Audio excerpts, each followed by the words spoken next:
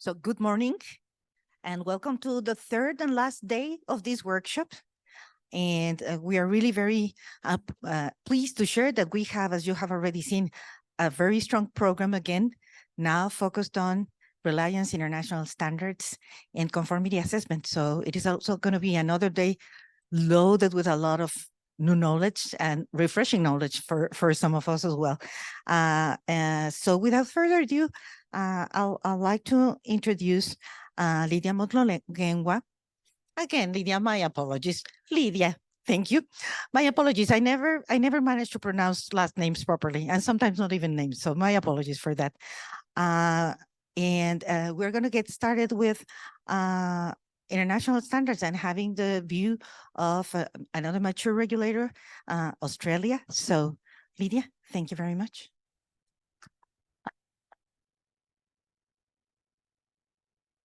Morning, everyone, and to the people on virtual.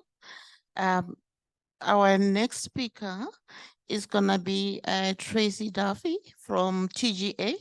She's going to talk about international standards, its role in the regulation of medical devices and IVDs. Without further ado, Tracy, please go ahead. Hello, can you hear me? Yes, we can. Oh, excellent. Thank you. Thank you for that lovely and warm introduction. I'm so pleased to join with you today.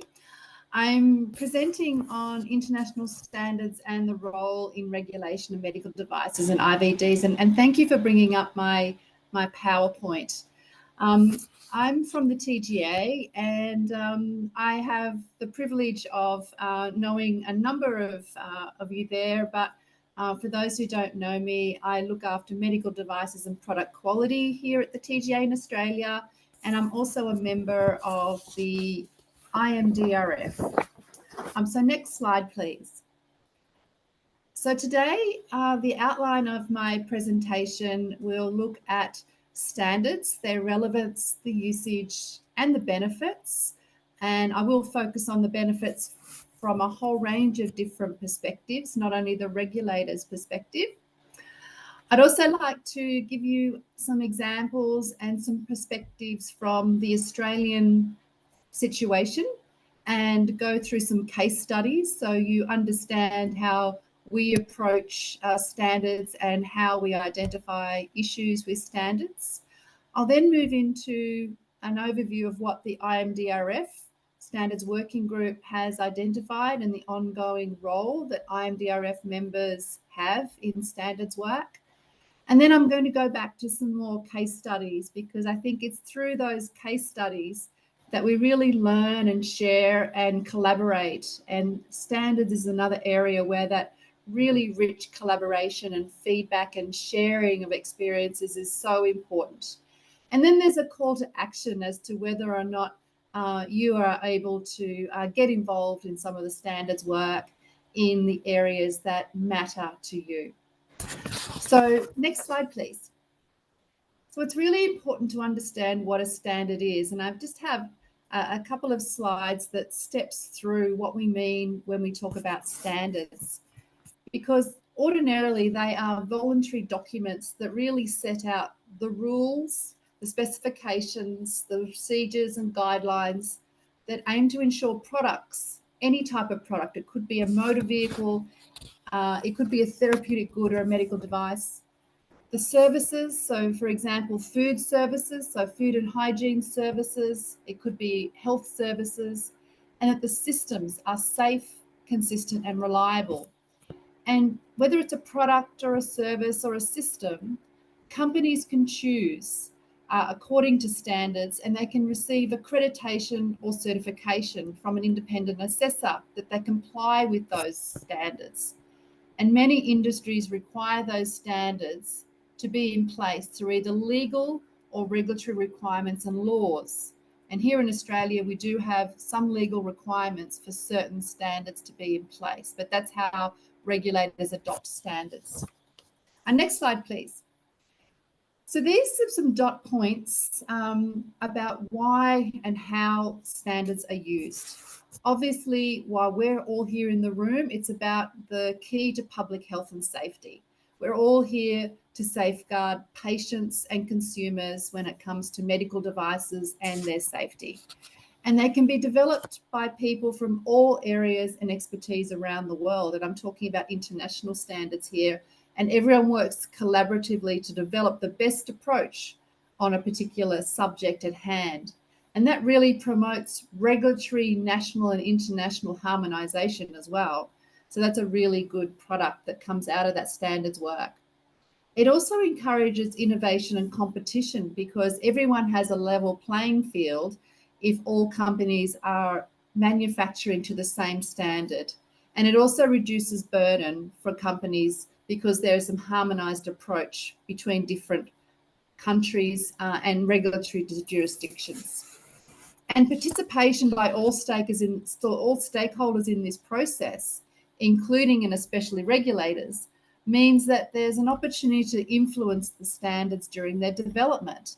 And when I go through the case studies later on, you'll see how Australia has tried to influence some of the standards in areas that we find are our priority. And if standards are adopted, it means that there is a streamlining of regulatory assessments and more efficient review processes because you don't have to go through and assess that yourself. Someone else has generally looked at whether or not a company has complied with a standard. And at the end of the day, it does and can speed up patient access to safe and effective medical devices. Next slide, please. This is a list of some of the types of medical device standards and what medical device regulators use. We can use certain specifications, performance standards, guidelines, technical reports. There's system standards, there's product standards. So a system standard is QMS, for example. A product standard will give you some technical aspects that companies would have to adopt and demonstrate that they comply with. So there's a whole range of different standards when it comes to medical devices. Let's have a look in more detail at what some of them are. Let's go to the next slide. And this is the concept of horizontal versus vertical standards, because you can get standards that are cross-cutting, and there's some examples there of cross-cutting horizontal standards. And then there's some vertical standards which are specific to particular types of devices. And it means that sometimes the vertical standards and the horizontal standards are adopted by the companies at the same time, depending on the type of device. So it's really important that companies know and apply the relevant standards, whether they're horizontal or vertical, when they're developing their product. And for high-risk devices, we would be looking as a regulator to see how and what standards a company has applied. So if we have a look at how standards are developed, they generally take the same process. Go to the next slide and we'll see some step-by-step process of how standards are developed. And we've got an idea forms. There's usually a group that comes together, a committee or a working group. They start the drafting process. There is a balloting and a voting process, and then they're published as a standard. And all the standards agencies generally go through the same process when they're developing standards. Next slide, please. Importantly, standards are and should be periodically reviewed, usually every 5 to 10 years, to determine if they need to be revised, reaffirmed, or withdrawn. And generally the process is a consensus based among the countries or the stakeholders who are voting in the area that the standard is about. And if a standard is being used and it doesn't need any technical changes, it's usually reaffirmed or reconfirmed. Voting, however, can sometimes be challenging. And that's because it depends on who are the stakeholders casting the votes. I know from our perspective and our experience here in Australia, at times the regulator is voted down on a particular type of standard or the content of the standard by industry, so the medical device industry or other stakeholders who also might be at the voting. Therefore, membership and participation in certain standards are so important, and I'll take you through some examples of where this has been the case in the last year. Next slide, please. So why participate in standards? And here's some good ideas as to why regulators get involved in standards development process. It's an opportunity to influence the standards early on. And if you remember back to that step-by-step process, the earlier you can be involved in the standards process, the easier it is to influence. But you're also able to feed back any challenges or issues you may have had with the existing standards or your ideas about a new standard. You also get advance notice of what is coming. Now, standards usually take a number of years to develop, and so over time you have an opportunity to know what's on the horizon and be able to either, from a regulator's point of view, feed that into your processes and train up your staff or train up your laboratories or whatever it might be to be able to accommodate that new standard and to be able to assist companies who are adopting that new standard. So it helps you do your own internal preparation. It gives you a good understanding of the language that's being used in the standards, the interpretation of the standards, and the intent of the standard. And sometimes the intent and the interpretation of standards after they're published becomes a little bit blurred. And I've got a really good example to show you how that played out in real life during COVID. It allows a networking with other subject matter experts, and this is really critical for a regulator, including for small regulators like Australia. We consider ourselves a small regulator compared to the large ones like US FDA or the European or Health Canada or even the UK regulators. But it allows us to network with those other subject matter experts, and we form relationships, and we're able to talk about things that are of common interest, not only the standards, but how you might apply or adopt the standards and other topics because you've formed those relationships. It also means if there's a number of different stakeholders and regulators participating, it means there's diversity in the technical knowledge and experience within the committees. The TGA and my staff, we don't have enough people to have technical knowledge across all of the different areas of medical device manufacture. So we rely on our ability and our contacts and the other committee members to really learn as well as contribute. And it's really important because we're taking part in creating something that benefits patients, also other users, health professionals, and our industry as a whole. So where possible, I'd really encourage any involvement if you have the opportunity. Next slide, please. So going more on looking at the benefits, and we've tried to put out the benefits in 4 sort of categories. And these are the benefits for either using, complying with, or adhering to standards. And you can see there in the top left-hand box, the medical device regulators. It's obviously got some benefits for regulators because it reduces our approval and review times. It advances the whole idea of regulatory science. It makes sure that we're looking at some criteria and assessment for state of the art and gives a basis and a baseline for product evaluation. Patients and consumers and the public can be assured that what they're using does meet with standards, and that comes down to trust and confidence, not only in the regulator, but the whole system overall. So it means that there's trust and confidence amongst those who are users. Same with the clinicians and the healthcare providers. It ensures that trust and confidence that these products have been developed and manufactured in a way that is safe and performance has been looked at. And device manufacturers, it gives them a clear pathway for regulatory approval.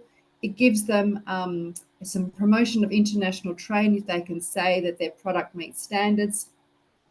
And it helps them detail the product requirements. Next slide, please. Excuse me.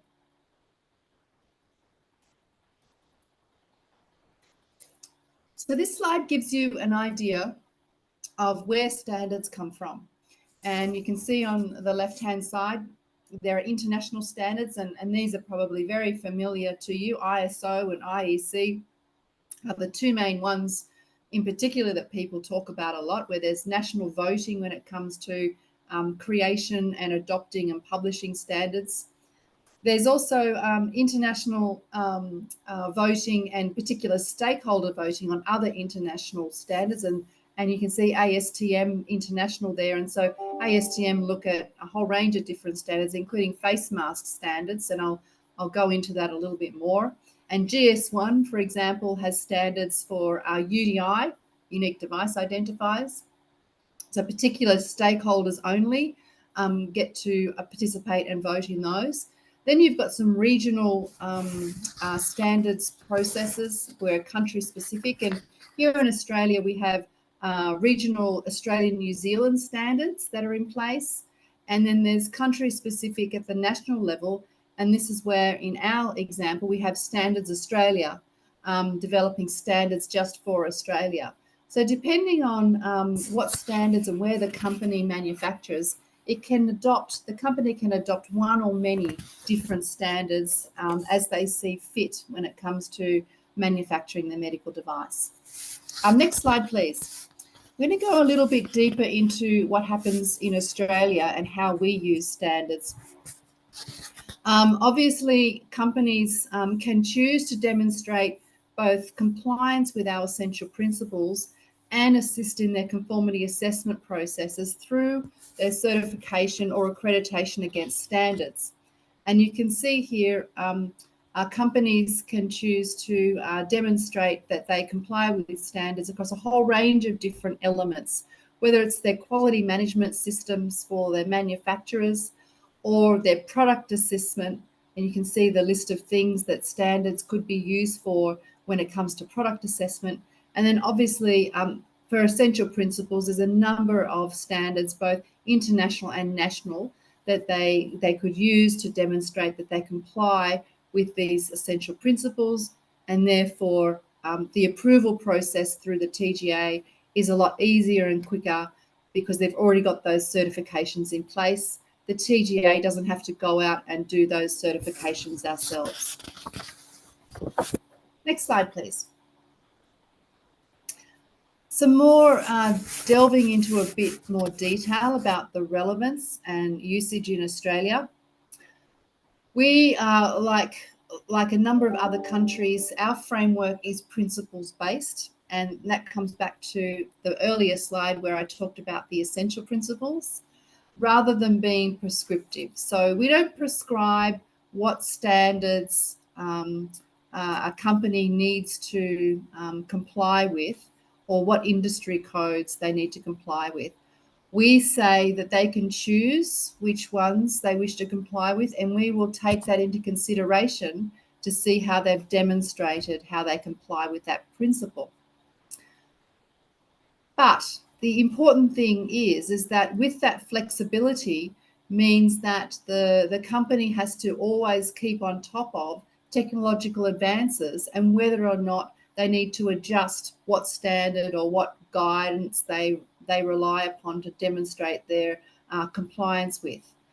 And generally, we call it state of the art and best practice. So we're always looking for manufacturers to continually look at what is the state of the art, what is best practice, and be able to demonstrate that their product still is up to date with those new things coming online. We don't want to see a product that is assessed 10 years ago and they haven't looked at what has come out in state of the art or best practice standards since then. We always require them to keep updating and give us a sense of certification that they still comply with best practice as they change the standards to recognize the technological advancements.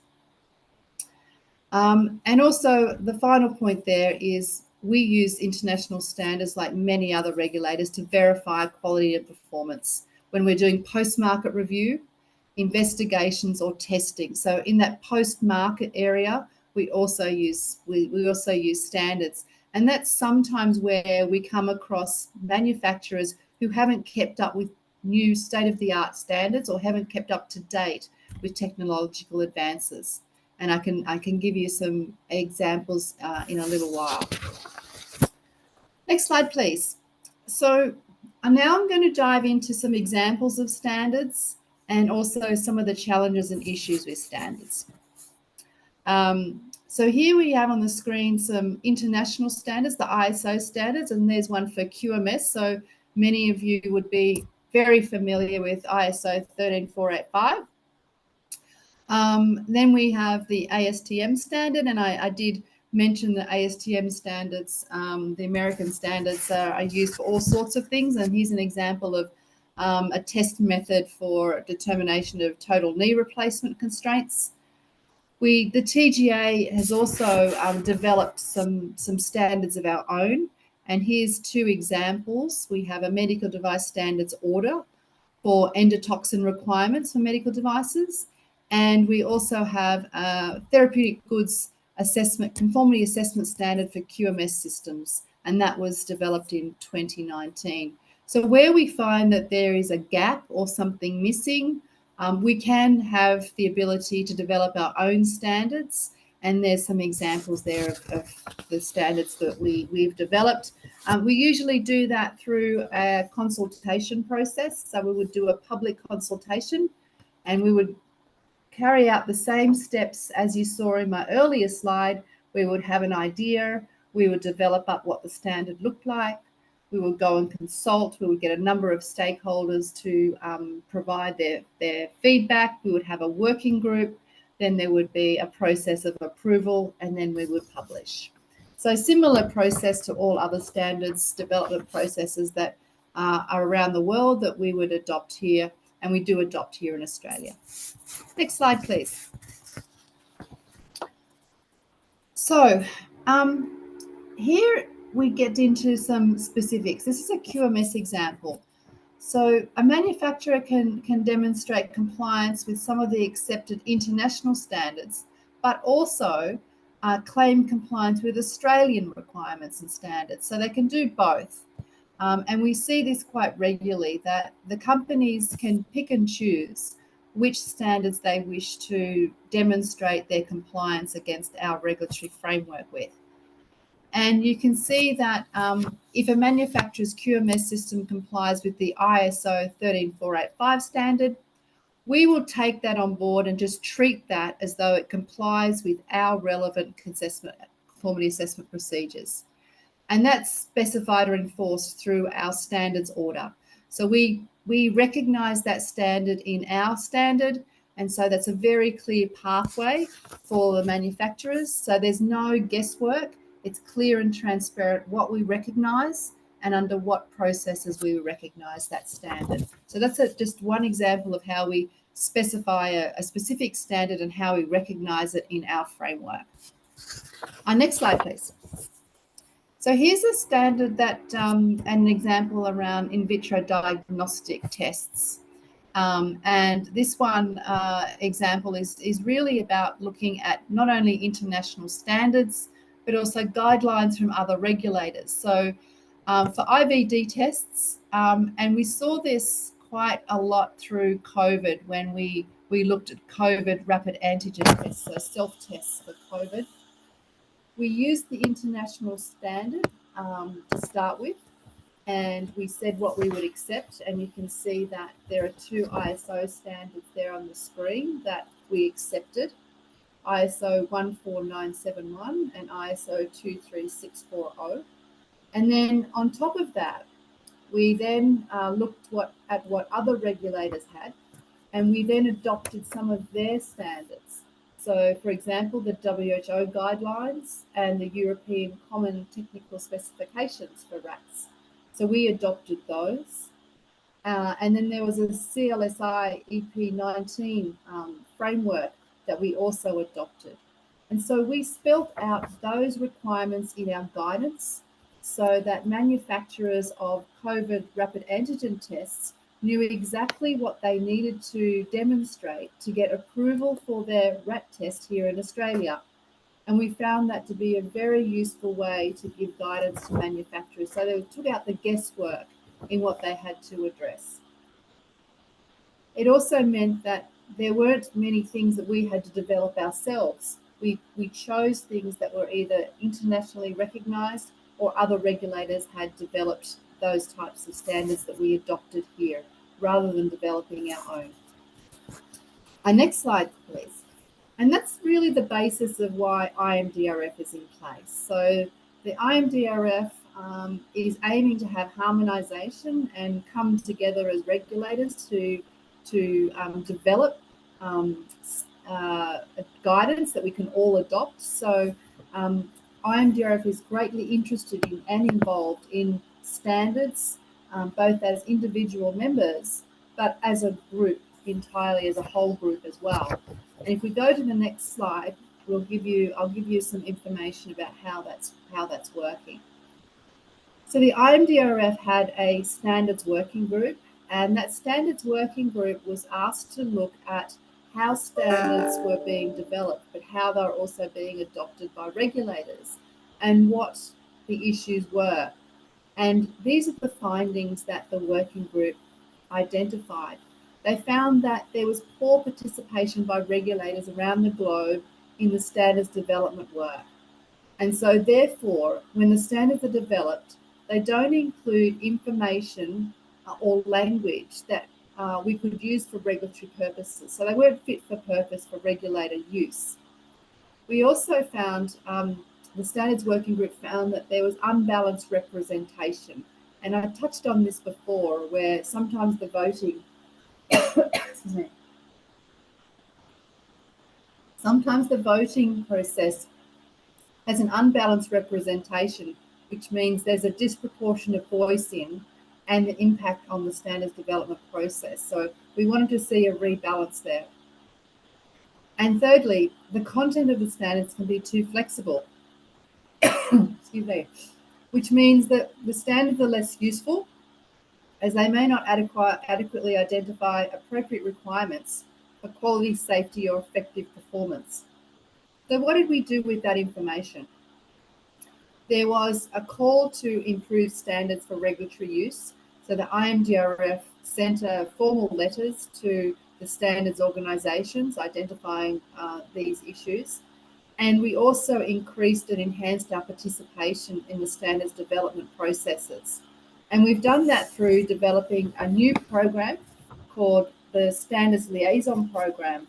Now, the Standards Liaison Program is a program whereby regulators attend the standards committee meetings, and one regulator can represent others, and we report back on what's happening in those standards committees and be able to provide some feedback to those regulators who are on those committees to feed the regulatory components into the development work. The other thing that happened was that we were given official observer status on specific ISO and IEC standards committees. And that official observer status means that we have a seat at the table when these important decisions are being made about redevelopment of standards. So they're two areas where we've increased our involvement in standards. Our next slide, please. From an IMDRF perspective, the working group also said we need to publish some information about what good standards should include. So this sort of forms the basis of what we go into those meetings with. And so from our perspective, a good standard should feature a strong rationale that explains the requirements under the standard, identifies test methods and or means of demonstrating compliance against the standard. That sometimes is a missing part, how you actually test and demonstrate compliance with the standard. Making sure that the standard has information about how you identify risk and how to address risk. Having a clear scope is really important, and terms and definitions really need to be clear. And those terms and definitions should be then accepted into other standards that reference, so cross-referencing between standards.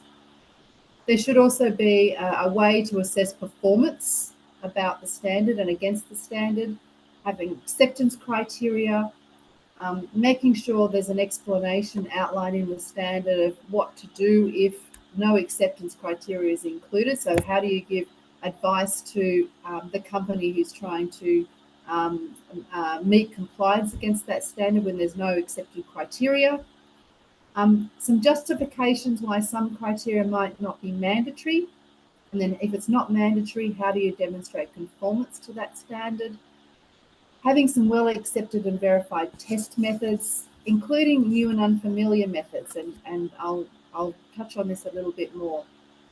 And for IMDRF, making sure that we try and cross-reference standards to clauses in the IMDRF essential principles. So that's part of IMDRF, what we would like to see in standards, that last dot point. But the other dot points should feature in all standards, no matter who drafts them, whether they're at the international level or the national level.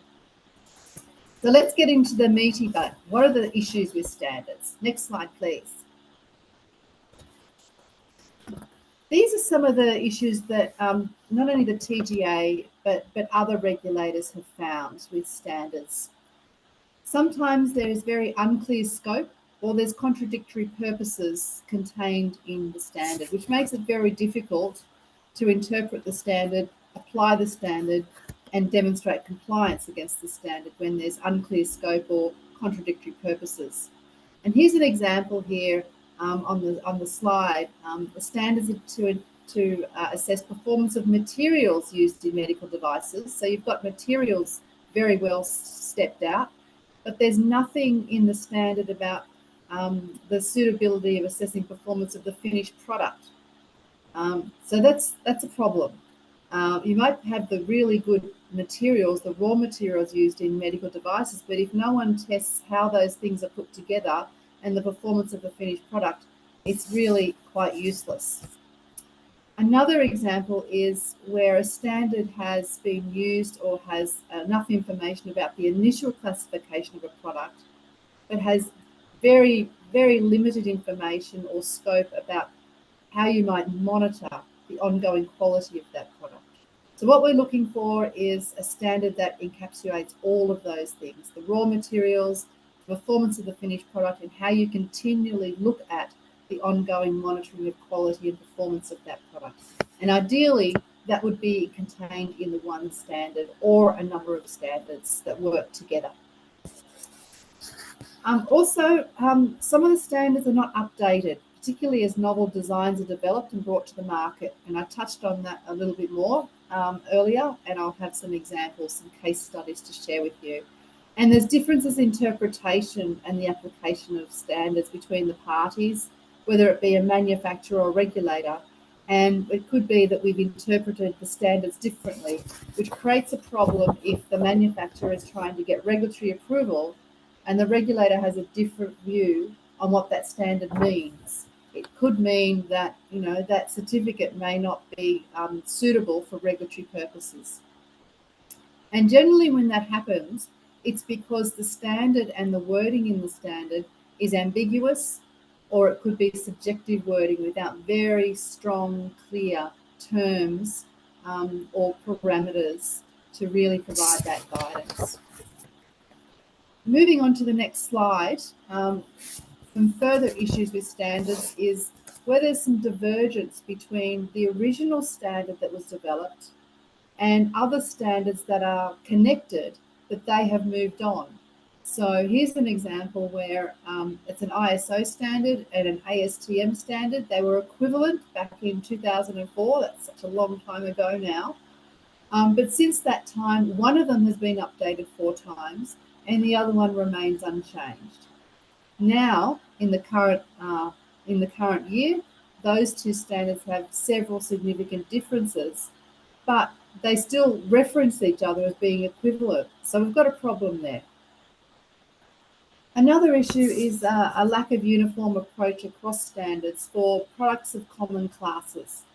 And here's a really good example where PPE, there's some inconsistent approaches to sampling in standards for different PPE, and that played out during COVID, and I'll share a little bit more about that. And there's also some errors in terms of sampling plans. So some standards state have sampling plans without regard to other factors such as batch sizes or inspection levels. There are certain batch sizes that you have to test to have confidence that the standard is actually complied with. And here again, the TGA did work in the face mask area to really understand and demonstrate how errors in standards with sampling plans can play out when it comes to safety and quality of a face mask. Next slide, please. So let's go a little bit deeper, and we're going to look at some deficiencies. And this example is a real live example at the moment with ventilators, CPAP and BiPAP devices. And there's been concerns raised globally about the long-term safety of these devices. In particular, the risks associated with the breakdown of the polyurethane sound abatement foam. And there are safety standards in place, and you can see them listed there on the screen, but they may not be sufficient to evaluate the intended use of these devices and the foam that's in these devices. And you can see here, one example is that ISO 18562 says 30 days of testing is required. And one of the deficiencies is that people who use these machines use them generally for over a longer period of time, in fact, years and years. So what we want to understand is there a deficiency in the standard? Because should the standard include a testing regime that covers a number of years and being able to demonstrate that there's no foam degradation over 5 or more years to ensure that long-term safety is in place for patients who need to use these ventilators for a longer period of time. So we think that where there are deficiencies identified, the standard should be adapted to reflect the worst case scenario that the device may be used in. And in this case, it could mean that we look at temperature and pressure testing to represent any operational lifetime differences that the product might be subjected to.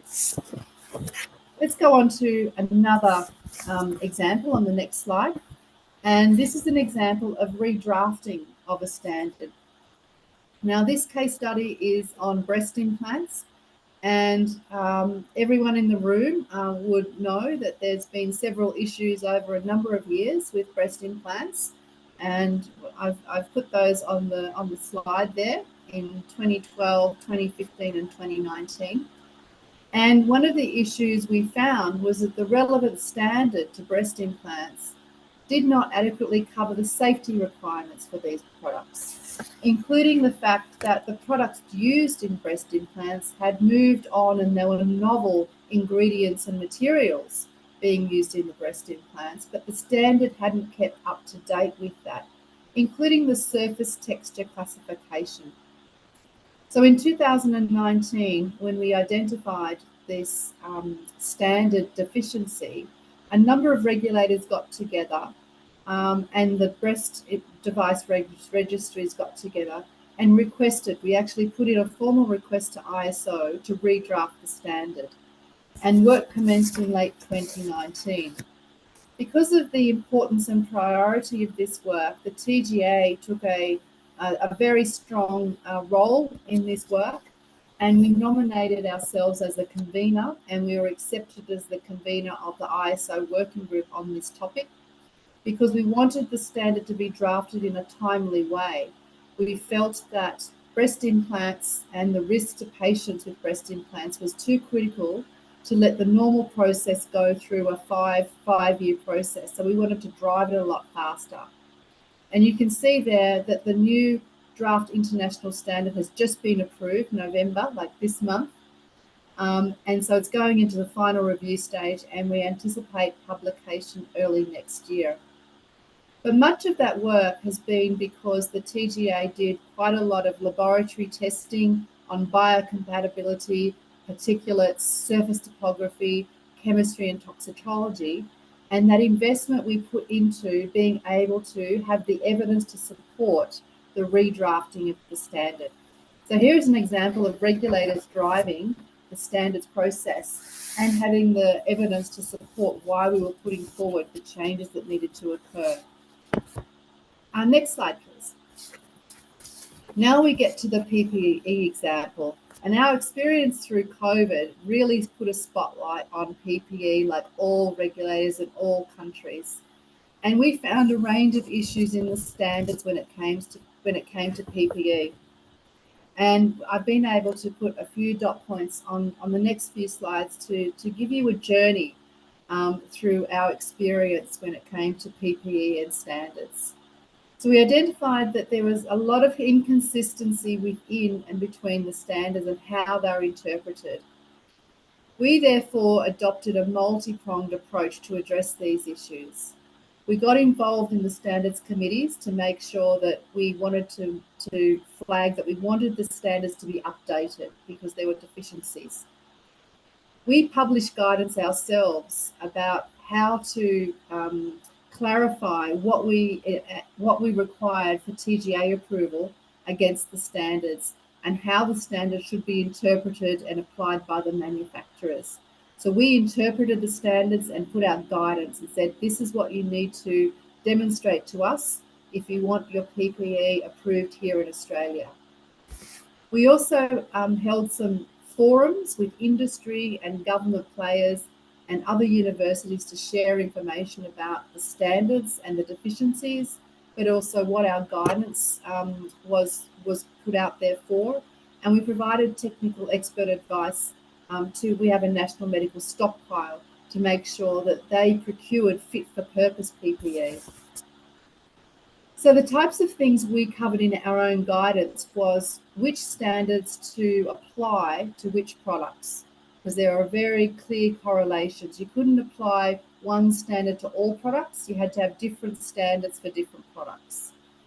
We also identified that testing needed to occur in different parts of the mask.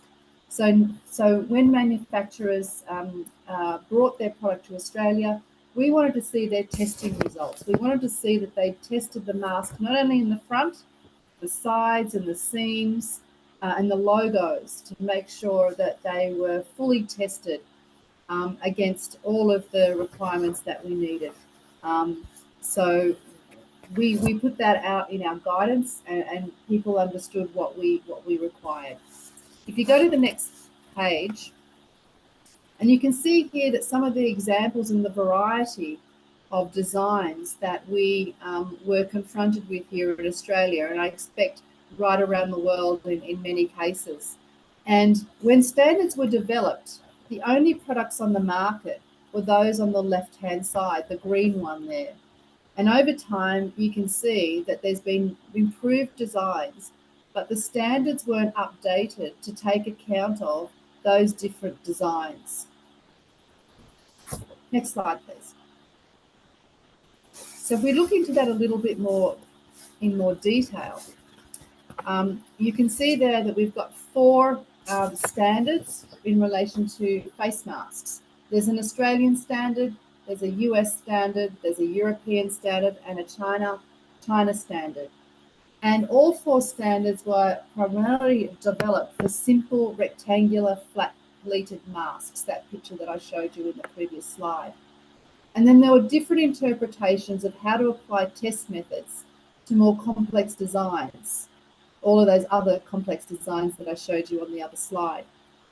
And the US standards you can see here required tests for particulate filtration, i.e. whether airborne particles could get through the fabric, but the Australian and European standards did not. And on the other side, the US and the Australian standards required fluid resistance.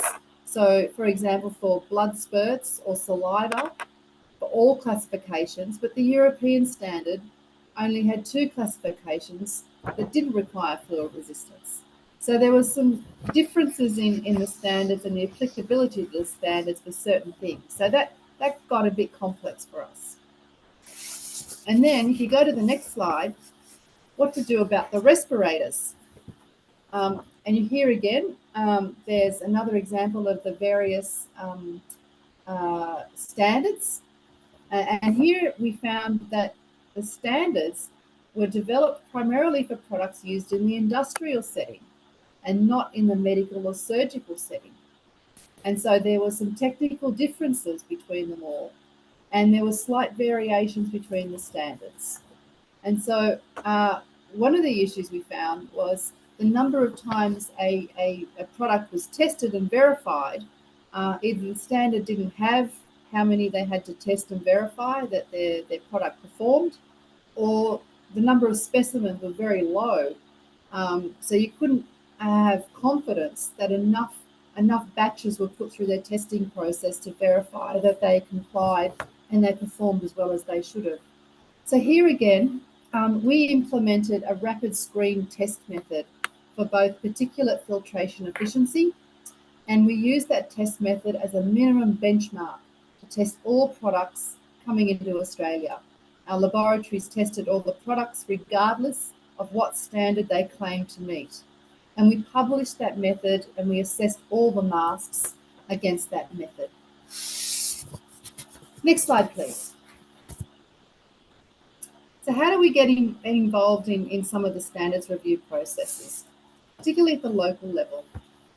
We have representation in our local Standards Australia organisation, and we also have engagement and collaboration with other regulators to make sure that we're actively involved in standards that matter to us. We can't be involved in all of them because there are so many of them, but we do pick and choose which ones we want to be involved in and try and influence those where we can. And our involvement allows us to have, as I said right at the start, up-to-date visibility of the development and amendment of standards, including the ability to influence. Because if we're going to accept those standards and certifications, we want to make sure that they are fit for purpose for regulatory processes. So in closing, I would encourage you where possible, next slide please, where you can, promote the use of standards, adopt the standards where it makes sense for you to adopt the standards. Make sure that products you're procuring have some relevance to the standards that are in place. Join a committee if you're able to, contribute early and continue the discussions. It's through those discussions and collaboration efforts that you grow and you build your expertise as a regulator, but also as an industry and a medical device family across the globe. So next slide, please, just has some support and further resources that you might find useful after this presentation and moving into the rest of your conference. So I'll leave it there, and I'm very pleased to have been able to join you today. Thank you very much. Thank you very much, Tracy. Now we'll go to questions, but we also need to realize there are some points that Tracy put forward, that standards have got a life cycle. Standards sometimes need to be adapted because of issues of deficiency. Okay, any questions from the people in the room? Oh, I think.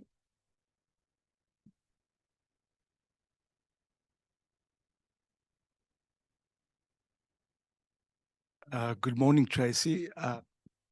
I'm from the Medical Device Manufacturers Association, and I think your presentation highlighted the importance of the regulator being part of the formation of standards and the interpretation of standards.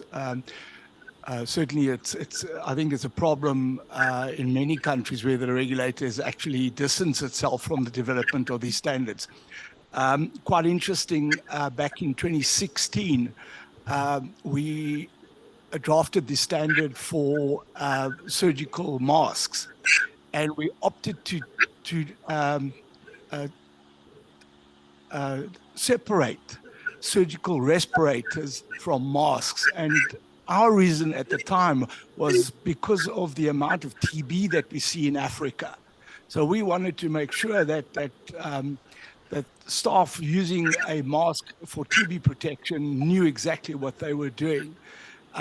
Regarding the testing, that's also a very, very controversial topic because if you look at COVID has a particulate size of about 109 nanometers, where TB is 600 nanometers, and the particle testing that they use, the sodium chloride or paraffin, these are relatively large particles.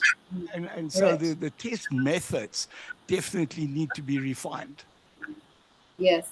And I fully support the separation of face masks and respirators for the reasons that you've set out. But it's vitally important that the the standards for both those types of products are kept up to date and really are suitable and fit for purpose. So we are really pushing to make sure that all of the standards relating to face masks and respirators are improved and enhanced to make sure that we safeguard not only patients but the healthcare providers for all the reasons you've said, and that testing methodology is so important to make sure it's very clear what manufacturers have to test their products to make sure that they can demonstrate that they do perform, because it's just a horrible situation when you're trying to protect yourself and members of the public by using a face mask or a respirator, but it's not performing. So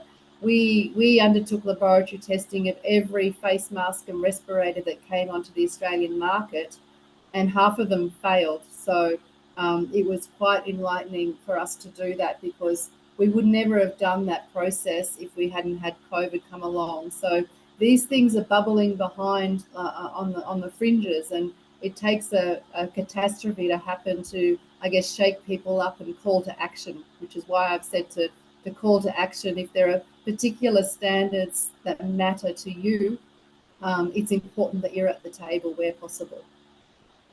Thank you for the question. Sorry, one more question. You mentioned the TGA's development of a standard for endotoxin requirement. Would you perhaps have a number of the standard?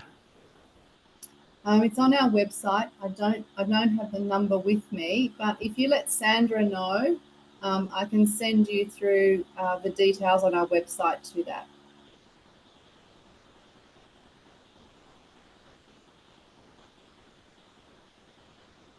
Do you have any questions? I don't see any questions from our virtual attendee. Okay, go ahead, Sandra. Okay. Thank you very much. Thank you very much, Tracy. And this is not a question. This is really like a comment and a call to action, as Tracy just did. Tracy, really, thank you very much. I think your presentation was really, really great. I mean, I think it covered every single thing that I would have ever thought about learning from a regulator in regards to standards. And one thing that I found very, very relevant is your active participation, but also your proactiveness. You identify that a standard is not providing all the necessary guidelines and requirements that are identified as necessary, and you are bringing it to the attention of the committees. And I think that is something that it only can come as a consequence of an active participation and active utilization of the standards. And in this regard, probably I guess I do have a question. It's like, how did you manage to get, with the available resources at DGA, to get into an active participation in the technical committees in the world of standards, and at the same time getting to product approval, manufacturing facilities inspections, IMDRF working groups, et cetera, et cetera? It's difficult. Thank you for the question, but it's difficult. So it's about how you prioritize the work and whether or not you've got technical experts that you can release to participate in that work. We don't have technical experts on everything, and we learn a lot through our participation as well. The breast implant work was of a particular political and safety concern for us, and we were able to secure some funding that allowed us to do that work. So We joined with the university to do a lot of the laboratory testing as well as testing in our laboratories. And we also had to support our two of our technical experts to work nearly full time on this. But that means that other work has to be redistributed. So it's not something we can do all the time. As I said, we pick and choose what we get involved with based on what we think's important. Same with the face masks. We felt that that was a really important initiative to do early on in the pandemic. We went and bought a testing machine. We were one of the first regulators to buy a testing machine, a small regulator to buy a testing machine. And we tested all of the face masks. And through that testing, we identified there were deficiencies with the products, because we couldn't rely on the large labs around the world, and that we didn't have the money to send our batches off around the world. So we made, again, a call for some funding to help us with that testing process. It's difficult though, because when we found deficiencies and we had to publish our own guidelines, a lot of the manufacturers said, well, we comply with the ISO standard. And we said, that's not good enough. For your product to come to Australia, you need to go and do other things. You need to test other things. So we did have some very difficult conversations with manufacturers, and there was a fine balance because everyone was scrambling to get face masks. There was a fine balance being able to turn face masks away, or what you do with the face masks that were already in circulation, but we'd found deficiencies in. So it was a really good learning experience, but it needs resources, it needs commitment, and you have to adjust where your priorities are to make space for that work to occur. It's not easy. Thank you very much, Tracy. If I may have a follow-up question, you just mentioned something that sometimes is kind of like complicated, as you just said, having these conversations with manufacturers where they are complying with a valid, relevant standard, and all of a sudden it ends up not being sufficient. So how did you manage to get through those conversations? I mean, what did you develop, like the evidence to demonstrate why the standard was not sufficient enough for the particular situation? Exactly. So we published on our website our guidance for what we would accept.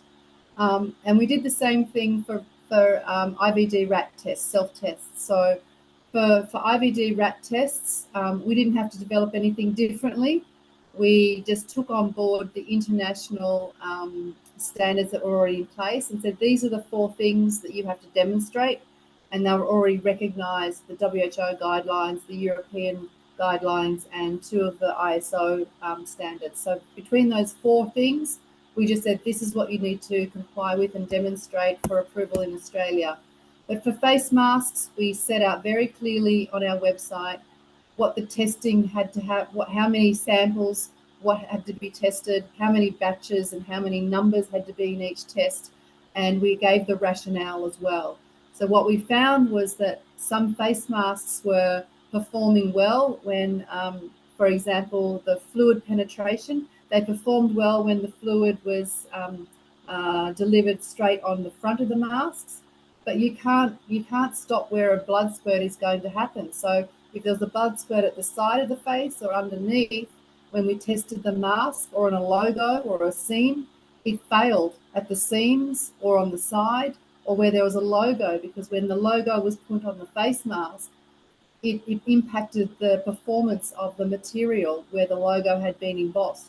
So that's why we were very clear for face masks. If they had a logo, they had to test it at the logo, the seams, up and down at the front and the side, everywhere. And that wasn't in the standard.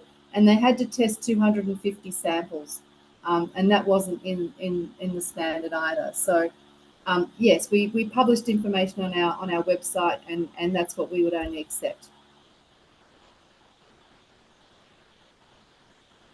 Thank you. Sandra, I think there is a question on our online attendees. Please.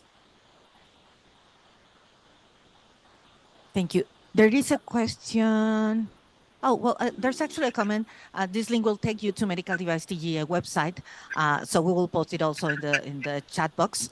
And I have a question that was sent directly to me in the chat box. And the question is from Simone Rudolph Short. And she's asking whether TGA standards are for Australia manufactured only products or if they do apply also for imported products. They apply for any product wishing to supply in Australia.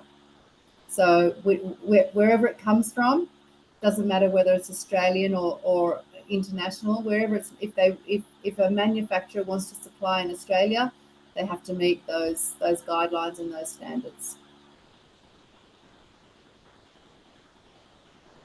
Thank you. Any other question for Sandra, for Tracy?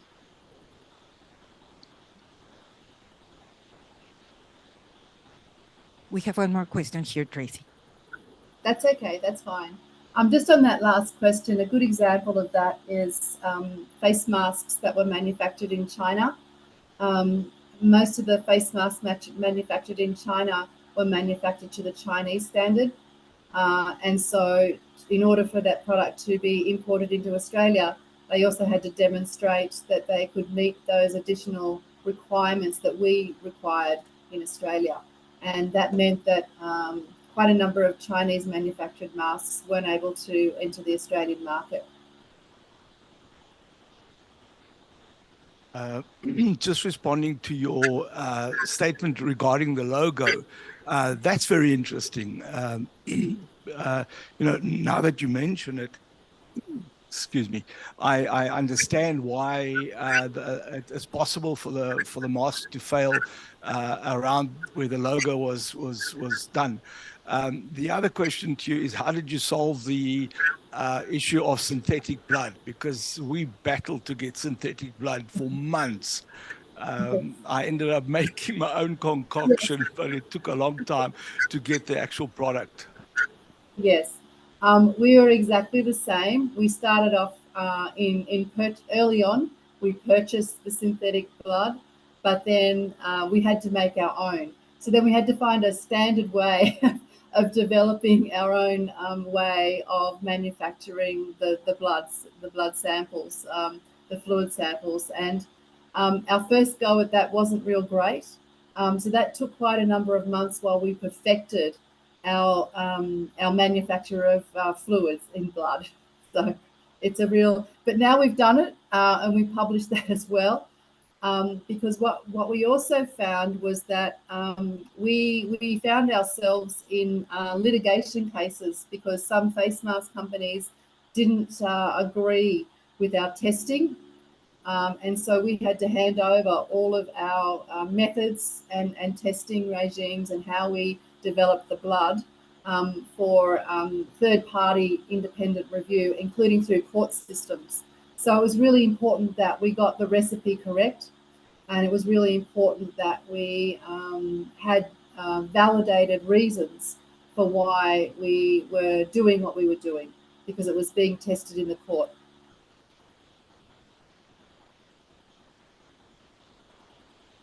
Thank you, Tracy. Do we have? Oh.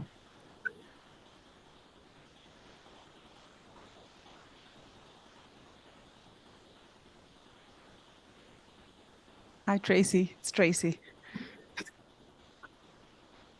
I have a question. I think you've to some extent, given some insights into. So, as a manufacturer, how did you go about building the capacity to meet the testing requirements? And maybe give us some insights into those steps that were taken to collaborate with either the regulator or testing laboratories, because we had a little bit of a discussion yesterday around sometimes what we consider to be barriers, and I don't think they're barriers. I think they sometimes we know what we have to do, but we don't have the capacity in country, or we haven't motivated sufficiently to have the capacity. It seems like you've done this really well in your context.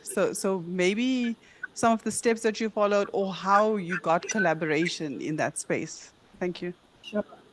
Thank you for the question. And it's actually true what you've described. And our journey was very difficult because I think because of the environment we were all trying to operate in. It was a pandemic, and everyone was very stressed, and the environment was not conducive to hearing that there were deficiencies to start with. So that was the first thing. And so we put together a team. We're lucky at the TGA because we have our own laboratories. We have 12 laboratories. So we put together a team to really focus on this issue. But without the government support, we wouldn't have been able to do that. So we put aside other work. So that's the first thing we did. We put a hold on other work to focus on this important work. So that was the first thing we did. We didn't know a lot about the standards when we started. So a lot of reading and trying to get in touch with testing facilities, either in the US, or there were some testing facilities in China, going to and sending emails to those testing facilities to understand how they interpret the standards and how they went about their testing and what observations they had had. But those testing facilities were very, very busy as well. But we had to persevere. So we kept emailing and having conversations with them. In Australia, we found that there was one lab that was offering testing of PPE. Here again, they developed their own methods as well. And so we went into conversation with them. We also have in Australia an organisation called the National Measurement Institute. And that National Measurement Institute, we collaborated with them to try and pull together a number of experts within Australia to try and help us with how we might develop test methods. So we called on other laboratories and other experts to not only help us with the test methods, but also with the question about the synthetic blood. We had lots of late night teleconferences with experts around the world. And a lot of it was very difficult because we were playing in an area where we didn't have the knowledge or expertise. So we were relying on making those connections, gaining experience through conversations with those experts, and then trying to build those into our processes on the ground here in our laboratories.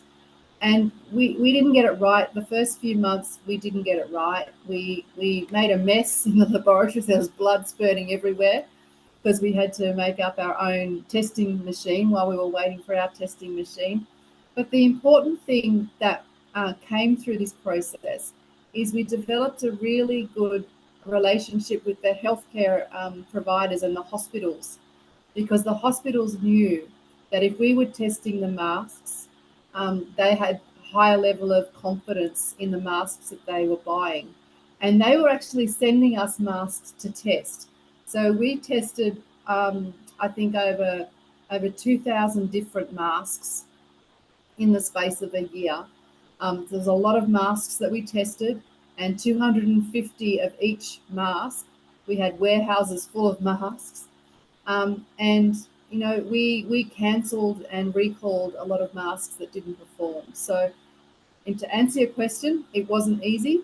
It was about trying to identify the experts, being persistent, creating good relationships, and forming that trust and confidence. But it's about communication and using that insights into what you need to do back in your own country. Thank you, Tracy. We're moving now to our next speaker. Is Mapaseka Gumbi. She's the standard writer. Okay. She's the standard writer in SABS in the Department of Food and Health Standards. Good morning, colleagues. As I've been introduced, it's Mapaseka Kumbi from the SABS in the Standards Division. I think for this part of the presentation, I'm going to try and help you guys understand how you can get involved in the in the development of standards, and we're bringing it into the South African context.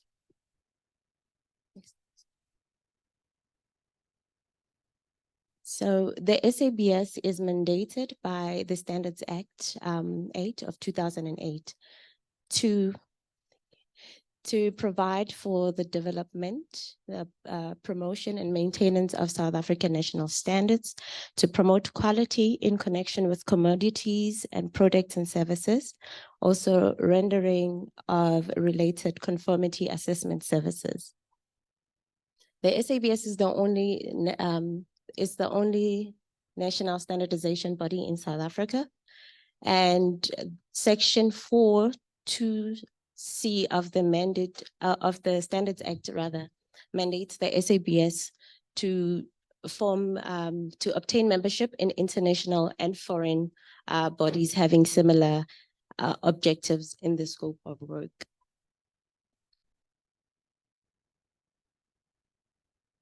So in this slide, it basically shows where the SABS participates in other regional and international forums where standards is involved.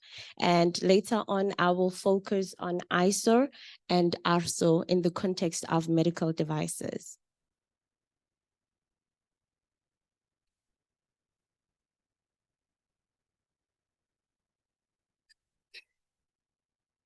The objective of standards development is obviously to maintain, to develop and maintain relevant standards that address the market needs, to also maintain incredible, inclusive, and efficient national standards.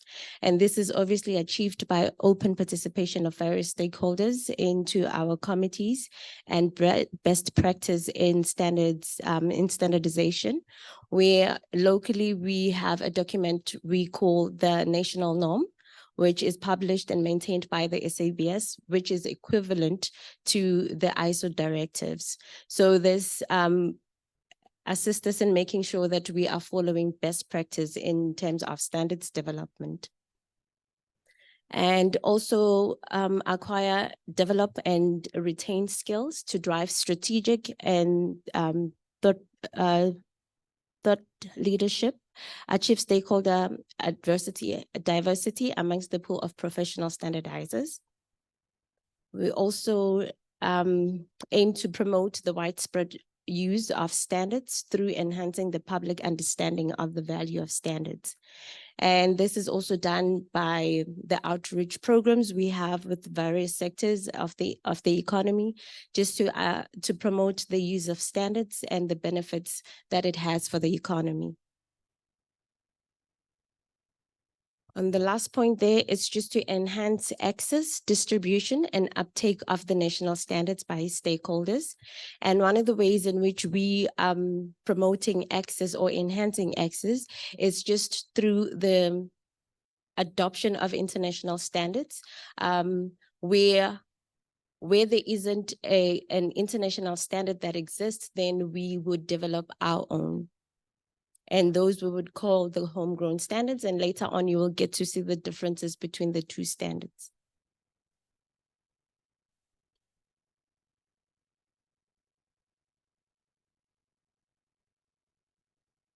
Standards development principles. I think the previous speaker, Tracy, touched on this quite well.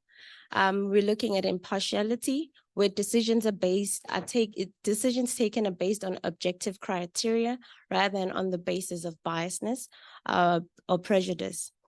And also just to make sure that the decisions that are taken are actually of benefit to all stakeholders that are involved. And consensus, which is a general agreement characterized by the absence of sustained opposition to substantive issues and issues of and to make sure that any issues are resolved between parties where two conflicting ideas or many exist. We also achieve this just by making sure that we take into account views of all parties that are concerned, and we reconcile conflict in that way.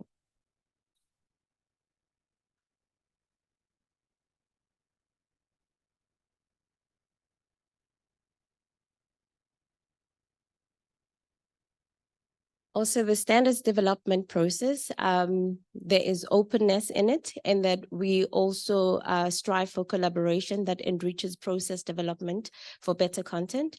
That's how we make sure then that we build relationships with the relevant stakeholders and the national regulator for compulsory specification, that is NRCS and SAHPRA, just to make sure that we also invite or promote the participation of any stakeholders who might be affected or interested in any of the standards that we develop. And also we have an open system in which participation is expanded, as I've just mentioned, that it's open to everybody, in discrimination of participants at every stage of the standards development process.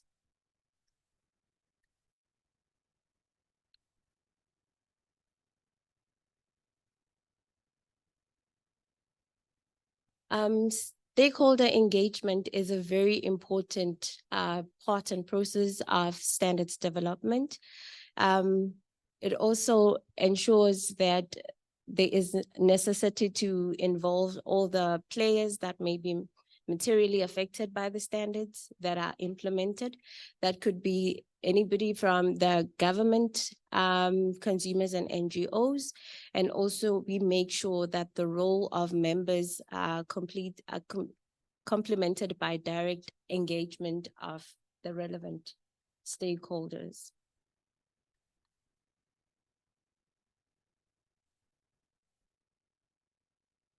Just to highlight some of the SABS services, that is standards development, conformity assessment, that being our laboratory testing services.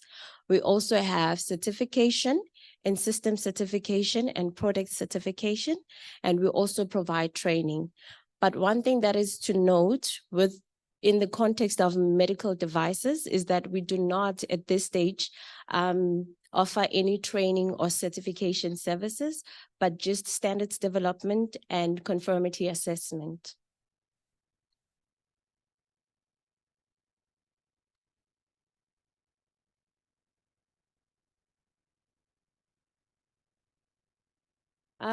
We mentioned earlier, I think also Tracy mentioned this, she touched it on her presentation with regards to ensuring balanced representation in committees and in standards development. So this just basically is in this slide, it's an overview of our technical committee as it stands.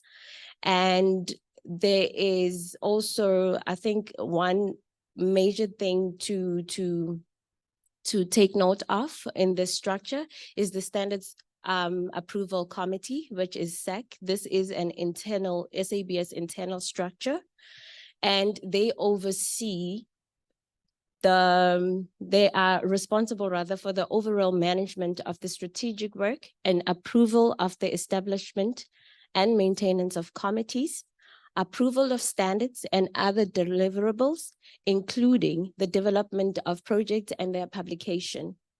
And they are also responsible for the maintenance of the SABS national norm.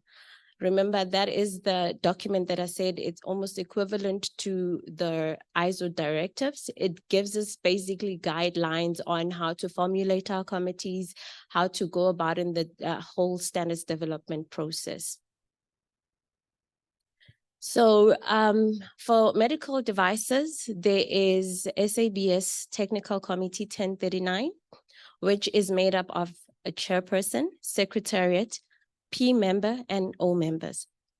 So the difference in the two membership, for a P member, that is a participating member, who are obligated to vote on documents and attend meetings.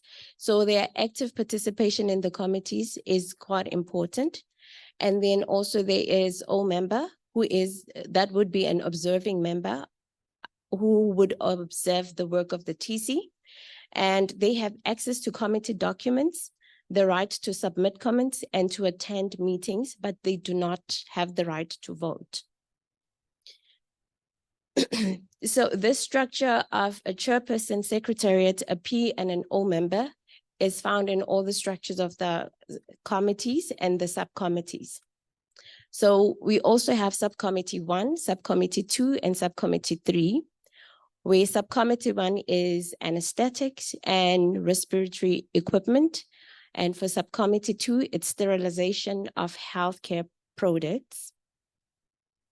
And subcommittee 3, it's quality management and corresponding general aspects for medical devices. And there would also be working groups which would be reporting to these subcommittees depending on the type of standard that is being developed.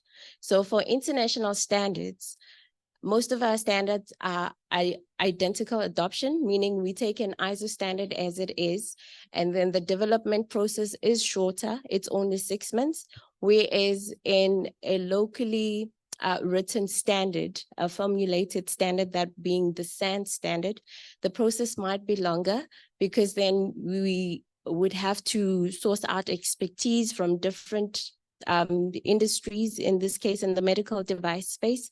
We look for experts and who would be sitting into the working groups. And what's important to note is that your participation can only happen if you are part of the SABS technical committees.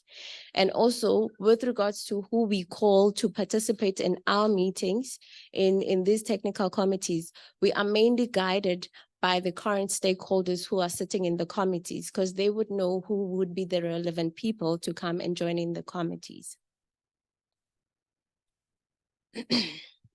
I will also later just show how our committee ties in with ISO committees, because the work that we do, we try and mirror the work at ISO, and in that way we structure ourselves accordingly as well.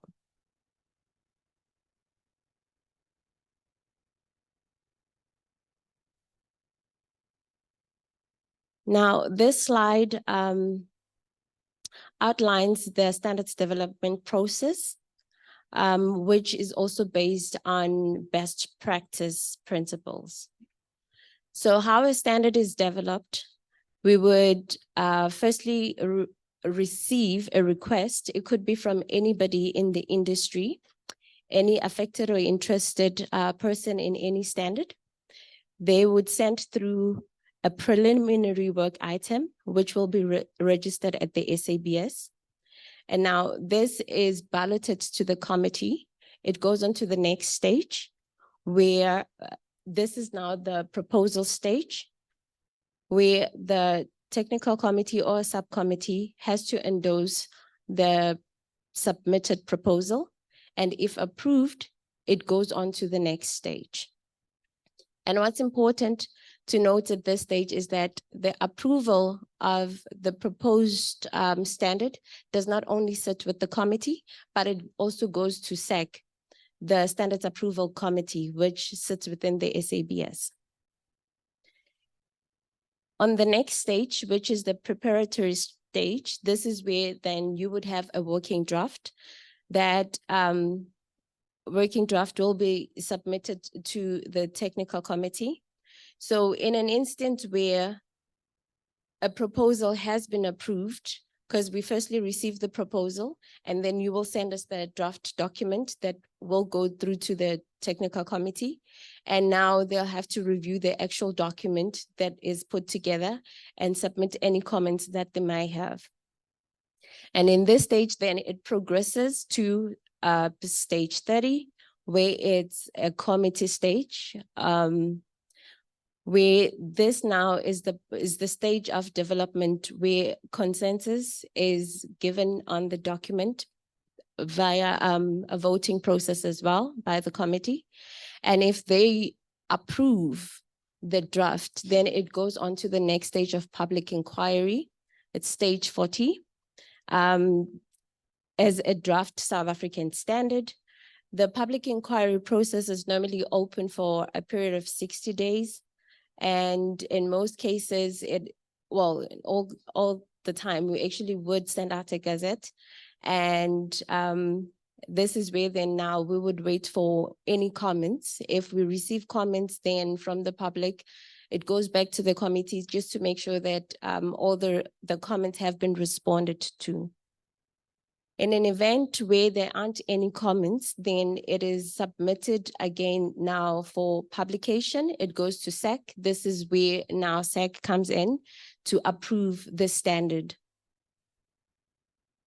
And in instances where there are comments, then after they've been responded to, we go for a second round of public comment, public inquiry stage, where then the public gets to see if any of their proposed changes or inquiries have been attended to.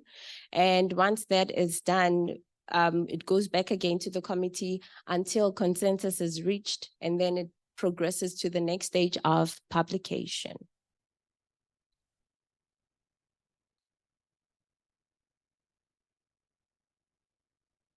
After publication, in a five-year period, that's where we now review our standards, and there are 3 outcomes of the review process. That'd be a revision which would then mean that there'd be certain changes in the scope or any technical changes on the requirements for conformity. And it could also be affected by any considerations for changes in technology as well. And then the other review outcome could be an amendment where just a partial alteration or a provision of a standard will be required. And the last one is reaffirmation, where there would be no changes on the standard and it will remain the same for the next 5 years until review is done again, and if there are any changes or any requirements for a change or review, and then we go through the process again.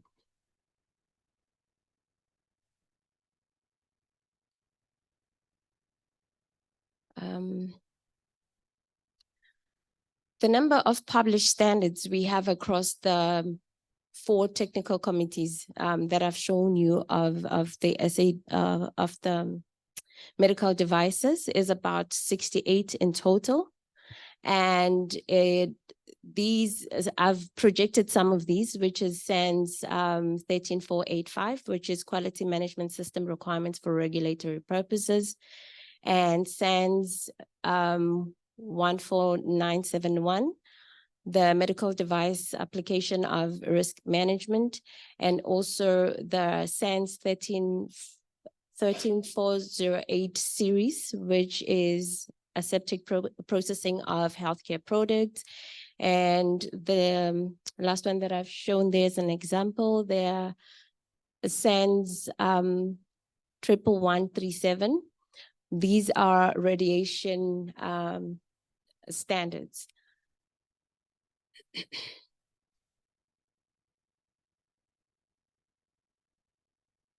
So I mentioned the difference between an adoption and a locally developed standards.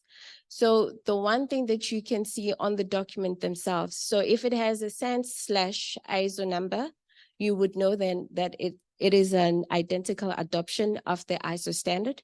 And the reason we do that, it's for easy access, and also it makes it a bit cheaper to buy rather than buying it from ISO. If you buy it from the SABS, it's a bit more affordable.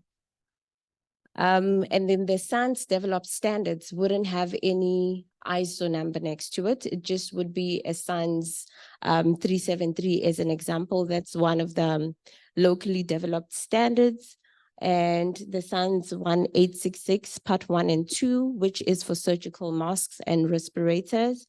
And the SANS 373, processing of endoscopes and accessories.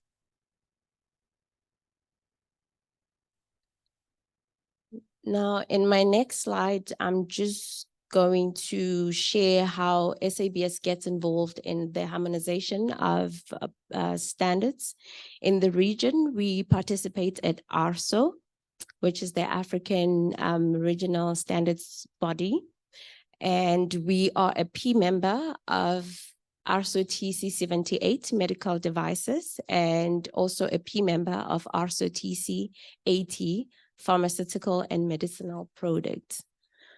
At this stage, we do not have a whole lot of our local stakeholders participating in these platforms. But however, if you are interested in participating, that can only be achieved also through your registration with the SABS technical committees, and then it gives you access to ARSO and ISO.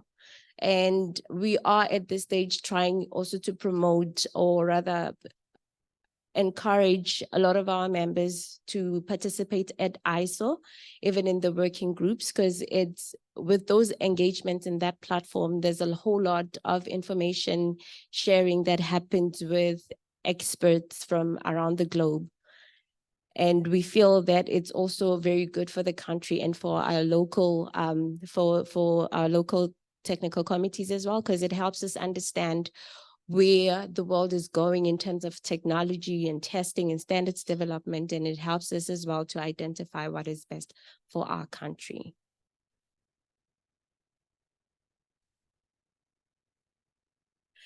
And in this slide, this is our relationship with ISO. So we are a participating member of ISO TC 198, which is sterilization of healthcare products. And we are an observing member for anesthetics and respiratory equipment, that being ISO TC 121. And we are a participating member for ISO TC 210, which is quality management and corresponding general aspects for medical devices. And like I said, we are encouraging our stakeholders to really participate and get involved in these forums. And at the moment, I think as of last week, we managed to sign up 2 of our members into ISO TC 178 Working Group 7 for packaging. And that brings me to the end of the presentation with regards to standards development and how you can participate via the SABS.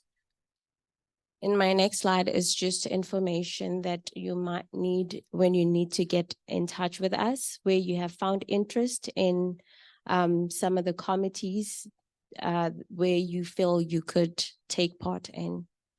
And I think what's also important to note is that we do have the regulator participating in our committees.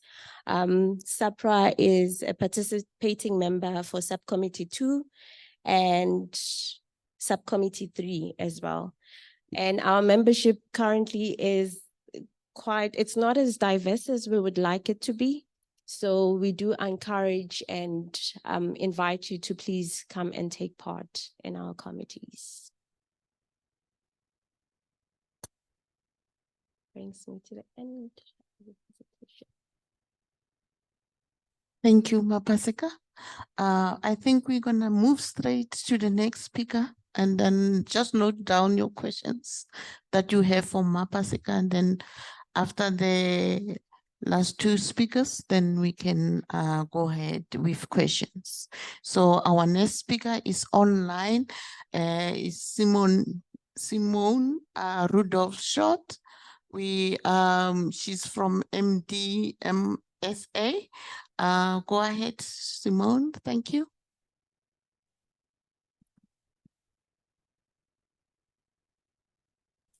Morning, everybody. Can you see my screen? Yes, we can. Hear me? Yes. Yes, we can, Simone. Okay, thank you. And thank you for inviting me to talk today. It was wonderful being with you all yesterday. And Mapaseka has done a really good background presentation. I wasn't prepared to. She's done most of the work for me. I work closely with Mapaseka and quite a few of the members at SABS, as I sit on 3 of the committees, and I also participate with Mapaseka at ARSO. So we do have representation, and we now fortunately have SAHPRA on board. It's been a challenge, especially when the move from MCC to SAHPRA, to get the regulator on board, but I think we are really getting a good relationship with SAHPRA now from an industry perspective, and we now actually do, and we do have their participation. All right, so my presentation is about international standards management and the practical application at a national level. I just would like to introduce the MSA. I have my own business. I've got a manufacturing business and consulting business, and therefore I am a member of MDMSA. MDMSA, as everybody knows, was part of SAMED, but at the beginning of the year, we became independent for many reasons. That was discussed during our transition with SAMED, but we are now an independent and focused and distinct voice for local production initiatives, activities, and actions. Our members are not only manufacturers, there are people that are also involved in the value chain, because many of our manufacturers also work with local distributors and even international distributors. And we are a registered company, a non-for-profit organization, and this enables us to do various exhibitions like at Arab Health and Africa Health. We're hoping to do a few other exhibitions in the new year as well, and we're looking forward to that. Lydia, can you just check that my slides are moving?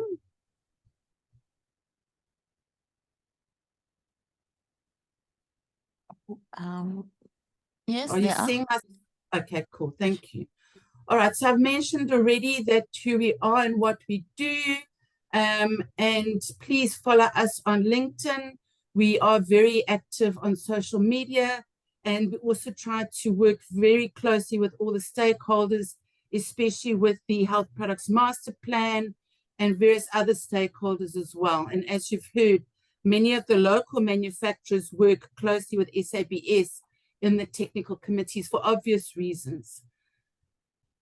Just to reiterate manufacturing. So manufacturing is the manufacturing or making of products from either materials or components.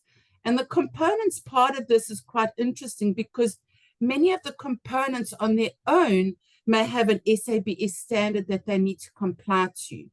And then you've got various other standards that will come into play. My example here would be a syringe. You've got a syringe with its standard, and then you've got the sterile barrier system with its standard, as well as the sterilization activities that have its own standard. And I mentioned yesterday that there are many standards that can come into play in the production activity. Just to reiterate again, who is a manufacturer? This is the actual definition from ISO 13485. I think it's imperative that any definitions that we use, if we're going to be used in the baseline of standards and the IMDRF, that we do have a common definition. Otherwise, we could get into challenges. And here, the manufacturer is a natural or legal person that has certain responsibilities, not necessarily activities, in the intention of making the device available for use under his own name, whether or not they do the design or manufacture. And this is a very, very important part of the definition.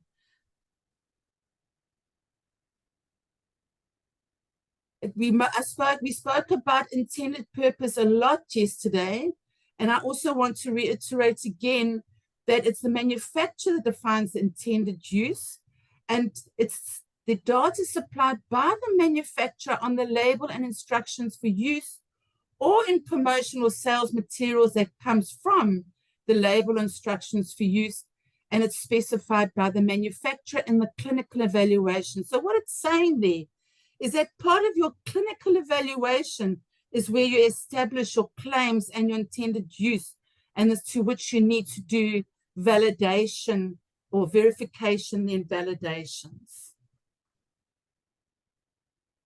The activities of the manufacturers to place the product on the market.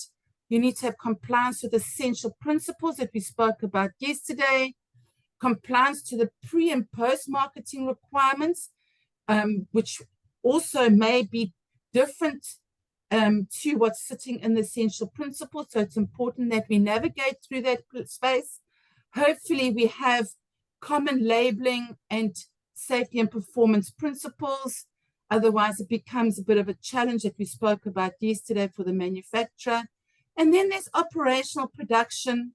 Sorry. Oh, it's not placed. Operational production and market access interventions.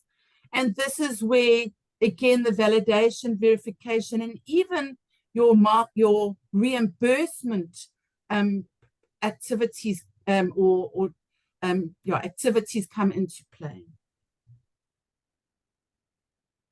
I'm not going to go through this because we did the essential principles yesterday, except I wanted to reiterate that importers, if you look at the MDR, and they make a very good statement here, they say importers shall ensure that while a device is under their responsibility, storage and transport conditions, they do not jeopardize its compliance with the general safety and performance requirements set out in the annex or the regulations, and shall comply with the conditions set by the manufacturer where applicable. That is very important. So what it's saying is there should be a quality agreement between the manufacturer and the distributor or importer in the context of your clause 4.1.4 of the 13485 quality management system for outsourcing, because it is the important importer that need to comply by those conditions set by the manufacturer. Again, I'm not going to go into detail, but the declaration of conformity, it actually comes from the manufacturer who attests. And the reason why I'm bringing this up is because the declaration of conformity is directly linked to the standards that they've defined in their technical evidence to which they are going to comply. And like Tracy said, and this morning she put it very well, that yes, the standards cannot be prescribed necessarily by the regulator, but there are some instances where they are prescribed, as we saw with the ventilators and the masks. But we have to admit that that did come through because of the emergency challenges that we had. I do want to point, and I made the chat to Sandra earlier on, that there was a comment that that the standards weren't kept up to date, and the standards did not cover the details of new technologies. And the point I want to make is that the standards are because of a human intervention. It is people that compile the standards, and it is the participation of the people in the development and maintenance that keeps the integrity of the standard. So you can't just say, oh, the standard is a mess. It's because of the human intervention that comes into play. And therefore, I love the comments that are being made about the participation that we need. And it's not only at the regulated perspective point of view, it's very much from industry and academia. We need to bring some of our institutions like our universities to participate, because again, what Tracy said earlier on is that once they got involved, they learned a lot. And I personally have learned a lot by participating in these technical committees. So in the supply chain, we have procurement, manufacturing, warehousing, and transportation. And the reason why I'm showing you this is that through each of these activities, there could actually be certain standards applicable as you're going down the line. For instance, stability studies around transportation. In the manufacturing sector, you've got clean room design, like your ISO 14644, as well as the actual product standards as well. So manufacturer's obligations is not only from being a manufacturer to follow, also following clause 7.3 of design development. We've also got the safety and performance evidence, and there's a lot of activities and requirements that come into play around safety and performance evidence. It's not only the essential principles, it also comes to the technical standards. And if you read ISO 13485, it does say specifically and explicitly that the 13485 is complemented by the technical standards. And as we should all know, that this evidence comes in the form of a technical file or technical dossier. Sometimes we've called it a STED. So as we know that there is not only in the regulatory roadmap, there's also the life cycle of the product, which we've seen. And this is where all the requirements are coming into play. And through this roadmap or life cycle, different standards are being used by the manufacturer to progress to being able to put it into the market. Oh, sorry. Whoops. My fault. And then I wanted to bring up conformity assessment, which I believe we're going to be covering later on this afternoon. This is a slide actually from the MCC guideline that came out in about 2018. And as I said yesterday, your class of your device will be linked to a conformity assessment procedure or a conformity assessment roadmap. And we have yet in South Africa to understand how this is going to be navigated. We know that the conformity assessment process differs between different countries, like we mentioned the FDA yesterday, as well as Europe, where we've now got the medical device regulations. And then these parts, or what we've got from the MCC guideline, came from the GHTF IMBRF documents, which navigated through, where they were guidelines for the medical device directive at the start. So these possibly need to be reviewed in this context of South Africa.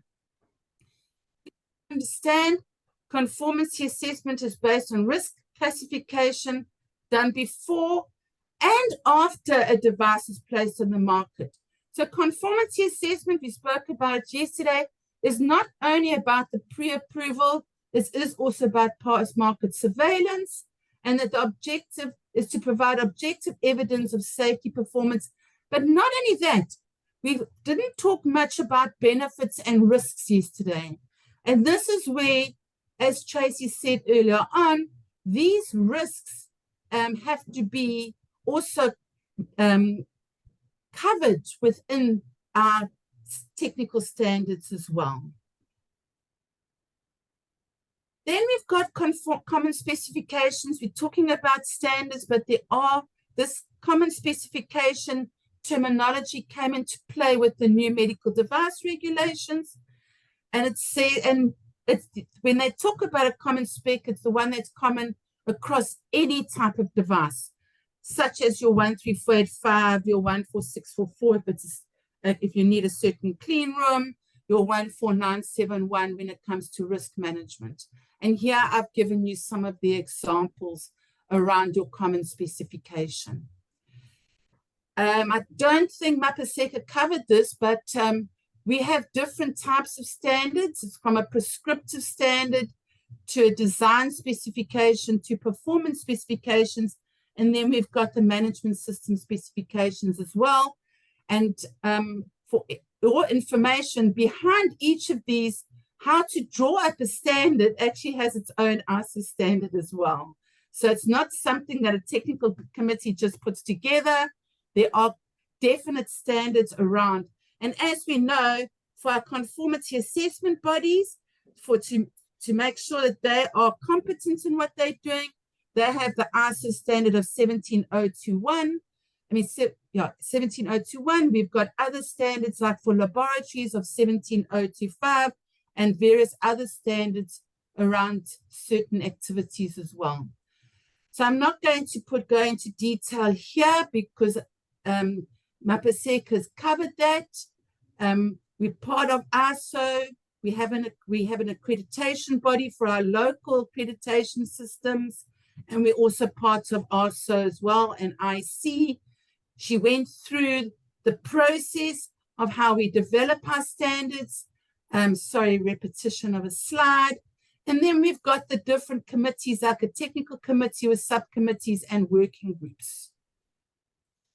And what I wanted to share, please, we've got a wonderful platform. You don't need to go to a building with a whole lot of books. For some people might not know, it was called the library. We now have the internet, and there are various standards that we can follow through. And the official journal also gives you a list of all these standards. Just to then finish off with the African scene, we've got various African standards, and being on ISO, it's been very enlightening that we've got these African standards authorities, as well as some of the regulators sitting on the ARSO forum. And you will see that the ARSO forum is about bringing through a framework of regulations for a harmonized framework, as well as establishing reliance recognition requirements. And also they collaborate, as we've seen already over the past 2 days, with the AHWP, IMDRF, and even the Association of Southeast Asian Nations, as well as APEC. And there we have it. Very short and sweet, and thank you. I welcome any questions. And thank you, Simone. I think we're gonna pass on the questions because of time. They will send question to the relevant speakers. Okay, well, I will be staying on, so if there's any questions. Thank you. Okay, thank you, Simone. We had application of ISO standard for a local manufacturer. Now we're going to a global manufacturer. Fatime, I'm not going to pronounce your name, please forgive me. Fatime is from Medtronic, and she's going to take us through application of ISO standard from a global manufacturer's perspective. Thank you. Go ahead, Fatima. Maybe while we load this presentation, I can jump in again. Stephen Bibes from the MDRC project team, and more of a comment, kind of jump starting to the Q&A session. 3 points that jumped out to me from the last two, and I think hopefully that connect with Fatime's remarks, are international standards are not just documents from Geneva. They come from international standards developing organizations, some of which are in Geneva, but others that are based around the world. And everyone in this room has access to all of them. So if you're not already engaged, you have a way to get engaged. If it's through ISO and IEC, it's through SABS, and thanks to Mapaseka for the offer to connect you all if you're not already engaged, or to ARSO. If it's to other standards developing organizations, the IEEE, CLSI, MIDA, ASTM, please feel free to contact Sandra or myself, and we'll get you engaged. This standard should be valid for your individual company purposes, the regulatory purposes. If they're not fit to purpose, you really do need and should get engaged and not just accept what comes from them. I would say also, we heard from, we know that the US FDA Medical Device Division has 2,000 people, which is not a reality that most countries deal with. But the way that commits itself to global medical device regulatory convergence is by having a goal of creating zero technical regulations or standards from the United States that are not based upon international standards. Zero, that's the goal. And one of my favorite sayings is, if you aim at nothing, you will hit it. So unless you have as a goal, you're going to create zero technical regulations and standards that are not based on international standards, it won't happen. And so what the FDA does is they prioritize their work by engaging in ISO, in IEC, in ASTM, in the other standards developing organizations, and then they use those standards for the regulatory purposes. And it's interesting when we talked also on the WTO, we saw that it's a treaty obligation. It's international law. It's a requirement for the members, the 164 members of the WTO and their regulatory authorities to use international standards as a basis for technical regulations. That's even stronger at the African continental level. Within the AFCFTA, it's a requirement that standards that there be zero technical barriers between the countries on the continent. And that can really only happen through standards. So hopefully we're stitching together the points of the last two presenters, and that can connect to what Fatima is going to relay as well. Thank you. Thanks, Stephen.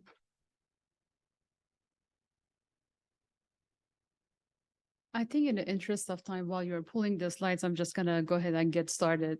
So for those who looked at the agenda and saw the name Jeff Eggleston on the slide deck, surprise, I'm not Jeff.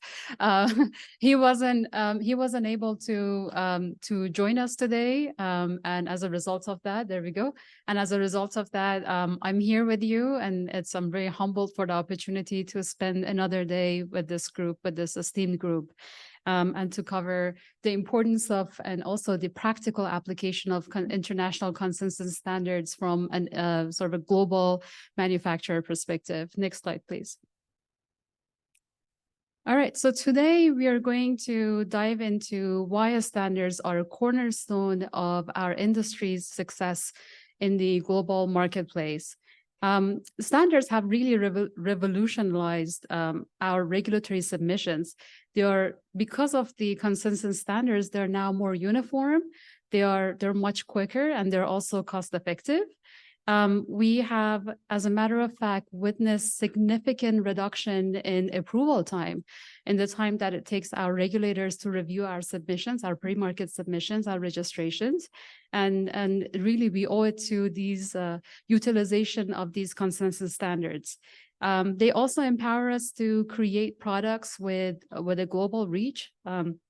Designing once and selling in different jurisdictions. And if you remember my presentation from yesterday, where I had a line, we identify our initial markets and regulatory frameworks that do utilize international standards, and they incorporate them into framework is one of the key reasons that as an international manufacturer, we decide on selecting that jurisdiction as our initial market. And perhaps more crucially, more importantly, these standards are our allies in making sure that every product we produce meet the highest benchmark of reliability and also quality. Next slide, please.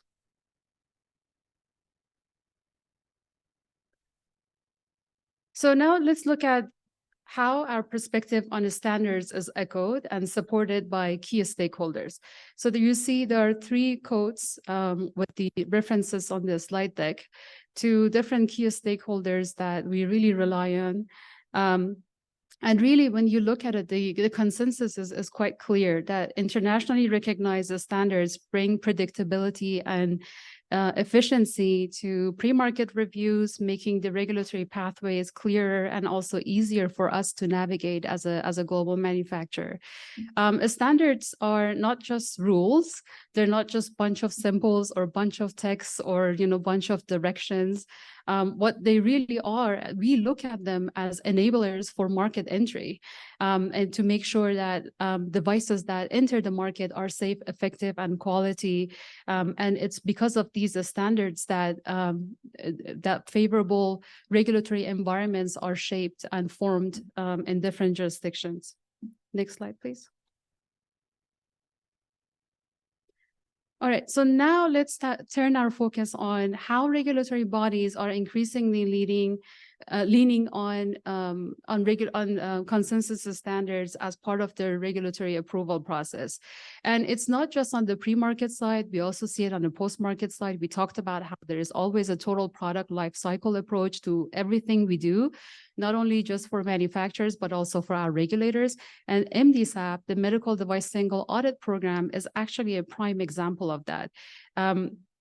And this program has set the precedent, allowing a single audit based on the ISO 13485 quality management standard to hold to hold weight on multiple jurisdictions, from US, Canada, Brazil, Australia, and Japan. And there are multiple observers that are all listed on this slide. And FDA's recent announcement, I'm sure some of you have heard about it, the recent announcement about moving towards ISO 13485, and moving away from GMPs, that's the 21 CFR 820 that you mentioned the other day. So this move that FDA has done to, the announcement that they've done to move away from GMP and go toward adoption of ISO 13485 really signals a significant shift in regulatory landscape. And similarly, in the EU, we are seeing EU's harmonization of this standard with their medical device regulation, that again, sort of the combination of all of them underline a global trend toward unified standard-based regulatory framework. It's really a new era of standardization in regulatory, in the regulatory world and regulatory practices. Next, please. All right, this brings me to my last slide, really Jeff's last slide, is that in our final point, we want to sort of delve into the importance of active participation. I know Stephen talked about it, the esteemed colleague before me also spoke to this, and there was some discussion even yesterday about it. But really want to, again, sort of focus on and drive home, hopefully, the importance of active participation in the creation and also revision of international consensus standards. Tracy today from TGA talked about the IMDRF's Standards Liaison Program. That program and IMDRF's involvement are truly a testament to the value placed on international consensus standard development. But it's not just about observing, it's about participating. Participation is really key. So as a company, and not just my company, Medtronic, but most companies increasingly realizing and recognizing the importance of these standards, and they're also encouraging their employees to participate and be a part of these international consensus standard committees. Actually, in some groups, we have even incorporated that participation as part of people's sort of performance metrics, and also as part of sort of developing our staff. So it's really important for us to make sure that we have participation across the board. And this participation is really more than just a responsibility. It's to us, it's about sort of giving us as a manufacturer, as a sort of one company, and also as industry, the opportunity to make sure that practical implementation experiences that are from our sort of company perspectives, from our company experiences, are woven into the sort of the fabric of these standards. Because the last thing you want is these standards or even regulations, anything in general, to be made in vacuum without any input, practical input from your manufacturers. So we see this a really great opportunity for us to be part of these committees. And then it's also about staying ahead of the curve, anticipating, and in some cases also be able to shape these standards that will define the sort of the future of conformity assessment. And I say this, and I want to sort of pause here for a moment and say, when I mentioned that really the goal is to make sure that we remove redundancies, regulatory redundancies, and find ways that we can make regulatory frameworks more efficient. You heard me multiple times yesterday, and I'm going to say it again. It's about making sure that we expedite access to the patients that we serve. So in an essence, just to just sum it up, our active involvement in these processes and these opportunities are what provide us the sort of the groundwork, the foundation to shape the future of our industry, and again to expedite access for the patients that we serve. Thank you for your attention.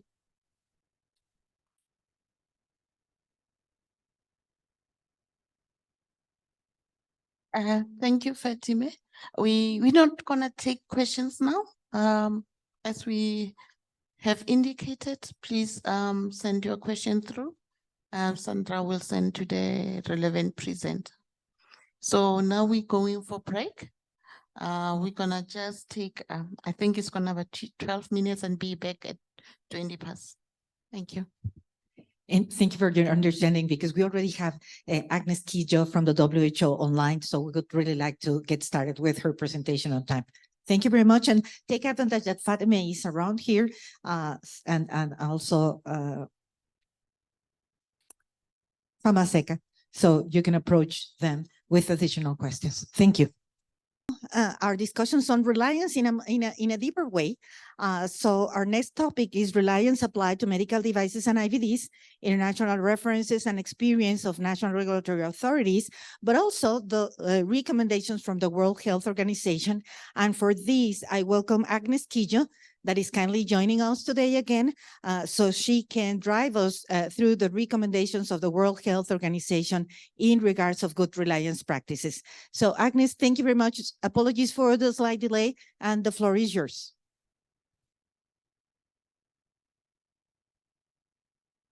Thank you very much, Sandra. Can you hear me well?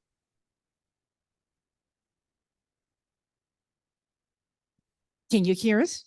We can hear you very well. You can hear me very well? Oh, that's great. Yes, and we see your deck as well. Can you see it? Yes, let me just switch on my light.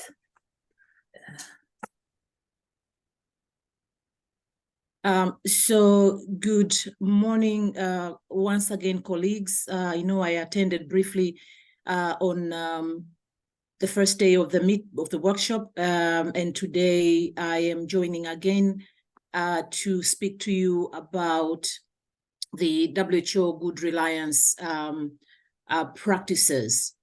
So just to begin my presentation, I wanted to emphasize that WHO supports the implementation of reliance on other regulators' work or trusted institution as a general principle in order to make the best use of available resources and expertise. Next slide, please. And so in that regard, WHO developed a document called Good Reliance Practices. This principle enables leveraging of output of others whenever possible, while placing a greater focus at the national level on value-added regulatory authorities that cannot be undertaken by other authorities. There could be, for example, instances where NRIs are supposed to conduct, for example, vigilance activities, some other responsibilities such as oversight of the local manufacturing facilities, and of course, distributors of medical products. And so what we are advocating is to leverage on the work that has been done by other regulatory authorities, in which you can focus more on the other regulatory functions, which are many and that cannot be supported by outsiders. And so reliance approaches facilitates timely access to safe, effective, and quality assured medical products that can help in regulatory preparedness and response, particularly during public health emergencies, as clearly demonstrated during the recent pandemic. But we do also encourage regulators to use reliance in their routine work based on the reasons that I've just mentioned. And so in the good reliance practices, or principles underlying in this particular document are anchored in the overarching good regulatory practices document that I presented on the first day, which provides a means for establishing sound and affordable, effective regulation of medical product as an important part of health system strengthening. And this is also based on, it is also based on the World Health Assembly Resolution 67.20 that I also presented during the first day. And so if this principle is implemented effectively, it can lead to consistent regulatory processes, sound regulatory decision-making, and increased efficiency of regulatory systems and better public health outcomes. So the principles that are advocated in the good regulatory practices are also applicable to the good reliance practices. You cannot have an effective good reliance practice model if you have not observed some of the principles that are advocated in the good regulatory practices. And so this document was published in March 2021, and it's available on a link that I have put in this particular slide. So you can, at your own time, you can go through the link and just to familiarize yourself with the good recommendations that are provided in this document. But before I move to the next slide, I just want also to explain a little bit on what reliance is. So this is a situation where one regulatory authority or a group of regulatory authority takes into account and gives significant weight to assessments performed by another regulatory authority or trusted institutions, or to any other authoritative information in reaching its own decision. And so it could be one regulatory authority to another. It could be a group regulatory authority with one regulatory authority that they trust. It could be also a regional arrangement. Next slide, please. So I think the key message to this particular slide, which speaks about scope, is that reliance should be applicable in the full life cycle of a medical product. But I understand, and based on my interaction with regulators, reliance has become very popular only at the market authorization stage, where assessment outcomes, for example, dossier assessment reports, site audit reports, and performance evaluation reports are exchanged between national regulatory authorities or between national regulatory authorities and other trusted institutions. But ideally, reliance should be applicable in all regulatory functions as defined in the global benchmarking tools, so which include, of course, market authorization, or popularly known as registration, vigilance, market surveillance, and all other functions defined by the global benchmarking tool. So I think key message here is that it can be applicable throughout the full life cycle of a medical product. Next slide, please. So next slide, please. Yes, thank you. So I want to speak a little bit more now on a key concept for reliance. So key message as far as this slide is concerned is that apart from reliance being applicable through the life cycle of a medical product and all regulatory functions, for example,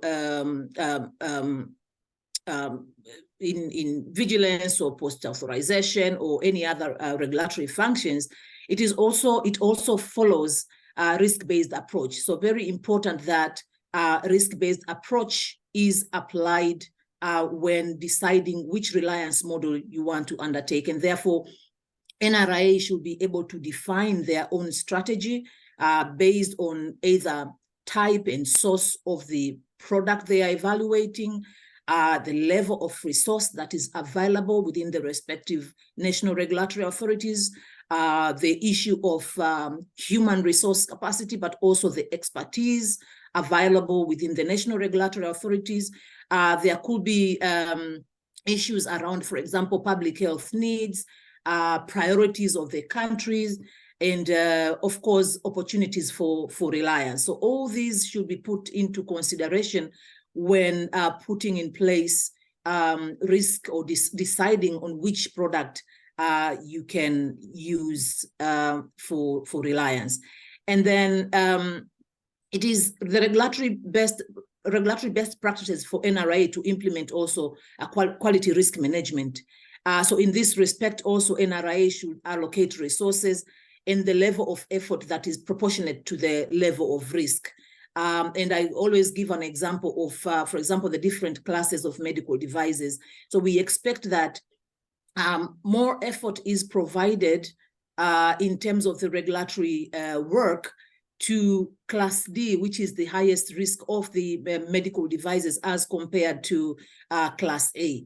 So in the same light, we expect the National Regulatory Authority to conduct some kind of risk assessment to the all regulatory functions and decide the effort or resources that will be allocated based on the level of risk.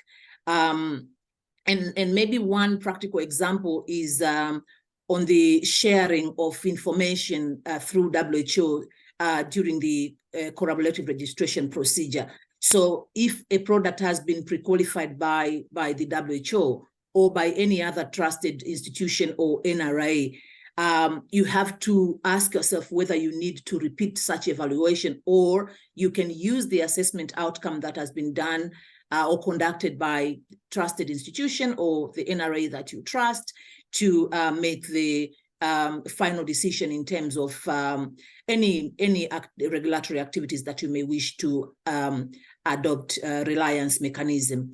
And therefore, the message here is that the level of effort required to reach the final regulatory decision by the NRA should be differentiated accordingly. And there are several models of reliance that we are currently advocating from the WHO, and these are summarized in this slide. If you look at the left side of this slide, where it reads standard processes, this is where NRAs make their decision based on their own assessment. This is not a form of reliance, but it is just used in this slide to compare the efficiency after NRA have adopted reliance mechanisms, which is in the middle and the right side of the slide, where we are talking about work sharing, we're talking about joint assessment, and the last one, which is recognition. And so when we talk about work sharing, it includes also joint activities in which a bridged pathway using reliance is adopted. So the expectation is that a specific group of countries may come together and decide to jointly conduct any of the regulatory functions. It could be assessment of dossiers, so they can organize specific sessions to assess specific applications that have been applied in their countries, but also they can decide to leverage maybe on some assessment outcomes from one national regulatory authority, and then the national regulatory authority assesses on behalf of a group of regulators and shares the final recommendations for their consideration. And I think the beauty about the concept of reliance is the final decision is upon the national regulatory authority that has decided to engage in the reliance mechanism. And so no one is going to make the final decision in terms of whether you should register the product or reject the product. So the final decision is yours, as long as you have the scientific evidence and recommendation in terms of how this regulatory authorities has come to a conclusion on whether to give market authorization or not. But so the sovereignty is left with the national regulatory authority that is relying. And so the other, and so in this particular model, which is work sharing, I'll show some examples on my next slide.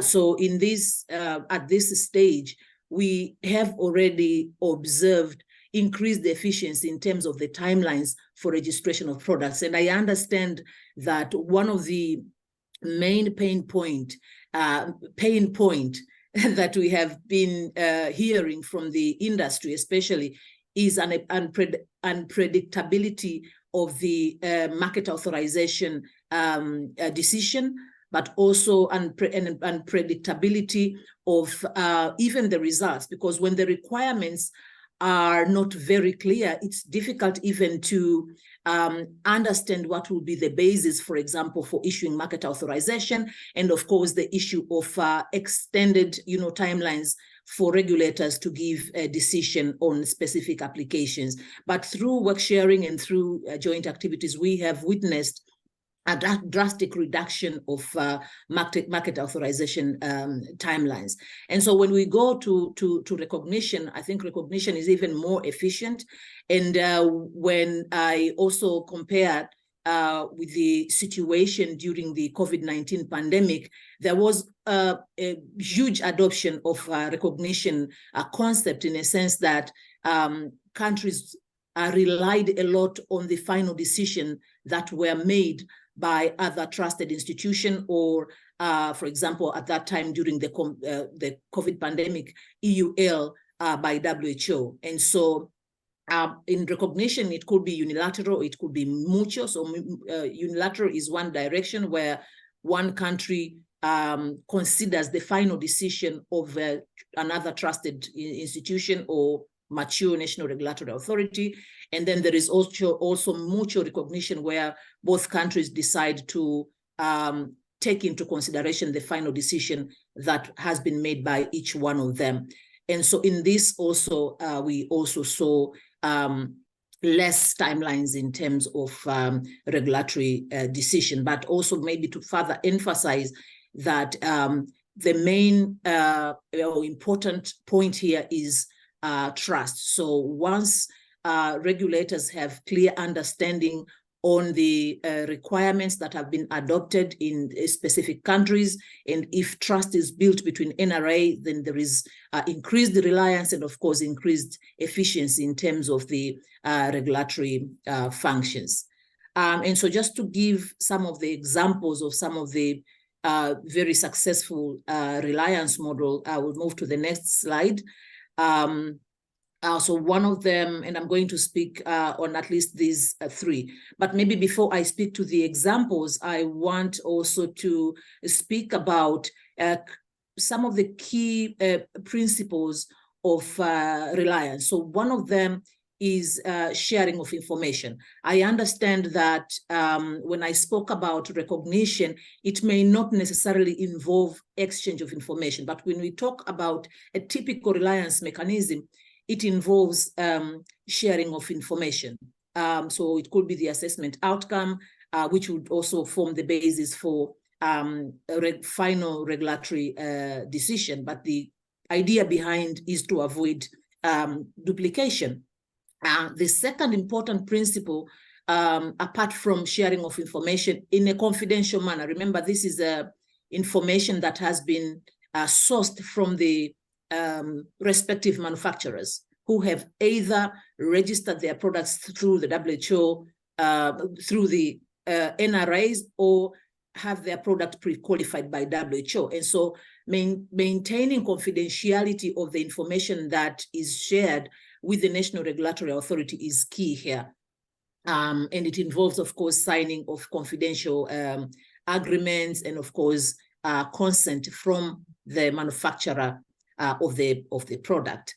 And the next important principle is voluntary participation. So usually when we are advocating on reliance, nobody is forced to engage in any of the reliance mechanisms. So this should be based on voluntary participation, willingness by the NRAs to participate in any of the reliance models.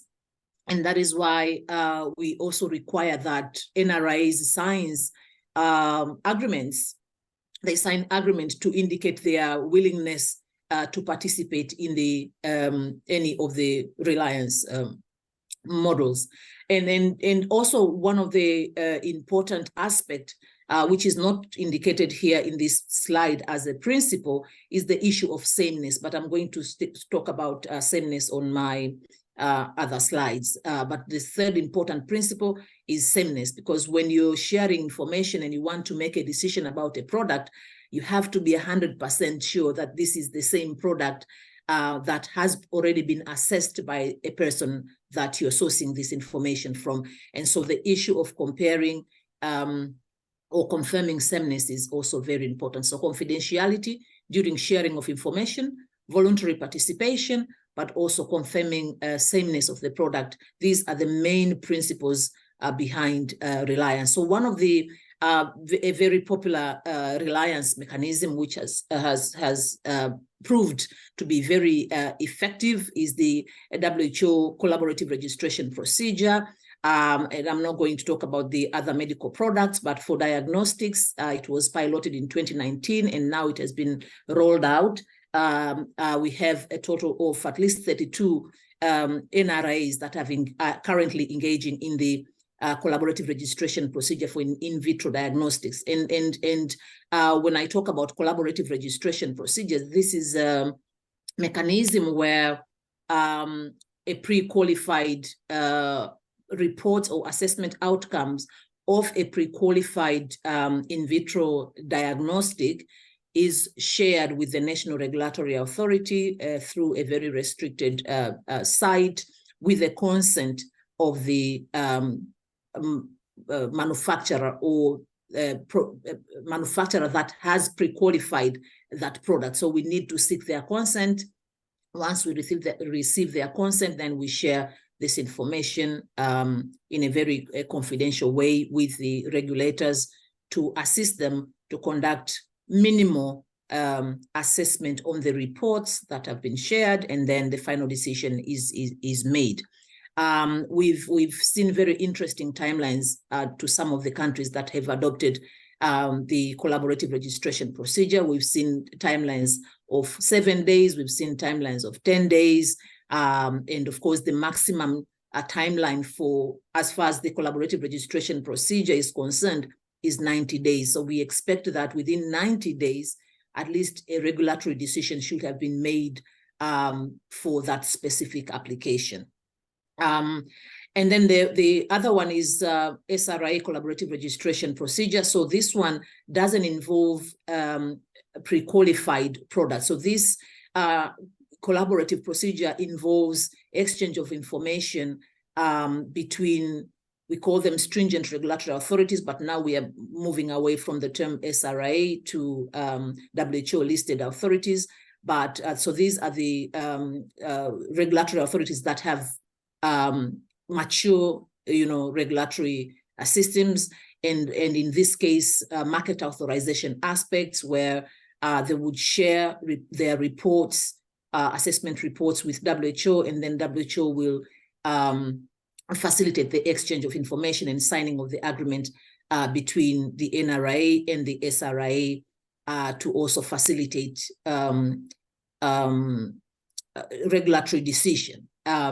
So I've put also some examples on SRA, but most interestingly is the reliance through the regional networks. So through the MRH in Africa, but also ASEAN project, where a specific number of countries have come together through either the regional economic communities. We have a very popular example of the Zazibona, but this is very specific to medicines and vaccines.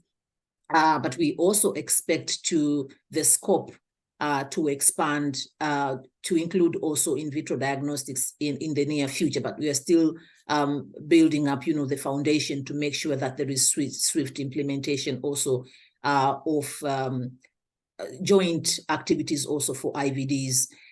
We also have the CARFA of the Caribbean, which have also adopted joint activities. Next slide, please. So now we are moving a little bit deep into the principles, because as I mentioned on the first day when I was presenting on good regulatory practices, that all these documents have some underlying principles that needs to be observed in order to have an efficient output as far as the regulatory authorities are concerned.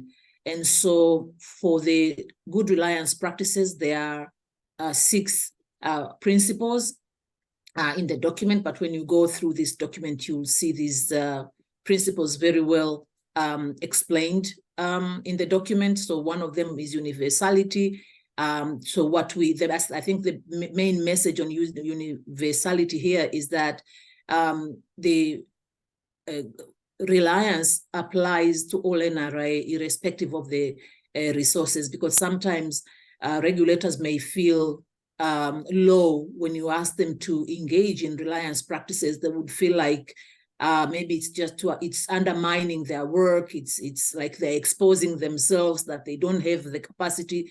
But I think during this discussion, you'll hear also examples of some of the countries that are highly resourced but they are embarking in reliance mechanisms. And so it applies to everybody. It applies to all NRAs, it applies to all regions.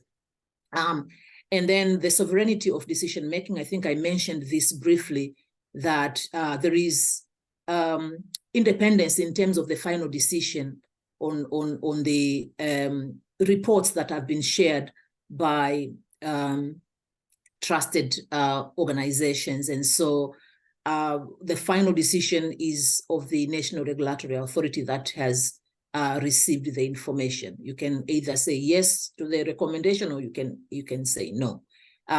In terms of the transparency, of course, this is also adapts the good regulatory practices as well. So we expect that there will be transparency throughout during the implementation of reliance mechanism in terms of the procedures, in terms of the processes, in terms of the timelines. And this is why when you look at the collaborative registration procedure, there are the specific guidelines that describes very openly what will be the process, what will be the role for respective stakeholders, what will be the actual timelines.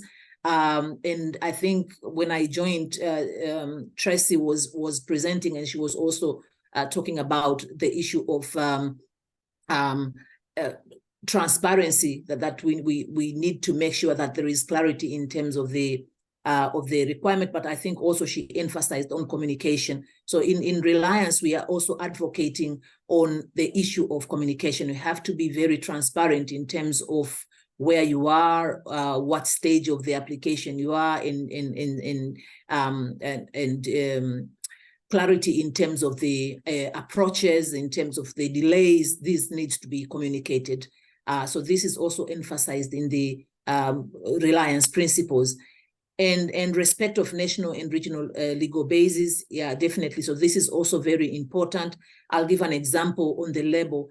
Sometimes different countries may have different requirements on label. So what the document is emphasizing is that there has to be respect in terms of the label. For example, you may be relying on an assessment report that has been conducted in a region where they require maybe to have French as the main language, but French maybe is not understood in the country where they have sourced the reports to make the market authorization decision. And so the respective countries may query or may request that the information in the label is changed to a specific language, or based on the existing legal requirements for the public to understand the information on the label. And so there are some very specific national requirements that needs to be observed and need to be complied with. There could be also issues around stability study, for example. So we expect that the stability study should be conducted in the zone or in the environment where this product is going to be marketed. And so national regulatory authorities may query, for example, some of the data that has been submitted on stability study to make sure that it mimics the environment in that respective country. And so there are very specific aspects that also need to be observed during the application of the reliance, but also the issue of consistency and, of course, competency, very important that they are exhibited during implementation of reliance. Next slide, please. So I'm going to just speak briefly on the issue of sameness. I know I've touched a little bit on this on my previous slide, but it's very important to make sure that when you're engaging in reliance, you're talking about the same product. Two products have identical essential characteristics. And so the product being submitted to the relying authority and the product approved by the reference authority should be essentially the same. So this is the key message. And so there is in the guidelines that we have developed, for example, for the collaborative registration procedure, we have indicated or provided information on specific sessions in which regulators can use as a reference when they want to compare two products. And so this is very, very important to make sure that when you're making the final decision, you're making the final decision on the product that you have received the assessment outcomes. And I think this is also very important to emphasize. But also, after the product has been approved, or after the product has been issued market authorization, all the post-approval changes need to be thoroughly communicated with both the institution that have registered the product and the institution that have issued market authorization based on reliance. So communication need to go to both institutions, and they will communicate and assess the changes that have been made on the product before they can confirm that this is still the same product. And if there are any major changes to the product, then we expect that additional information will be requested by both agencies in order to continue maintaining the sameness of products in both markets. So next slide, please. I'm going to give just a few examples, and I'm going almost towards the end of my presentation. I have only, I think, one slide to go. So these are some of the examples of the reliance, at least in the medical device field, or IVDs for that matter. So we have the collaborative registration procedure, and I've provided also a link for you to also familiarize yourself more with the procedure. But also, I know my friend Wui Juing from HSA is going to speak about the Thai FDA Singapore HSA regulatory reliance, which is also very, very commendable. During the COVID-19 pandemic, we also established what we called WHO EUL facilitated procedures for SARS-CoV-2 assays. But now it's closed. Now it's going to the end. I think from January, we are no longer going to have this procedure.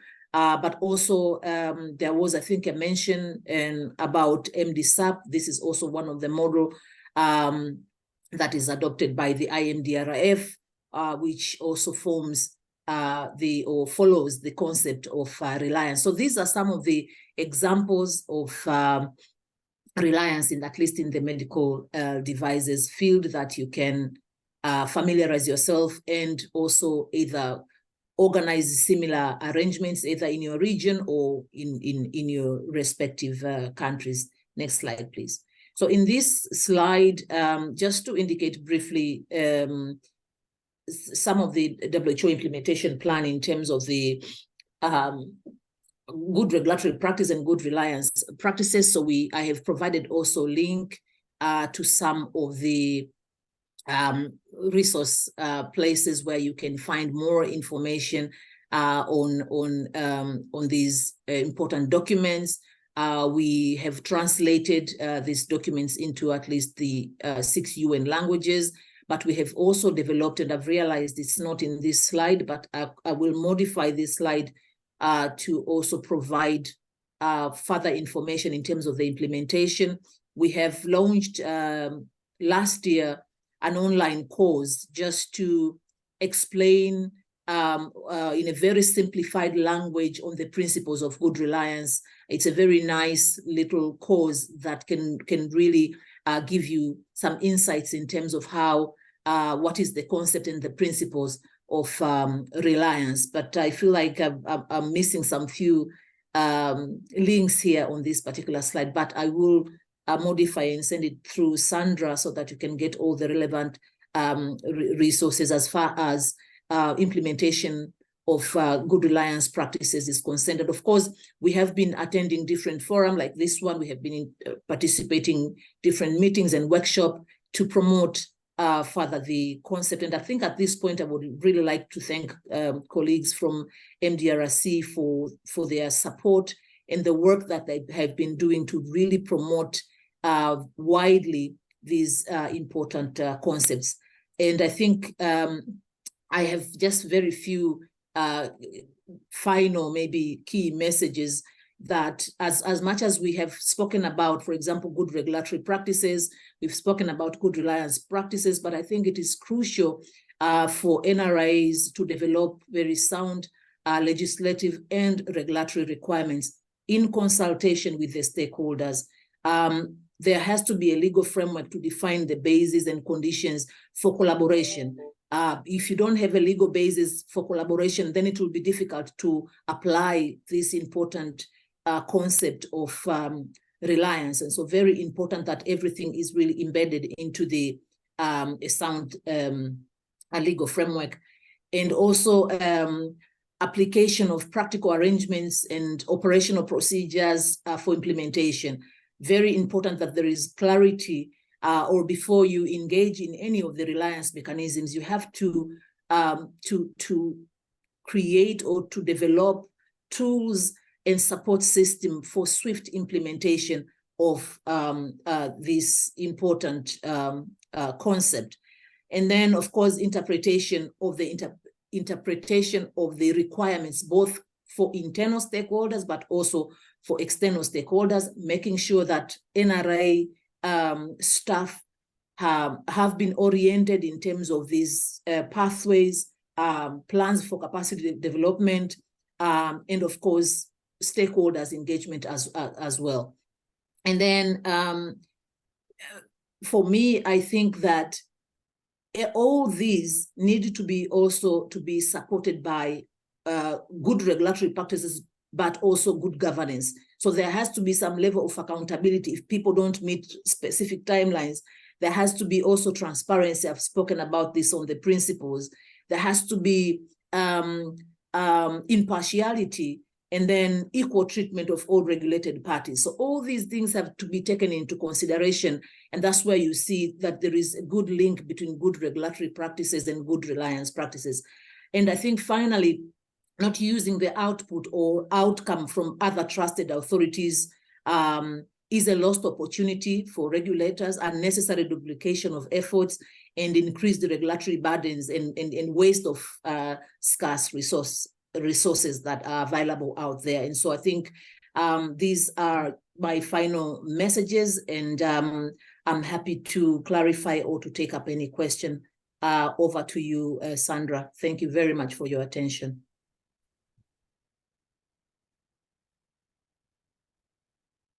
Agnes, thank you very much. And you've mentioned it. We have been in a really wonderful, strong collaboration with WHO in regards of spreading the word on good regulatory practices and good reliance practices. And every single time that I listen to you, I come up with additional ideas and new knowledge. So really, thank you very much for being in the journey with the MDRC project. And so I would like to ask if there is any question here in the room for Agnes. And as you are already used to, if there are no questions from the audience, oh yes, I'm sorry, there's one. I was going to take the opportunity, as always.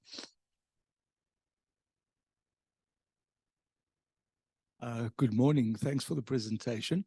I think you mentioned something that was quite interesting, which is the fact that, well, before I get to the labeling, you have these pilot projects that included pharmaceuticals and IVDs. I did not see anything on medical devices. Is that something that you plan to implement in the future? And then the second is a comment, which was on the labeling and labeling requirements in different jurisdictions. And that, my comment there is that we had a similar problem in that many of the regulators, depending on where the product is used. So if it's used in a hospital or by a doctor, typically English is sufficient. But if it's used in the home environment, then typically they would like more than one language. So for Canada, we, for instance, had to do it in the IFU in English and in Canadian French. The biggest challenge was in the Middle East, in Arabic, because there are so many different dialects of Arabic. And based on our target market, which was females between the ages of 18 and 35, we opted for modern Arabic because they were young. So that's just my comment on the labeling requirements in different countries. Thank you very much for that comment, for the last comment, but also to respond maybe on the first comment in terms of scope. So at the moment, collaborative registration procedure scope is only for IVDs, but there is plan in the future, and there is already work that has started within WHO to also expand the scope of pre-qualification to include pre-qualification of medical devices. Because remember, for collaborative registration procedure to be implemented for any of the medical products, we depend on the assessment outcome from pre-qualification. And if the product is not in the scope of WHO pre-qualification, then CRP will not be applicable also. And so once the medical devices pre-qualification team is established, then we will expand also the scope for CRP to include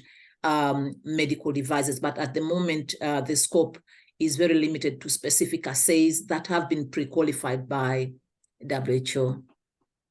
Thank you. Thank you very much, Agnes. There is another question here. Hi, Agnes. It's Tammy Storwald again from Roche. Good to see you. I have a question, or maybe perhaps asking you to clarify for the audience, because one of the elements of reliance that you mentioned has to do with post-market changes. And I know that post-market changes are interpreted in different ways from jurisdiction to jurisdiction. What is a significant change versus a non-significant change can pose difficulties with downstream reliance if regulators aren't interpreting those definitions the same. And I think what I wanted you to maybe cover for the audience is that you have now defined what a significant change and a non-significant change is in the global model regulatory framework, and how perhaps those definitions can be embraced by regulators to help them practice post-market reliance on changes. Thanks. Thank you very much, Tammy, for that question. So in terms of the scope of the global model regulatory framework, and maybe to clarify to the audience that the document just gives some high-level recommendations in terms of how regulators can introduce specific regulatory elements, but also recommendations in terms of how they can navigate through the different regulatory functions, including also post-market activities. But as far as post-market approval, remember that this is a very specific process under the market authorization activity, okay? So in the model, we have spoken about issues around conformity assessment, issues around the different classes. We have provided, for example, the regulatory pathways for different classes of medical devices, but also the different pathways in terms of the different scenarios for donations, for borderline, for during routine assessment of medical devices when you're using reliance. So we've provided a high-level recommendations in terms of the approach, but the model has not prescribed different aspects of specific regulatory functions, because post-market approval is a result of market authorization process.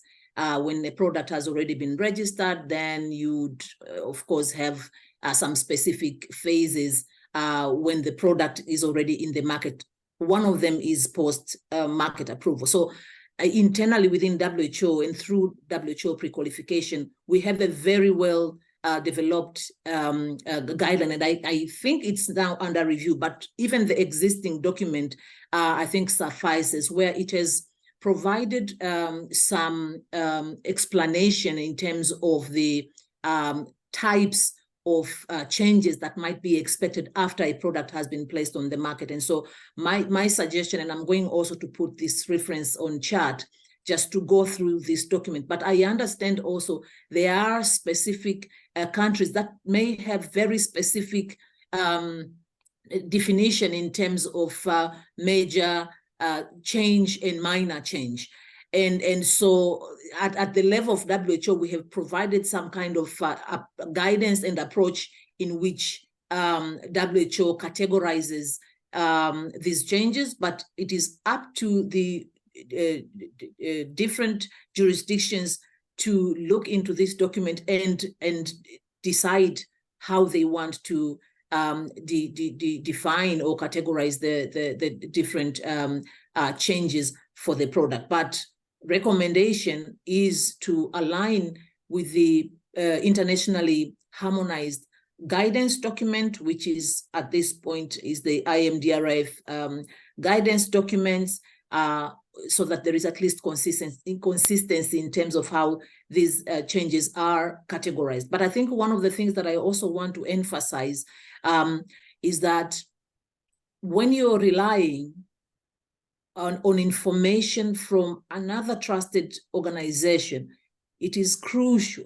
And let me underline and emphasize that it is very, very important that you familiarize yourself with the requirements that they have used to register such product. That will also include management of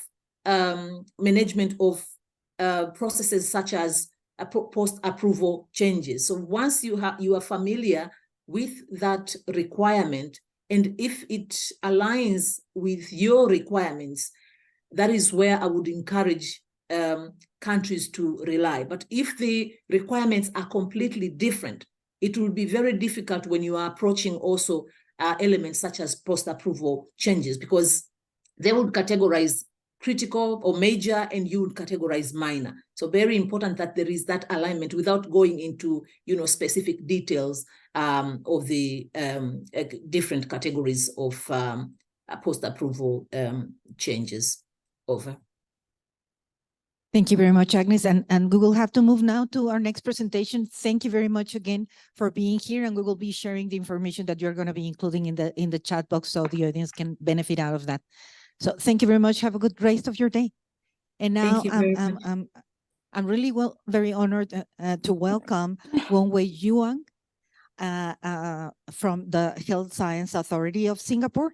And it is really a great opportunity to learn from a regulator that is currently practicing like both sides of the same coin in regards of reliance. The HSA is an authority that some other authorities are relying upon, but also they are relying upon decisions made by other regulators. So I think this is a really great experience that you have developed, and really very honored and thankful for having you here to share with this new audience. Thank you. The floor is yours. Thank you, Sandra. And good morning to everyone. I'm very happy to be here to do this presentation and to share with you on the experience of reliance that HSA has undertaken, like what Sandra said, both as a reliant party and as one that is providing the information. Could I have my presentation slides on, please? We did not receive them. I don't know if there's a way that you might share your screen.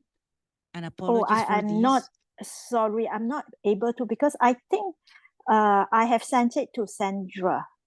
Would that be possible? I'm using my iPad. I don't think I'm able to share my screen. Okay, I'm sorry. because I went through my emails and I didn't find it. But is there a way that you could resend it and then I can do it?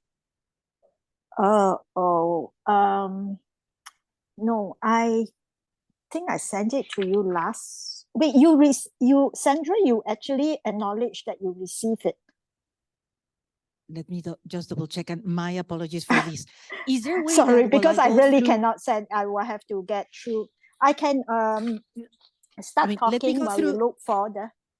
Yeah. Let me go. Let me go again and search. And in the meantime, I don't know if it is going to be very difficult for you to start speaking to them, and then we will catch up with them. And my apologies. Yeah, sure, no problem. Yeah, Thank I you. can do that. My first two slides actually is really talking about reliance, and I have used the WHO slide, which Agnes has also used on what is reliance and the benefits of reliance. So with the very detailed explanation that Agnes have given regarding the meaning of reliance, the different types of reliance, and the benefits of reliance, I would not touch on the first two slides, but I will zoom in on how HSA use reliance in our regulatory approval. And in our regulatory approval, I'm referring to mainly pre-market registration. We do use reliance on an ad hoc basis for our post-market purpose, but not on a regular basis.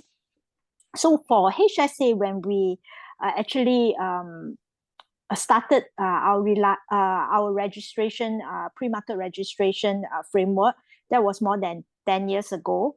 We had made a decision to rely on some reference countries, which are reference agencies. And mainly we have decided that the reference agency were the 5 founding member of GHTF, mainly Australia, Canada, Europe, EU, Japan, and the US. So all this, the approvers from all these 5 countries would actually qualify for expedited or abridged evaluation.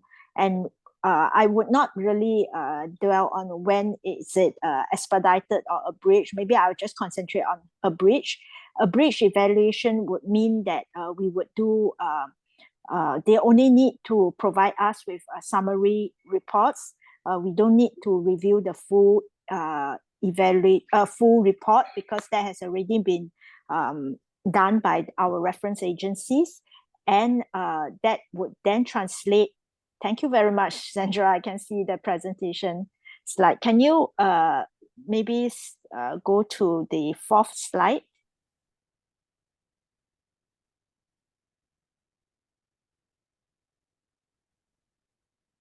And next one.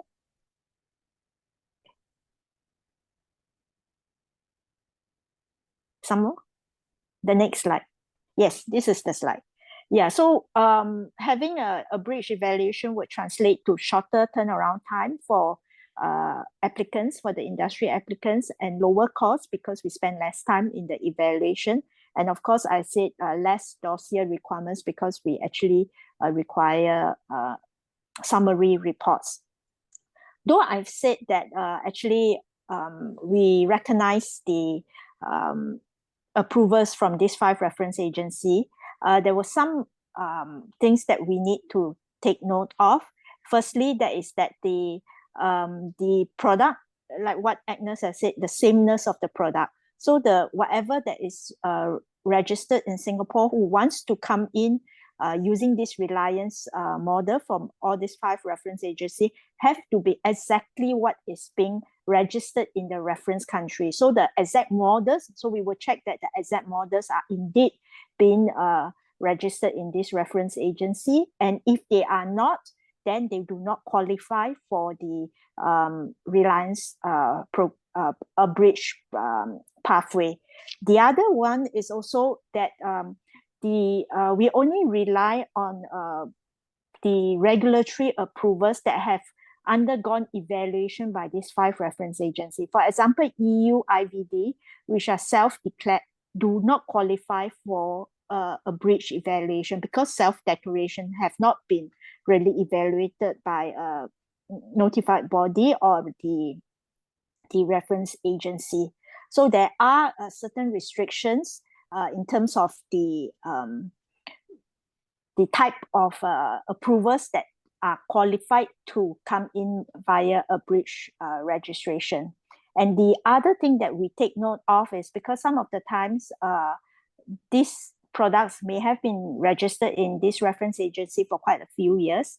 And for us to know the real world information on how these products, these devices actually function in the real world situation, we require that the marketing history, which means that we require them to report the adverse events that have occurred since it's being marketed in whichever country that they have registered in, including the free sale FSCAs.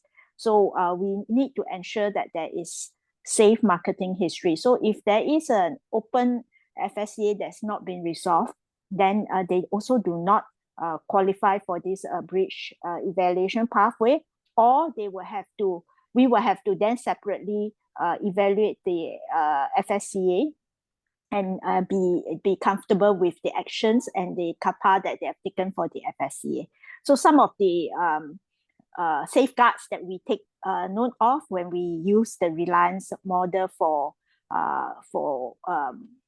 our registration, and it has served us very well since 10 years ago with this a breach evaluation, because then we take the opportunity to spend more time on products that have not even been registered in any of these 5 reference agencies. So those would need to come in as full evaluation, and we can then divert our resources to this kind of applications.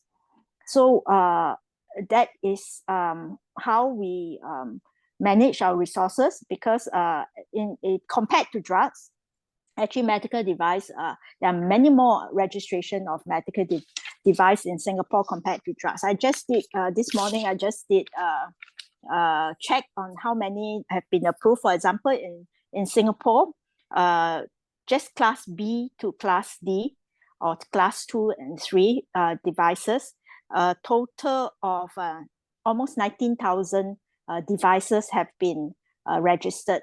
Device listing have been registered, and this does not, and each listing can actually involve more than one device. A group of devices can be in one listing.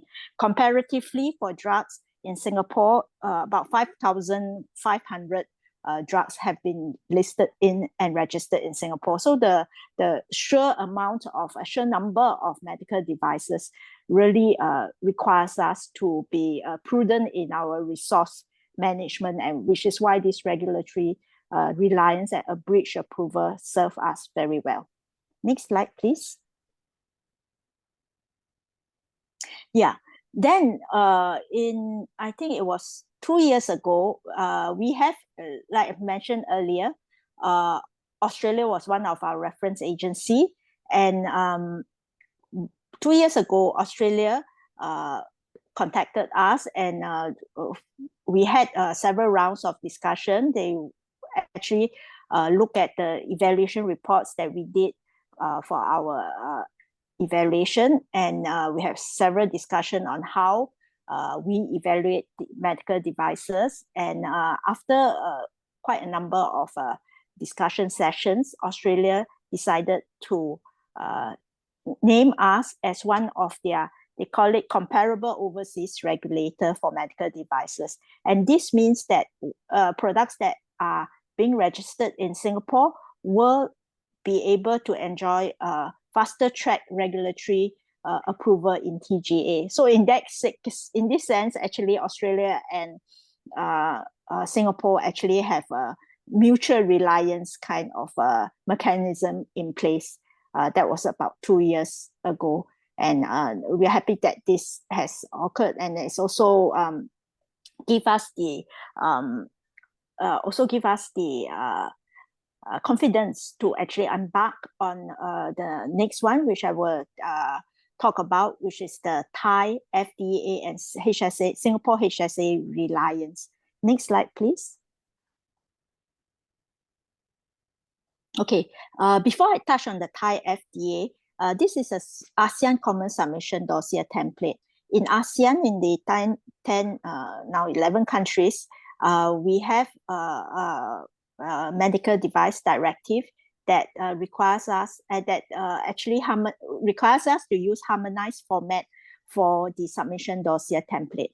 So this is the common submission dossier template. This actually then facilitates the 5 submission for the industry to submit to the ASEAN countries.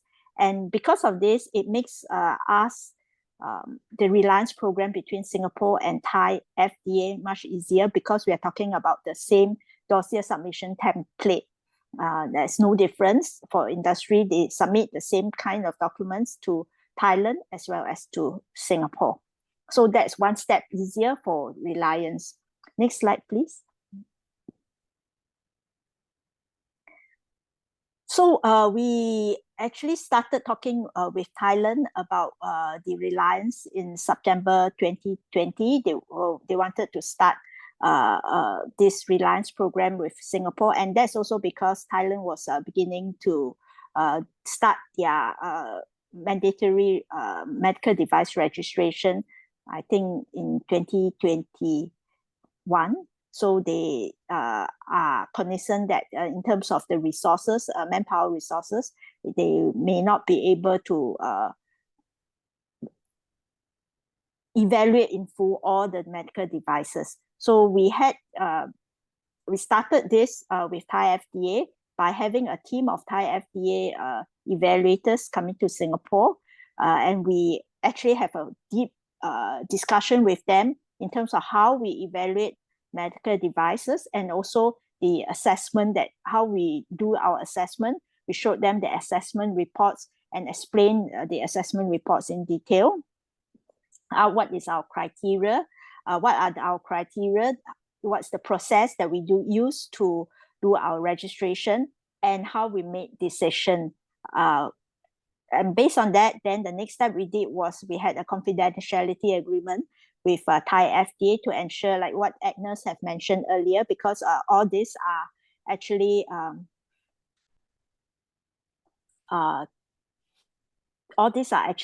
confidential information that are being given by the companies, and we have to ensure confidential. So we ensure that there's this confidentiality agreement between Singapore HSA and Thai FDA. And during this pilot program, basically, next slide, please.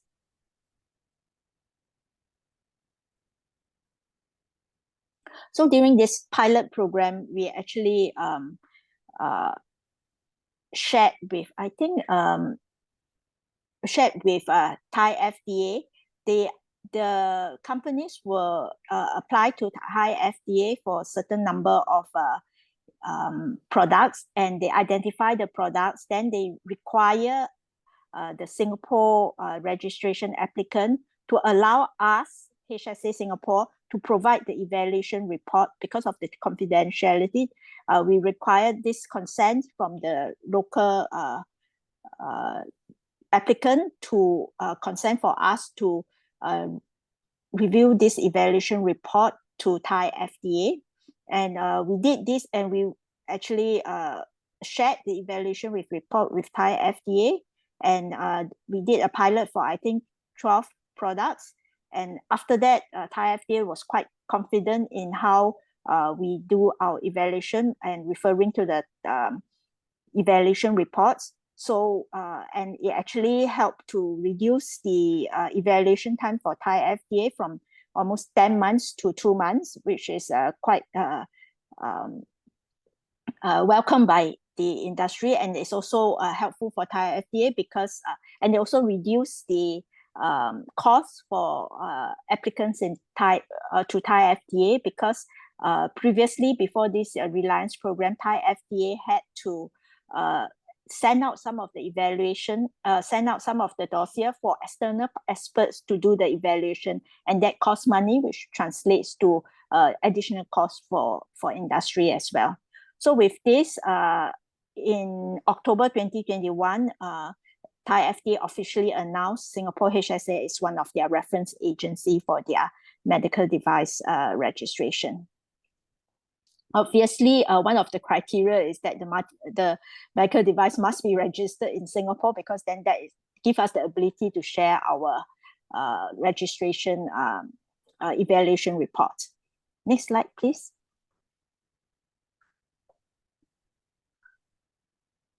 So this is actually the process that I shared earlier, and the consent form that the companies have to give to Thai FDA to say that they are willing for us to give the evaluation for Thai FDA to refer to. Next slide, please. So based on this, actually, we had come together and look at some of the learnings that we have. Of course, from Singapore side, we do need resources to share the evaluation reports with Thai FDA. We need to gather the evaluation reports. There's some resource that's needed, but it's not a tremendous amount of effort in there. We are happy to work with Thai FDA on this. And then we also talked about changes earlier with Agnes. So from the time that what actually additional resources that we had to do was, because from the time that we had registered, and then subsequently there were some changes, there may be some changes to the product. And in Singapore, we said that they have to come in through change evaluation, and the applications are separate, can be in separate applications.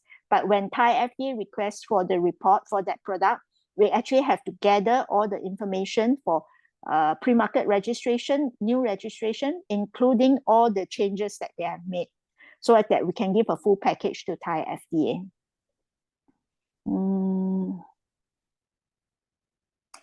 And so after we started this with class C and D, the higher risk, and then subsequently Thai FDA also extended this to the lower class B approvers. And for class B approvers, because it's lower risk, Thai FDA is actually comfortable to just refer to our register to on the approvers that we have given for class B, because in all our approvers are publicly available on our website. You can search and see what are the products that have been approved, and as well as the models that have been approved. Of course, the evaluation reports may not be there.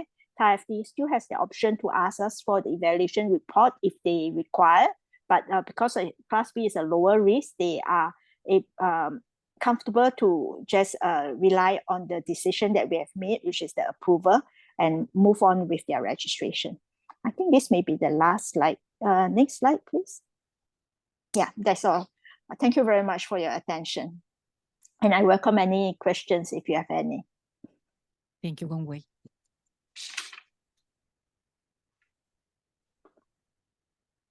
So thank you very much for sharing with us in a very, very summarized way all the work.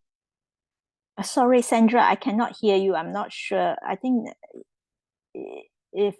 I'm not sure if it's my side or your side, but I think it's hang. Yeah, it's the same here. We're doing. I cannot. Okay, so I think so. It's their on side. on their side. Good to see you. Hi, yes. Yeah, Hi, good to dear. see you.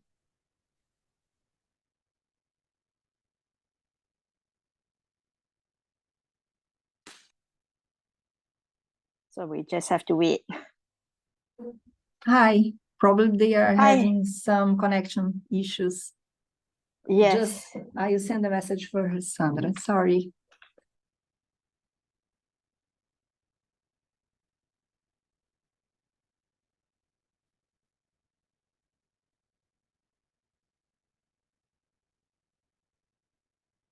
Thank you. Good afternoon. And our apologies for this slight delay. We had another internet issue that couldn't be solved as easy, quote unquote, as yesterday. But we already have in line Augusto Geyer again. And thank you very much, Augusto, for joining us. We are connected through a mobile phone. So we are really expecting not to have issues with the bandwidth. And hopefully we will be able to see you and your deck. So can you hear us, Augusto? I can hear you, but I cannot see you. Okay, and most probably you won't. Oh, but the good thing is that we can see you. Okay. That is the most important part. Okay, now I can see you. Okay. Now you see the room. Yeah. Okay. Perfect. Okay, good. Our apologies for the delay, but you have already listened that we have an internet connection issue. But good thing is that there are alternatives to solve. So Thank you very much, Augusto, for joining us today to talk about reliance applied to medical devices and IVDs, international references and experience of national regulatory authorities, having you again sharing on the experience from ANVISA, particularly in regards of the new regulation on reliance, as well as your experience while applying MDSAP. Thank you very much. The floor is yours. Thank you, Sandra. Again, thank you very much for the invitation for this next seminar. Well, I hope you can see my screen. Then yes, we can. We will start. Okay, so today I will talk about the new regulation on good reliance practices for medical devices. So in Brazil, we have started a process to adopt the reliance mechanisms. And so, okay. So just as an introduction, I believe that some of you have already seen some of those slides, but this is an important information to introduce the topic. So in terms of origin of licensed medical devices in Brazil, we have more than 30%, more than 68% of our products of the medical devices that are marketed in Brazil are originated from other countries. So with that, we have around 30% of national production, national manufacturing. And so this gives you an idea on how important regulatory convergence would be for our jurisdiction. Then regarding the medical device market authorization, in the last 10 years, we have issued a number of regulations considering GMP certification, the regulation of low-risk products, in terms of the validity of the registration processes, and some other ones, including product changes, notification of low-risk products as Class 2, the instructions for use repository, and more recently, into 2022, we have issued this RDC 751, which makes a lot of many updates in the registration and notification process for the medical devices. And soon, by the end of November, we will have the publication of the update regulation for notification and registration of IVDs. So this previous regulation was applicable only for non-IVDs. And this graph, this picture shows you the timelines, the average timelines for the registration or notification processes for those medical devices.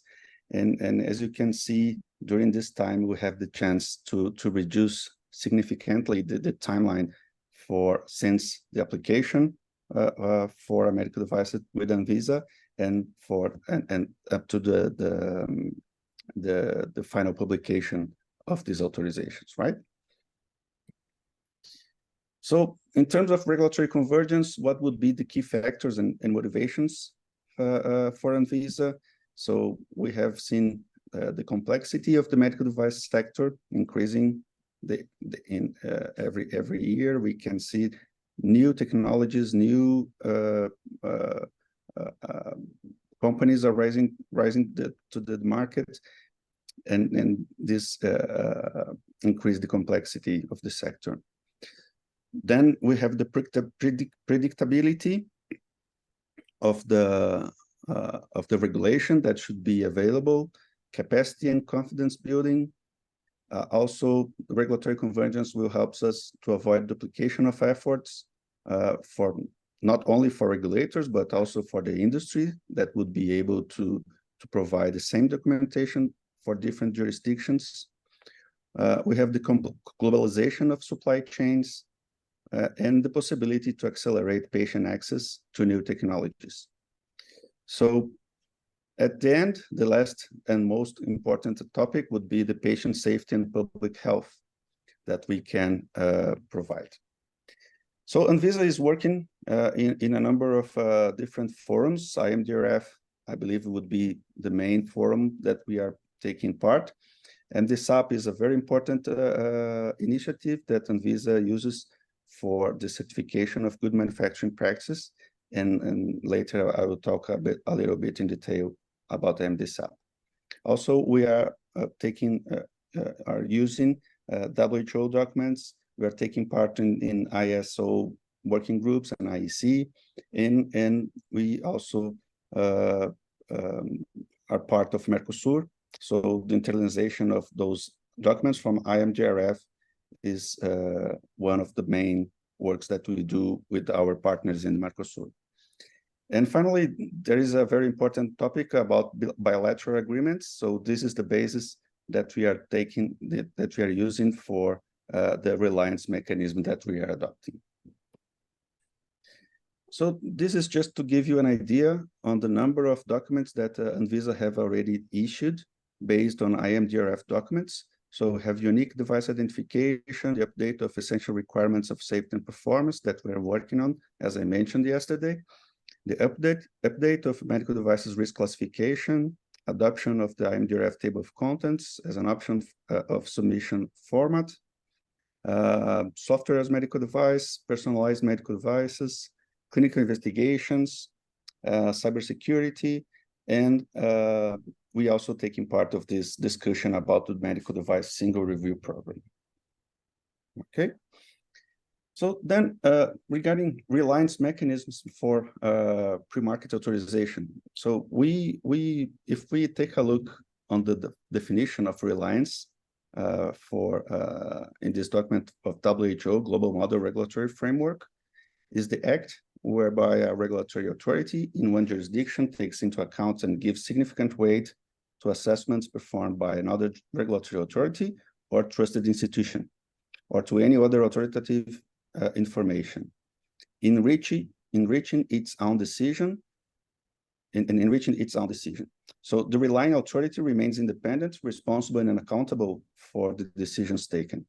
So I just want to highlight this topic, this part, because so even though we are using reliance, we are still responsible for the final decision of authorization to the market in Brazil. Okay. And then considering a number of options for reliance, we decided to start working in these abridged pathways. So which means a regulatory procedures that facilitate by reliance, whereby a regulatory decision is solely or widely based on the application of reliance. This usually involves some degree of work by the relying agency. So with that, in 2022, Anvisa issued a regulation, RDC 741, providing a pathway for abridged review process, not only for medical devices, but for all kinds of products that are regulated by the agency. And during this year, 2023, we have this normative instruction for medical devices and IVD medical devices that were under public consultation. So we have closed the public consultation on October 25, and we have received around 45 contributions from manufacturers, distributors, users, and all stakeholders in the Brazilian market. So this regulation basis is that we can use the registration certificates from equivalent foreign regulatory authorities as a trigger for an expedited review at Anvisa. So initially, we have prepared this draft regulation, this public consultation, considering the founding members authorities of the MDSAP. So would be Canada, United States, Japan, and Australia. Then what would be the conditions that will apply for these reliance mechanisms? So we have to have an agreement on the exchange of confidential information with the foreign equivalent regulatory authorities. And this mechanism also will be applicable only for class 3 and class 4s medical devices, which are the ones that are subject for registration processes. The product that would be the product that would be registered by Anvisa under the reliance mechanisms should be essentially the same. So we have to consider the intended use and indications for use, and the same manufacturing sites and legal manufacturer. So at the end of the day, this should be the same regulatory version. Of course, we have some variations. For example, in terms of equipment, we would have a different power cord. So, of course, there are some differences regarding the composition, not the composition, but some accessories of these products could be different because of the Brazilian markets, right? So the Brazilian labeling and specific certification requirements must be fulfilled. So we have a requirement for the labeling that should be available in Portuguese. And also we have the certification for good manufacturing practices that should be also fulfilled. For some electromedical equipments, also we have this certification of those products, the certification by INMETRO, which is the Metrological Institute of Brazil. So when we receive the submission, so the technical dossier, Anvisa may choose to perform the full assessment of this technical dossier if we consider that the evidence of the certification or the evidence of authorization in the other market, in the relied market, we have some doubts about that. And Anvisa may request clarification regarding all documents submitted for review. So basically, the technical dossier is the same when we have the ordinary submission, but we may skip this the full assessment of this document, considering the certificate from the other regulatory authority. Of course, instructions for use in Portuguese and all the certificates, GMP certificates and the Metro certificates will be maintained, reviewed. Well, this is a very important initiative for us at Anvisa, since we have been working on this since the last 3 years, and we have a very high expectation on this process. We hope that this could not only solve the problem of limited resources that we have, especially human resources, but also to reduce the time for products, for new technologies to reach our market and to be used by our population, right? So I just would like to thank you for this opportunity to present our proposal for regulation, and to tell you that our expectation is to have the publication of this reliance regulation around February next year. So since we have received a good number of contributions and have already performed some meetings with the trade associations in Brazil, we have received some very good feedback. And then we hope that by February, we would be able to publish the new regulation. Thank you so much. Thank you very much, Augusto. And I think that we got most of you had to share with us, but we'll probably miss a couple of words that I think didn't change the message very, very much. But for the first, I mean, really, we want to congratulate Anvisa for the work that you are doing, because that goes very well online with what Agnes Quillo from the WHO shared with us this morning in regards of recommendations from the World Health Organization, and that they had to do with developing the proper regulatory framework in order to apply reliance. And that is something that, I mean, if you go and see the recommendations on good reliance practices, is wonderful. Everything is good news. But when you get into the reality and you're already sharing, I mean, it takes a process. It takes developing the proper regulatory framework in order to really make reliance a reality. So it is a lot of work to develop the regulatory framework. And then it is a lot of work to develop the relationship with the regulators that you're going to be relying upon, and with the regulators that are willing, intending to rely upon yours. So I'm going to ask a question that, I mean, I don't, anyways, I'll ask. So what is the point? It is a lot of work behind. So what is the point to go after reliance with all this work that has to be done in order to implement? Is there a point?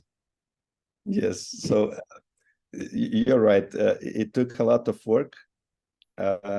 Actually, I believe that some of very tough moments is to work with our internally in our agency.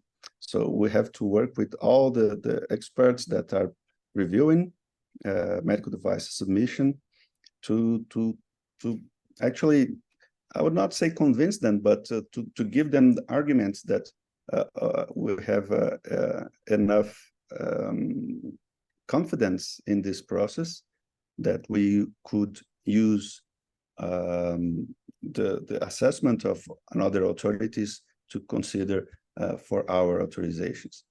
So it took some time. And the second step, I believe it's the harder one, is to talk to the national industry. So we have a lot of concerns from the national industry saying that, okay, so you're adopting reliance, and then the Brazilian market would be invaded by products from other jurisdictions with eventually with low quality and so on. So we have discussed with them that we have some other opportunities in this approach, since we are talking about regulatory authorities that had a lot of competence, a lot of expertise in this field. And especially when we started the process of reliance, we are talking about some kind of promoting the work from other authorities, and in the future, eventually, we can also suggest to another authorities, to another jurisdictions, that the regulatory process in Brazil is also of a good quality, and eventually those companies could start to explore exportation possibilities as well, right? So I think this is a way to talk to industry, to national industry, that this could be a very helpful approach, not only for the regulators, but also for there as well. And from now, we'll see. So we have the intention to publish this regulation in February, and to have a significant reduction in terms of the timelines for medical devices to reach the market in Brazil. And with that, we expect to have access for new technologies much faster than we have now. So in terms of Brazil would be much more attractive in terms of development of new products, in terms of Augusto, may I ask you a favor? Could you close your video so we may probably get a better... Sure. Okay, I hope it's better now. Thank you. Okay. We do too. Thank you very much. Okay, good. So yeah, basically this. So.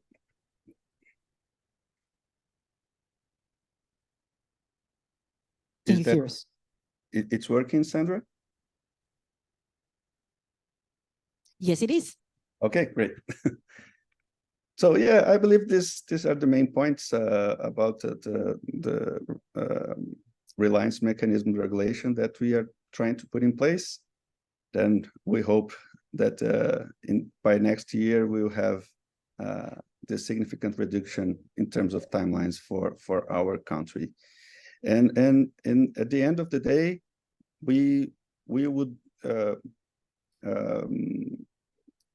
have a better interaction also with our colleagues from those other jurisdictions, and we expect also to expand the program to another authorities, regulatory authorities, where we can also use their work as part of ours, right?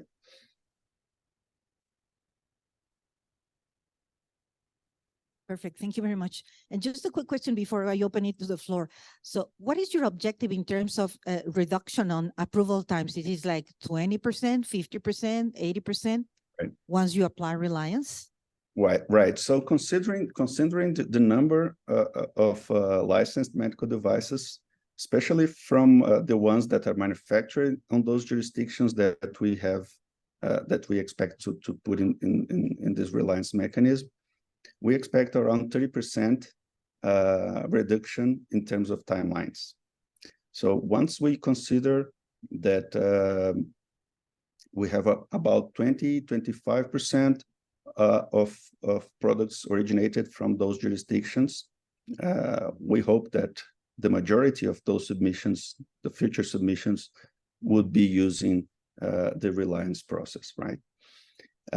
But this is not limited to products that are manufactured on those jurisdictions. So even, let's say, if a product is manufactured in Europe, but is already authorized for the market in Canada, so those products also can be can use the reliance process for the Brazilian market as well. So we may expect more than that, but the basic expectation is to reduce around 30% the timelines for considering the reliance mechanism. Oh, Thank and you of very course, much, Augusto. Any question? Sorry, go ahead. It's important to mention that this reduction of timelines would be not only for the products that you will be using reliance mechanism, but for all products that are submitted to Anvisa. So we don't have the intention to have a special line or a special query for reliance processes, right? So we have the reduction to all the processes. Excellent. Thank you very much, Augusto. So any question in the room? Okay, there's one. Give me a second. Actually, there are two.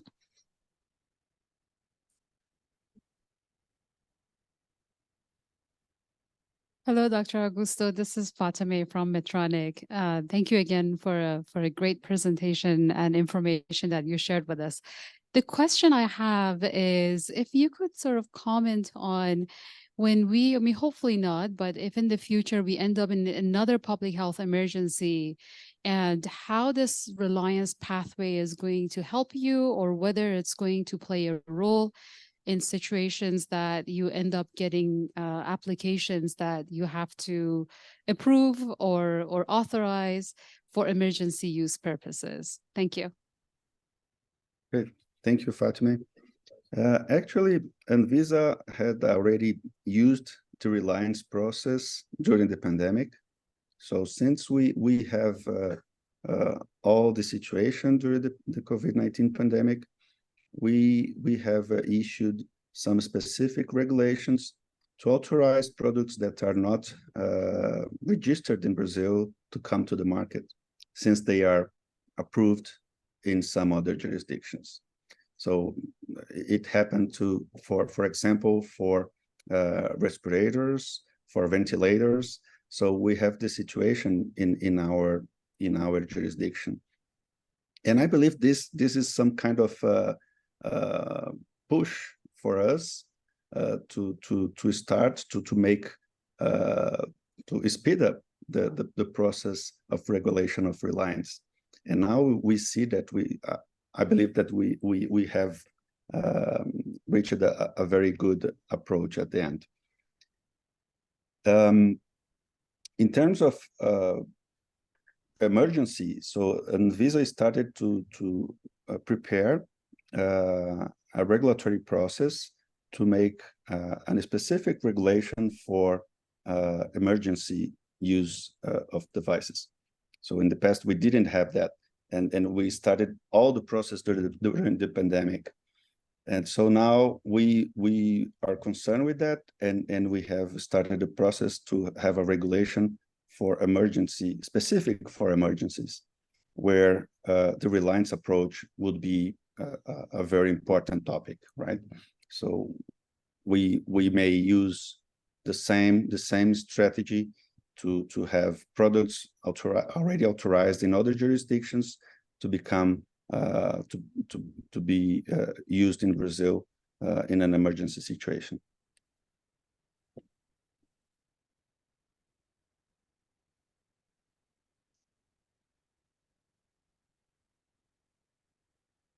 Hi, good morning.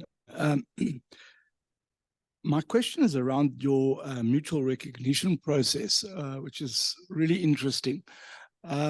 So my question is, should you have a product complaint in Brazil and the manufacturer is, for argument's sake, South Africa, and the notified body or the conformity assessment body is in Europe or in Canada, what would the process be of getting to the manufacturer, and how would you follow that process? Would it go through the local regulator, or would it go through the conformity assessment body, or would it go through the authorized representative?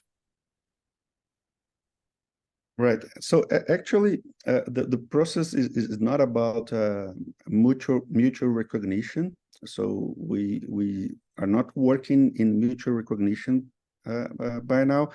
Of course, there is some intention to have this in the future, but it's about an abridged pathway, right? So we would have the same. We would have the review process of those submissions. We will start with the certificate from another jurisdiction, but we also have the review of the specific requirements for Brazil. But eventually, when we start the review of those requirements, we may have some questions about the authorization, the market authorization in those and other jurisdictions. And we, considering our bilateral agreements, so our confidentiality agreements, we may contact the regulatory authority to provide us some information about the previous authorization of a specific product. So, and then you mentioned conformity assessment bodies, or like you have in Europe, probably, but we are not discussing at this moment any reliance mechanisms with Europe so far. We hope that in the future we can reach some agreement in those terms, but as far we don't have any initiative with Europe by now. Okay. I hope. Thank you very much, Augusto. Your question. Yes, I guess it was. I have an affirmative not in here. So thank you very much, Augusto. Thank you very much for your presentation. And I know you are going to be staying around because we have our panel a little later today to continue discussing on reliance. So thank you very much. And if we can share a round of applause with Augusto. Thank you. Well, Sandra, thank you very much. Yes. I have some information about MDSAP, but I'm not sure if I should do it now or totally if you can be, as Stephen Vibes always said, short and sweet, we would really appreciate it. And thank you very much, because you know I am your #1 fan on the results on MDSAP applied by ANVISA. Thank you. Okay, thank you. Well, okay, so just a second, then I have a short presentation about that. I hope that the time is okay for you, or should I run a little bit? No, it is perfect. I mean, if we can probably take like 5-7 minutes to go over MDSAP, that would be great. I'll be very quick. Thank you.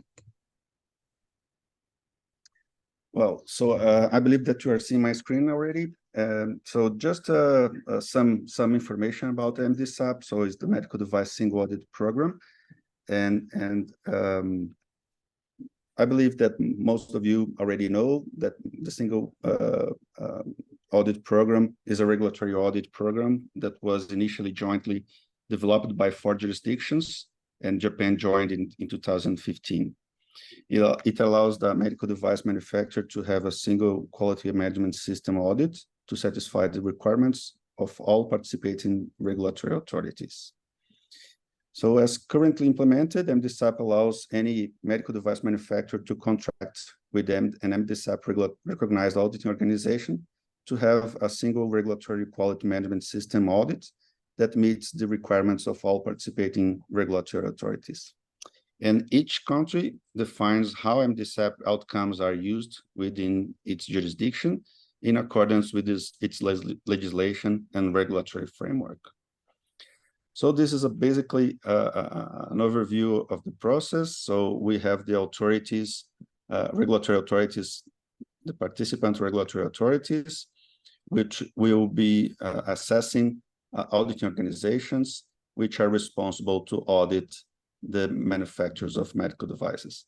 And the results of those audits will also be used as information for the regulatory authorities' decisions.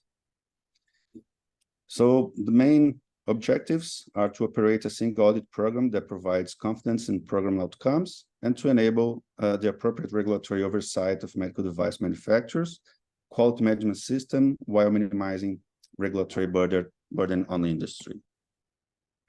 To promote more efficient and flexible use of regulatory resources through work sharing and mutual acceptance among regulators while respecting the independence of each authority, and to promote in the long term greater alignment of regulatory approaches and technical requirements globally based on an international standards and best practices.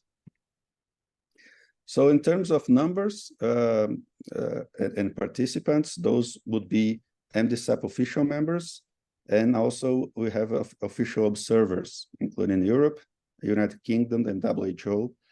And more recently, we have this MDSAP affiliate members, so Argentina, South Korea, Singapore, and Israel. And nowadays, we have more than 6,500 manufacturing sites already audited by the program and using MDSAP certificates for regulatory purposes.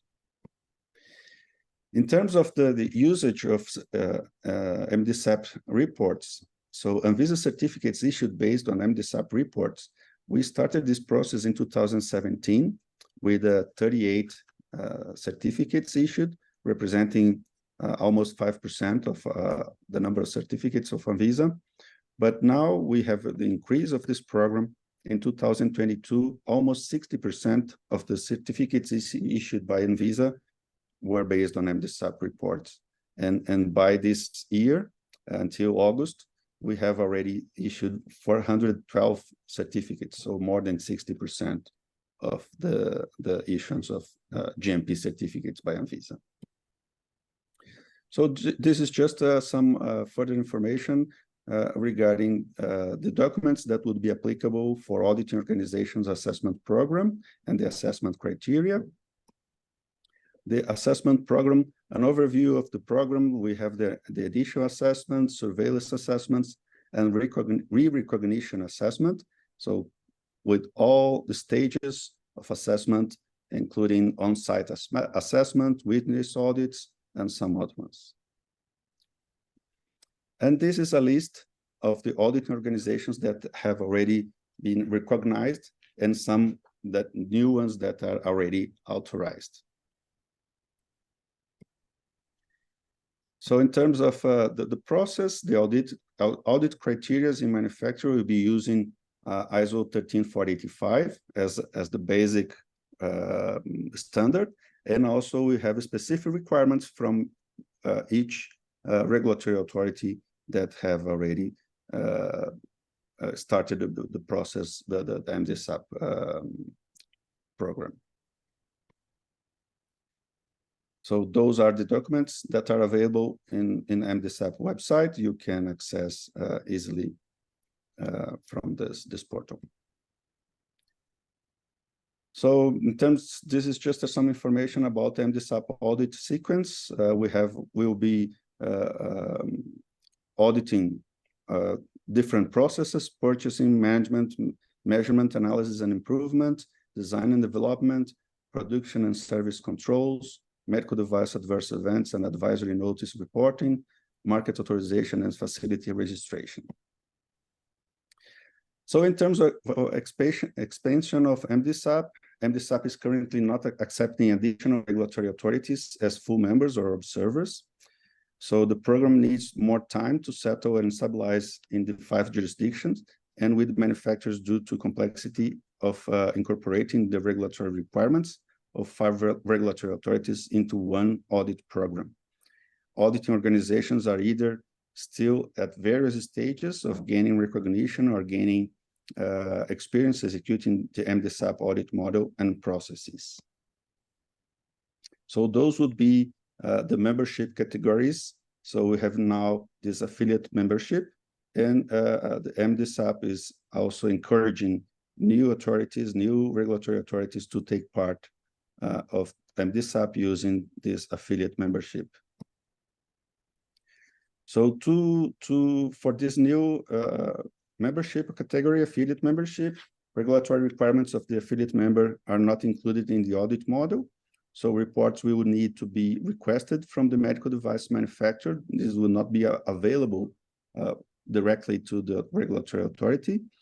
But the benefits are that these regulatory authorities can use the training on MDSAP, have the ability to utilize MDSAP reports in the new jurisdiction. We'll receive a routine list of MDSAP audits conducted, dates, location, and auditing organizations. We have listed on MDSAP website as an affiliate member, and we'll participate in yearly MDSAP forum meetings. So last month, we have this forum meeting, which took place in Brasilia for the first time. So this is just information about the contents of the report that would be used by the affiliate members and the full and observer members. This is the criteria for membership as affiliate. So we include that the membership, the regulatory authority should have laws and regulations in place for evaluating a medical device manufacturer, QMS, based on GHTF and IMDRF foundations and principles, and other laws and regulations that build on GHTF and IMDRF foundations and principles, including pre-market evaluation, post-market surveillance or vigilance, clinical safety, and performance. And also, they have to have the completion of MDSAP online training modules, objectives for becoming an affiliate member, their contributions to MDSAP, and the implementations of MDSAP documents. Well, I hope that I didn't spend too much time. Thank you so much. Thank you very much, Augusto. Definitely short and sweet. But probably you didn't mention the reason why I'm your #1 fan, Misa's #1 fan. They had a waiting list of over 5 years for a manufacturing facility to be inspected before they implemented MDSAP. And now the waiting time through the auditing organizations could be like 2-3 months. That makes a huge difference if we think about the life cycle of medical devices. That really was preventing innovative products to get into Brazilian patients. And they really changed the game totally, benefiting the patients in Brazil. So really congratulations for the effort that Anvisa has done in this regard. Thank you so much, Sandra. Thank you very much. So now I'd like to invite and welcome John Jamieson from the Therapeutics Goods Administration from Australia, who is joining us also virtually to share their experience in the implementation of Reliance. John, thank you very much for joining us this evening for you, I think it is. Yes, it is. Good afternoon to all of you. I'll just share my screen.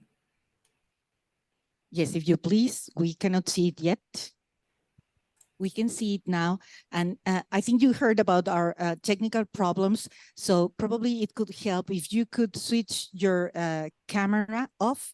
That'll probably help us trying to keep a regular sign. Thank you very much. So can you see my screen? Yes, we do. Okay. Just one moment.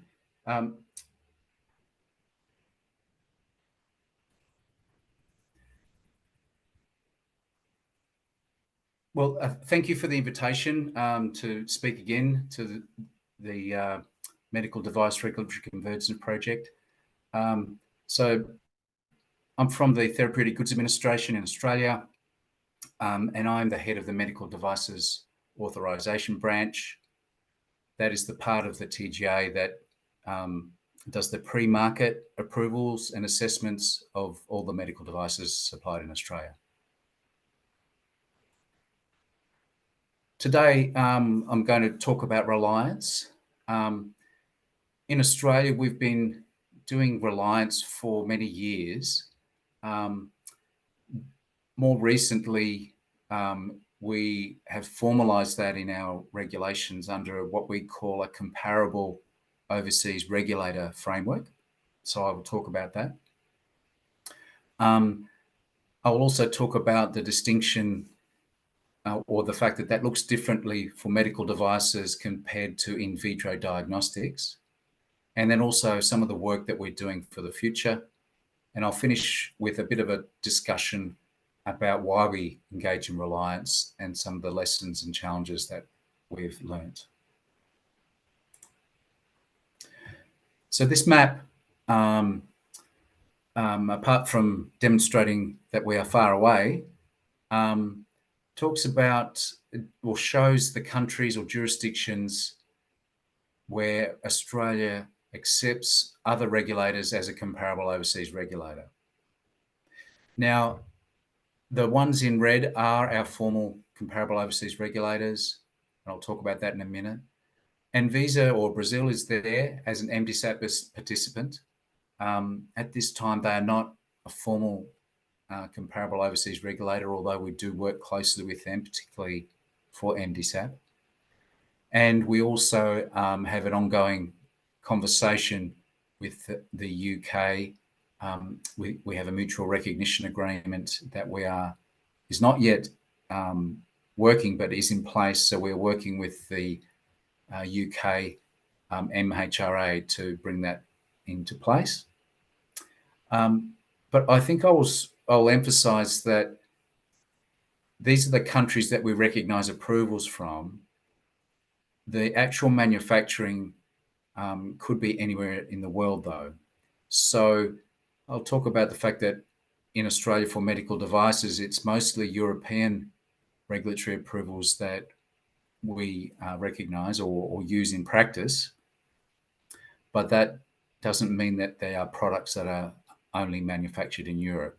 They are products that are manufactured all over the world and may indeed be manufactured in Australia. So our framework, we have 5 criteria that we use when we're assessing whether a comparable overseas regulatory framework can be used. It's an Australian government decision, so it's in our law.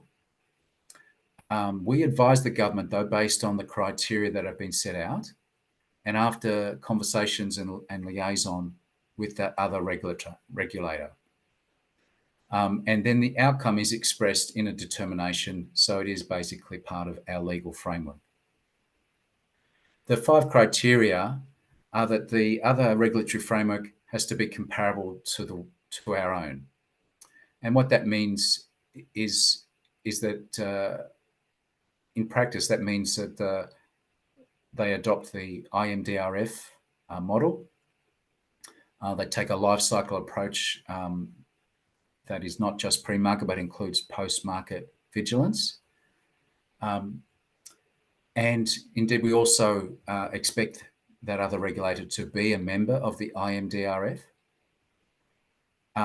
We need to have arrangements in place to communicate with other regulator and to cooperate with them. So usually that means some form of memorandum of understanding around information sharing. And we also need to assess and be satisfied about the expertise of that regulator. So those are the 5 criteria that we employ. This graph talks about, I mentioned the fact that for Australia, historically, we have accepted European approvals through this kind of reliance pathway. And despite the fact that we do recognize North American and Japanese and Singaporean approvals, so far, even though those approvals are growing, they're coming off a very small base, and historically it has been mostly European approvals. And so this graph is really demonstrating that. Of course, the other part this graph shows is the fact that the TGA does its own assessments as well, although that is a lower proportion. Here it is 4%. And this also demonstrates that we also recognise and use MDSAP certification, and that is also changing and growing rapidly as well. When it comes to in vitro diagnostics, it is a bit different. It's mostly not the European approvals that we use in Australia, although they are important. And we also, of course, rely on our own independent assessments, TGA certification. But here, MDSAP is even more important. But historically, we have relied more on accepting IAF auditing organisations ISO 13485 certificates for in vitro diagnostics. That's because when we established our regulatory framework, there were few alternatives. We know now that in Europe, the in vitro diagnostic regulation has lifted the bar and improved the standards compared to the in vitro diagnostics directive, for instance. And at that time, we did not have a comparable overseas regulator framework that recognised approvals from other regulators like the FDA. So we relied heavily on these ISO 13485 certifications from IAF accredited auditing organisations. So that's the situation with both medical devices and in vitro diagnostics. I guess what the future holds for us is that even though we have been doing this for a long time, we continue to build our experience with how we use comparable overseas regulator approvals. We are now, of course, getting more experience, for instance, with the European changes or transitions to the medical device regulation and the in vitro diagnostic regulation. We, as I mentioned, are in conversations with the UK MHRA about possible reliance and recognition pathways, bearing in mind we do have a mutual recognition agreement, but it is not yet operating. But the other big recent change is that we are no longer accepting IAF ISO 13485 certificates for in vitro diagnostics. So we have started a transition away from those. products that are already supplied in Australia can continue to rely on that certification, but no new products can enter Australia based on that certification. This means that they will need to primarily, we expect, move to MDSAP certification. However, they can, new manufacturers can, of course, come to the TGA for us to do the assessment, but we will also recognise approvals from all of those other comparable overseas regulators as well. So that's a big change for some in vitro diagnostic suppliers in Australia. We'll talk briefly now about why we engage in reliance, and this is very similar to some of the conversation that we've already heard. But I think the main benefits are obvious, and that is that faster access to technology to improve the health of Australians. But it's also to reduce the cost of regulation. The TGA has limited resources, and this kind of program lets us do more with what we have. It also means that there are better export access for Australian industry because we have these arrangements and with other regulatory authorities in other countries. There is a mutuality that comes with that. It's not directly reliance, but those relationships tend to lead to a greater export access. So, for instance, our mutual recognition agreements with Europe and with the United Kingdom. But I think one of the other big benefits is that this puts us as part of the global regulatory infrastructure. As I mentioned in the first slide, we are a relatively small population on the global scale, but we are a long way away. This helps us, though, be part of that shared regulatory science and the regulatory knowledge, but also those regulatory relationships that help us in many, many ways, both when we come to pre-market approval, but also in solving post-market problems with medical devices, but also it helps us when we are solving the new problems that come up. For instance, things like artificial intelligence and machine learning. All of those things are new challenges for regulators, and we are part of the conversation, part of the global regulatory group that is collectively solving those problems. So reliance is all part of that international relationships that help us solve those problems. Lessons and challenges. I think the biggest lesson is that the relationships with other national regulators are really crucial to the success of this. Our investment in the International Medical Device Regulators Forum really pays off. But I do want to acknowledge what other people have already said in previous session, was that it does require investment. But I think we would conclude that that investment does pay off. For us, it does mean late night meetings like this one here, where it is way past my normal bedtime, but I'm very happy to stay up and talk about this.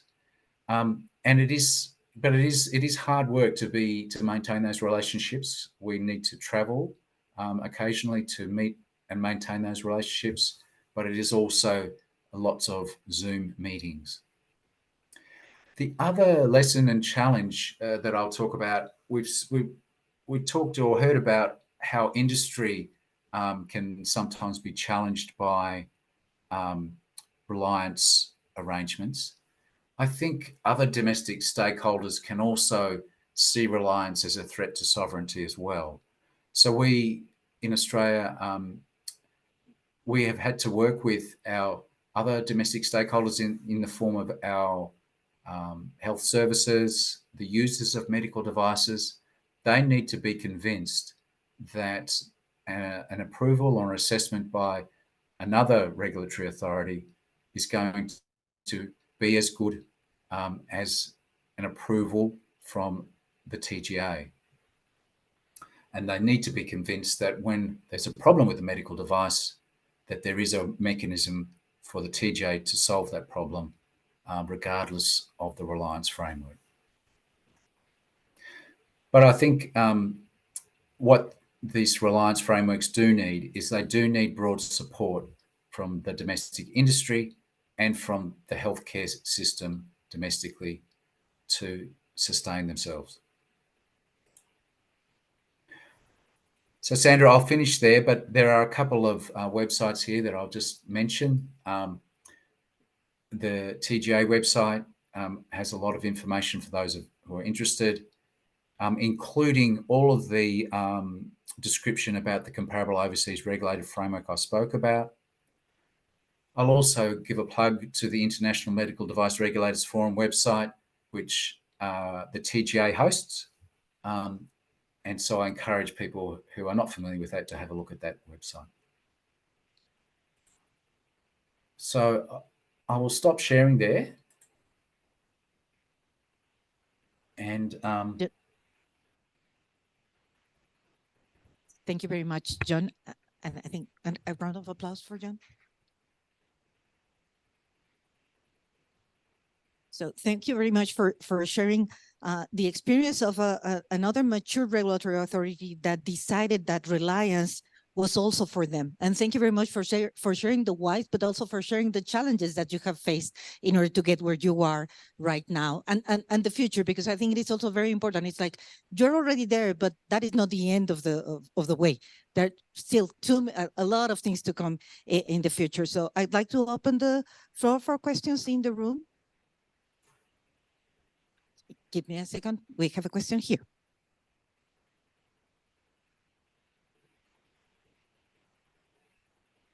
Thank you very much for your presentation.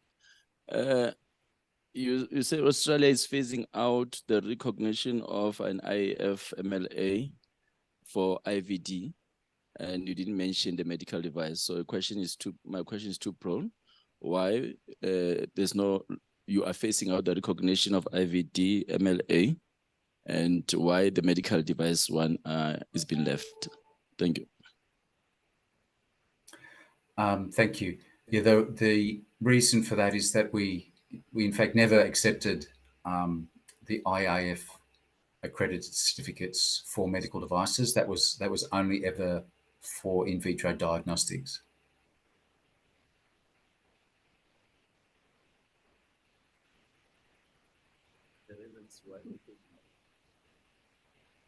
I'm saying the reason for not recognizing that for IVDs. Oh, okay. So why did we stop recognizing them? Because we've just spoken about the importance of a relationship with a regulatory authority. It's because there is no involvement of a regulatory authority in that IAF framework. As opposed to the real strengths of, for instance, of the MDSAP program, is that it is run by regulators. So our preference is for those manufacturers to move their certification to a framework like MDSAP, where not only can we have the confidence that regulators are involved, but in fact, we'll have more confidence that we have some leverage, that we have some involvement in the shaping of the program, and also in what those audits, how they're conducted, and what those certifications mean. So that's really the reason. This change was a long time coming. We foreshadowed this with manufacturers for many years. And so this is a culmination of work to arrive at that point, and also to feel confident that there are alternatives in place for those manufacturers to obtain different form of certification. Bearing in mind, this is not, we're still very much supportive of the standard ISO 13485. So I hope nobody interprets that as us moving away from ISO 13485 as the quality management system standard. We are very much still behind ISO 13485. This is really about the nature of the auditing organisation, the confidence we have in the competency of those auditors, and the framework in which those audits happen. I hope that's answered the question. Yes, it did. Thank you very much, John. So with these, we really appreciate your sharing. And now I'm going to be welcoming Dr. Mathibe to share SAHPRA's perspective in regards of reliance.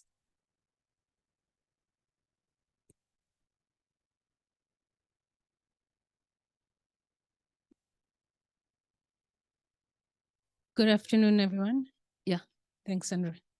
I hope everyone is, it's been 3 days of information uploading and might be a lot, but we just have a few hours to go.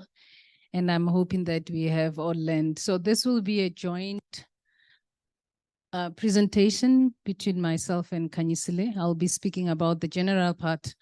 We have done a lot of reliance during COVID, and Kanyisile was one of the prominent person within the organization that was working on. So I said, I'm not going to take ownership of that work that was done. So she'll present on that part. So yeah. So I have, okay, I'm tall enough. So if I may remove this before I fall. You know, I have missed a little bit of the morning session because I have to be somewhere, but what I have heard from Augusto and a colleague from TGA, it summarizes, you know, the reliance. So I thought, you know, with this presentation, we'll focus on South Africa, what we have done and what we intend to do, you know, regarding reliance. And we have received a number of questions. We have published previously on our guidelines that we are going to do reliance in our medical device establishment. You know, it's there in our guideline that's been on our website for some time. So maybe perhaps we need to speak to that.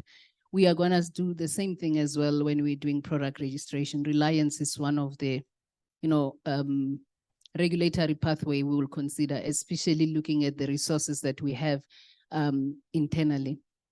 So if you look at the summary, because the slides for me speaks in totality on reliance, you know, we're looking at, I spoke on the next slides about information sharing, work sharing, reliance and recognition. So this slide for me summarizes everything that we have been speaking to since on Tuesday. So if you look at the registration pathways that we're looking into in South Africa, firstly, we look at our industry makeup as a country. We have both local manufacturers. I was actually looking at, and I think I've mentioned it on Tuesday, if you look at most African countries, South Africa and I think Egypt are one of the countries that have more local manufacturers as compared to any other African countries. So when we are making a decision on the regulatory pathway, we have to think of local manufacturer, importers in our country. And we also have to think about the wholesaler, which even though they're not going to do product registration, but I'll focus on importers as well as local manufacturers.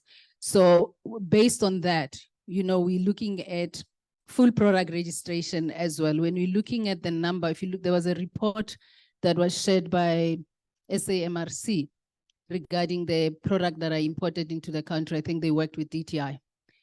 The products that are coming into the country, they're not only coming from Europe, they're also coming from countries that we are not relying on. If you're looking at the MIDRF, because we are using the MIDRF platforms to select NRAs that we are relying on. There are products that are coming from China. There are products that are coming from India that are hitting our shores. So we need to ask ourselves a question, how are we going to do market authorization on those products that are coming into our country? So hence I put it that full product registration, full review, as well as reliance, because we have to take that into consideration because they're already in the market. We can't remove it. Patients needs it to use those products. So on the reliance, we are using, we selected the following pathway, the WHO PQ. You know, we're looking at the in vitro diagnostics that they have already PQ'd. So we are relying on that. We're not And then we're looking at the WHO SRA. It's one of the facilitated abridged pathway that WHO has introduced. So they are looking at the SRA. If you're looking at MIDRF, Stringent Regulatory Authority, WHO is also looking into reviewing that. And then as countries, we're also adopting it. And if you're looking at the SRA, it's other products that are not, where WHO has not done an expression of interest for WHO PQ. For example, they are not your HIV product. They are not your malaria product that usually the WHO are looking at. It's other product that were not part of the WHO PQ. We're also looking at joint review, and I think I've mentioned it. You know, it's one of the things that we're looking at from the AMDF perspective, looking at other NRA. How can we work together? You know, doing a joint review of products and to make it quicker, you know, to put the product into the market. So those are one of the areas that we are focusing on. We have done one in Tanzania about 3 weeks ago, and we want to continue looking at the feasibility of using joint review across the continent.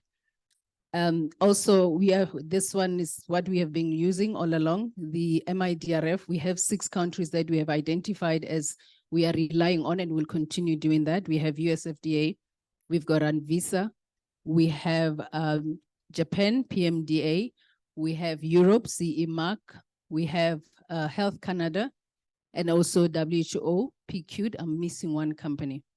I think TGA, I hope I'm not repeating it, but it's 6 companies that, 6 countries, sorry, that we are relying on, including WHO, PQ.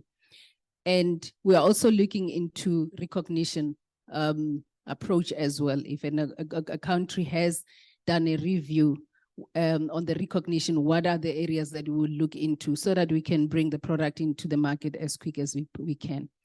And also looking at the collaborative registration process that is now being led by the WHO.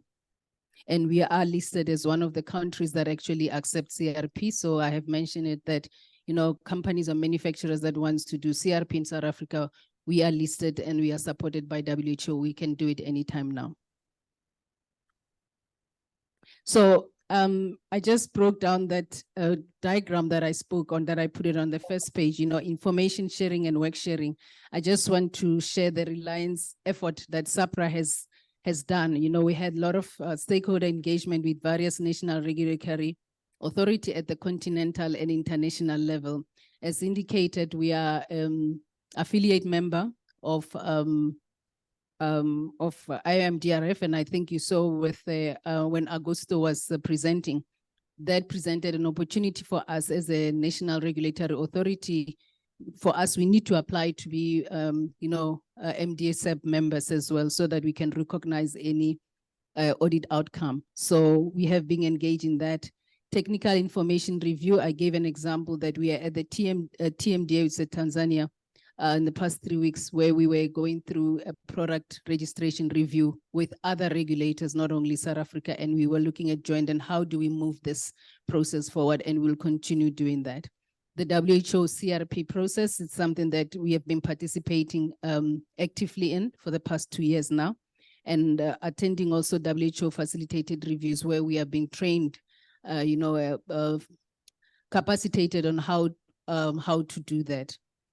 And furthermore, information sharing and work sharing. You know, this is one of the workshops that we have been sharing information with industry and also learning from other national regulatory authority, especially the authority that has already implemented the various Reliance methods. So that helps us a lot.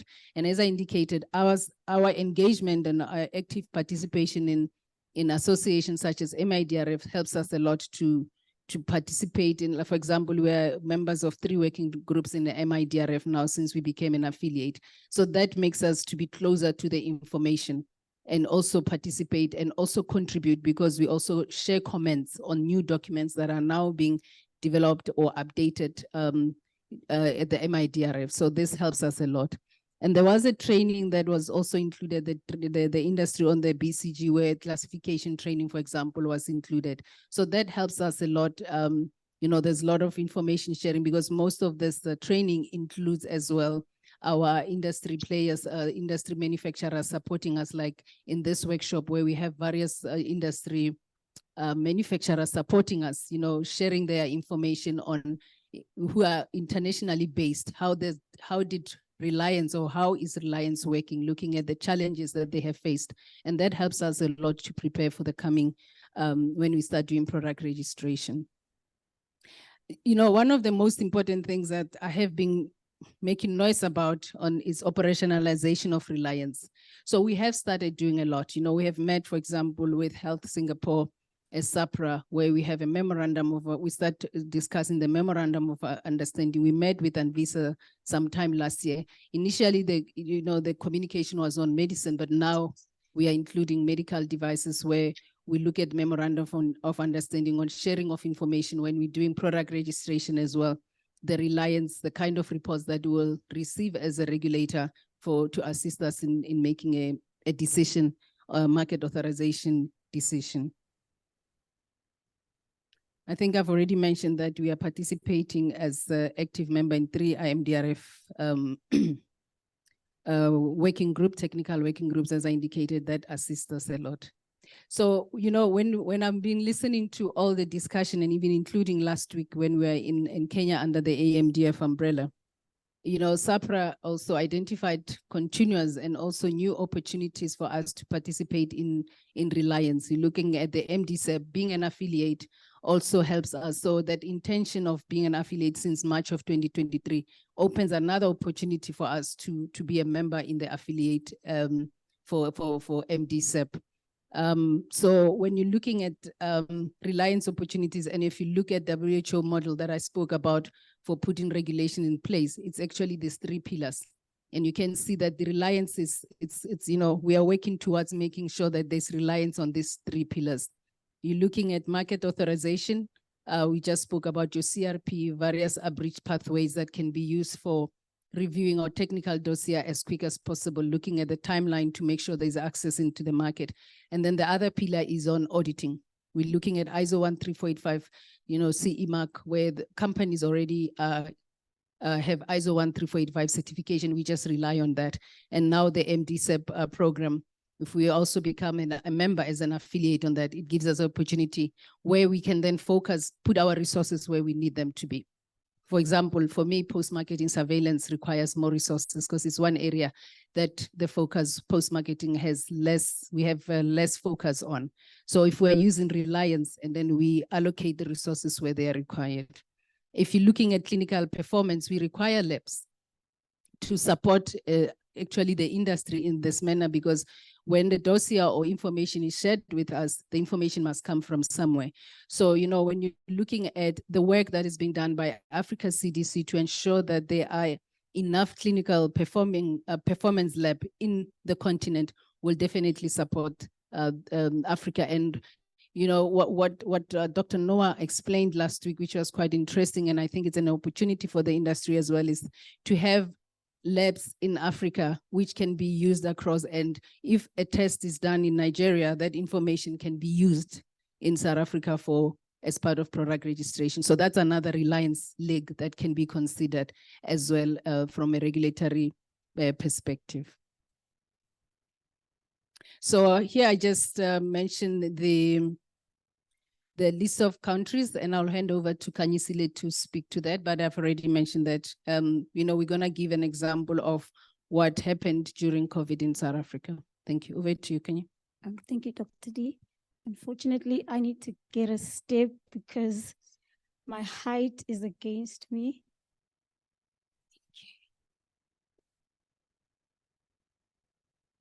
Okay.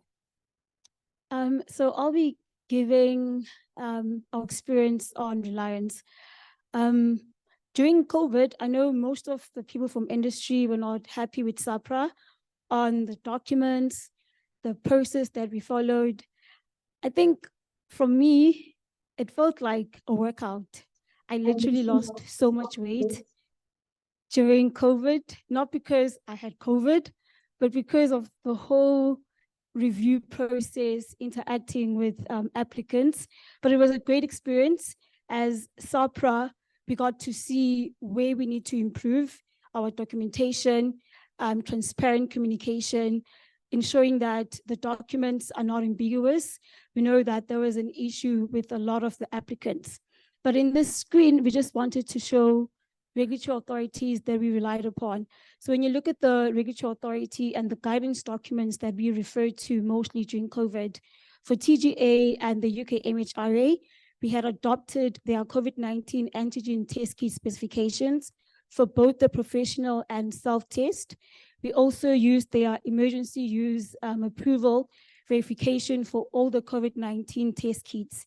And with WHO, we had adopted their COVID-19 antibody and molecular test kit specification, and also verified using the list that they had published of all the listed IVD for COVID-19 that were approved by the IMDRF regulatory authorities. I must say that list was very comprehensive because it had the specifications from the different countries, and it'll say whether the test kit, what was the limit, if it was sensitivity 98, specificity 100%, it'll have all that information, which made it easier for both SAHPRA and also the applicant when they're submitting the documentation.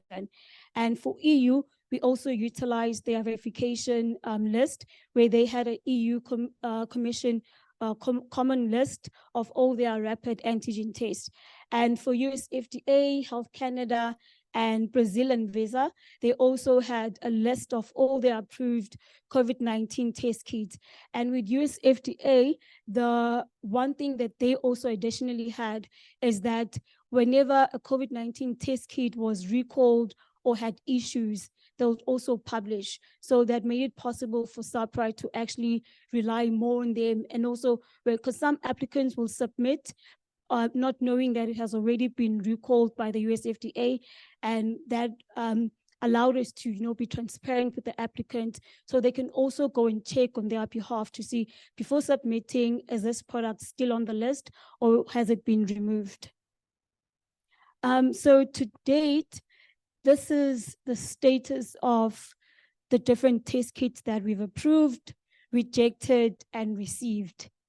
And I've highlighted the rejected, and I want you to compare the rejected against the received and the approved. So we'll start with the antigen professional test kits. We approved 90 and rejected 84. And many of you are probably asking, we use Reliance, why were we rejecting when we used Reliance? And I'll get into the gist of things on why some of the applications were rejected. And this is one of the lessons that, as SAHPRA, and also hoping that the applicants have learned on how does Reliance work, and also something that in our own documents we can be clear on when we say we are relying on the EU. What types of documents are we looking for? It's yesterday in terms of classification, it was stated that it becomes a barrier when the classifications are different. And now the applicant is not sure on the extent and comprehensiveness of documentation to submit. For COVID-19 test kits, it was a high-risk product, but in some other countries it wasn't. So the manufacturer would have submitted less documentation in their own country, but now as SAHPRA, we required more, and hence the communication and transparency comes in. With our documents, most applicants thought if it's written, if the product was approved by EU, it meant you don't submit a technical dossier with clinical specification, with cross-reactivity. But however, we were expecting that in order for us to do the review. And I guess that's where, again, the transparency and communication comes in.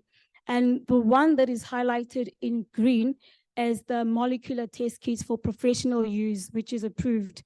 And that is one where Reliance was totally used. When the molecular test kit was approved by another regulator, we did not request for additional documents such as your technical dossier. It'll go through and you get an approval. There was no performance evaluation if it has already been approved by one of our recognized jurisdiction. And this is where also communication and transparency comes in. And as you can see, it has the most number of approvals. And this was also due to having them being approved by the regulators, and also SAHPRA knowing that the performance evaluation has already been done by the other regulator. And I just wanted to list a few hurdles, and this goes back to our rejection. The main thing was incomplete documentation, and it also goes back to the different risk classification and also communication throughout our documents. Most of the importers, some of them, well, mainly with COVID, it is companies who have never submitted a technical dossier. We all know that we had quite a lot of fly-by-nights companies during COVID. I mean, everyone is looking at me seriously, but can we agree? But yes, so the documents were incorrect, the information and the product label was very incorrect. The technical dossier and IFD was not matching in terms of performance. You'll find that the clinical specification document says sensitivity is 90, but the IFU has 70. So it was just minor things that were not matching, and stability documents not being submitted, the raw data matching. There is also something that SAHPRA, one lesson learned is to say, you need to explain, when you say technical dossier, do you mean also the raw data? Our committee was requesting that, and that was not explicitly written in our communication documents. And then also the emergency use authorization. Some companies did not understand in terms of what do we mean by emergency use authorization, and they were submitting free sale certificates. And I think having that being cleared in our documentation is something that we have learned to say when registration starts, also ensure that you provide clear definitions on the different documentation that you require. The difference in the performance of the imported test kits during performance evaluation, you'd be shocked to find out how many test kits that were approved by the committee, sent for performance evaluation, ended up failing. So the performance was not matching what was on paper. And that is something that we know industry was not happy with, to say, why were we doing performance evaluation? But something to also consider is that SAHPRA does not work in isolation. We have the National Department of Health that we also need to work in collaboration with. And this was something that they wanted from us. And access to verification databases of some of the submitted emergency use authorization. For some countries that are not one of our recognized jurisdiction, the applicants would submit and they'll request us to go in the database to check. However, it was impossible for us to find some of those databases and also verify with the other regulators. And I think if we had the means, like Dr. D has said, having MOUs in place, having agreements in place would have made it easier, where if we had more countries that we relied on, we would have had more COVID-19 test kits in access in South Africa. And also communication with other regulatory authorities. It was not easily available. Everybody was dealing with the pandemic, and that we truly understand. And we are the small dogs, so nobody was focusing on South Africa, and we truly understand. But going forward with registration, it's something that now that we are part of the IMGRF, to ensure that we communicate with other regulators on our needs and ask for assistance where assistance is needed. Oh, sorry. And in terms of the victories, as small as our medical device team is, we're still able to approve quite a number of COVID-19 test kits. I mean, the unit only had 2 people at that time, and we actually did something, even though to another person, it seems like you didn't actually do a lot, but we have to actually clap for SAHPRA. We did our best during that pandemic. We learned a number of lessons to ensure that going forward for registration, we know where our blind side is. We reduced duplication of effort, especially with the molecular test kits, and also ensured that we promote timely access to safe and quality assured medical products. And the lesson learned in terms of this pandemic was the importance of readiness and preparedness. We have to say that the pandemic caught us all by shock, and SAHPRA was not ready. I mean, for one, the submissions of applications were physical, and now come the pandemic, we had to immediately set up an email address, and we were not even ready for that. The applications came in flocking. We'd miss some applications, and which is why it goes back to also say that preparedness, when we do start registration, how prepared is SAHPRA? Is there an online system that will ensure that we don't miss any applications, that will ensure that things are done accordingly and regulatory decisions are made accordingly? And it's critical to ensure that the development, review, and authorization and approval process is as open and transparent. Most of the industry felt that we were not transparent, we were not open, and that is also a lesson that we'll take to say, but when the decisions to have a committee, how does the committee make decisions to ensure that we are as open as possible on the different spheres of approval, the regulatory-based decision, how will that be made? Dr. D mentioned that there will be different pathways, and that is where transparency starts on what are the pathways that SAHPRA will be having. From then on, we dig in to say, how is the decision going to be made? And also ensuring collaboration between stakeholders. SAHPRA cannot regulate alone, or else we'll be regulating nobody. We need to work hand in hand with stakeholders, be it manufacturers, importers, be it the performance labs, be it DTI. We all have a role to play. And the importance of focusing on risk assessment, integrating and managing information was something that we also learned. And most importantly, communicating with the public. That was one of the greatest lessons that we learned, to ensure that there's open communication. If we keep things within the unit, then people out there won't know where exactly are we going. They won't understand the purpose, of registering their product. And I'd like to say, throughout the entire COVID-19 process, there were key lessons that were learned. And come registration, I hope that industry is willing to work hand in hand with SAHPRA, because we're excited. I don't know about you, but we're excited, scared, but excited. But thank you all.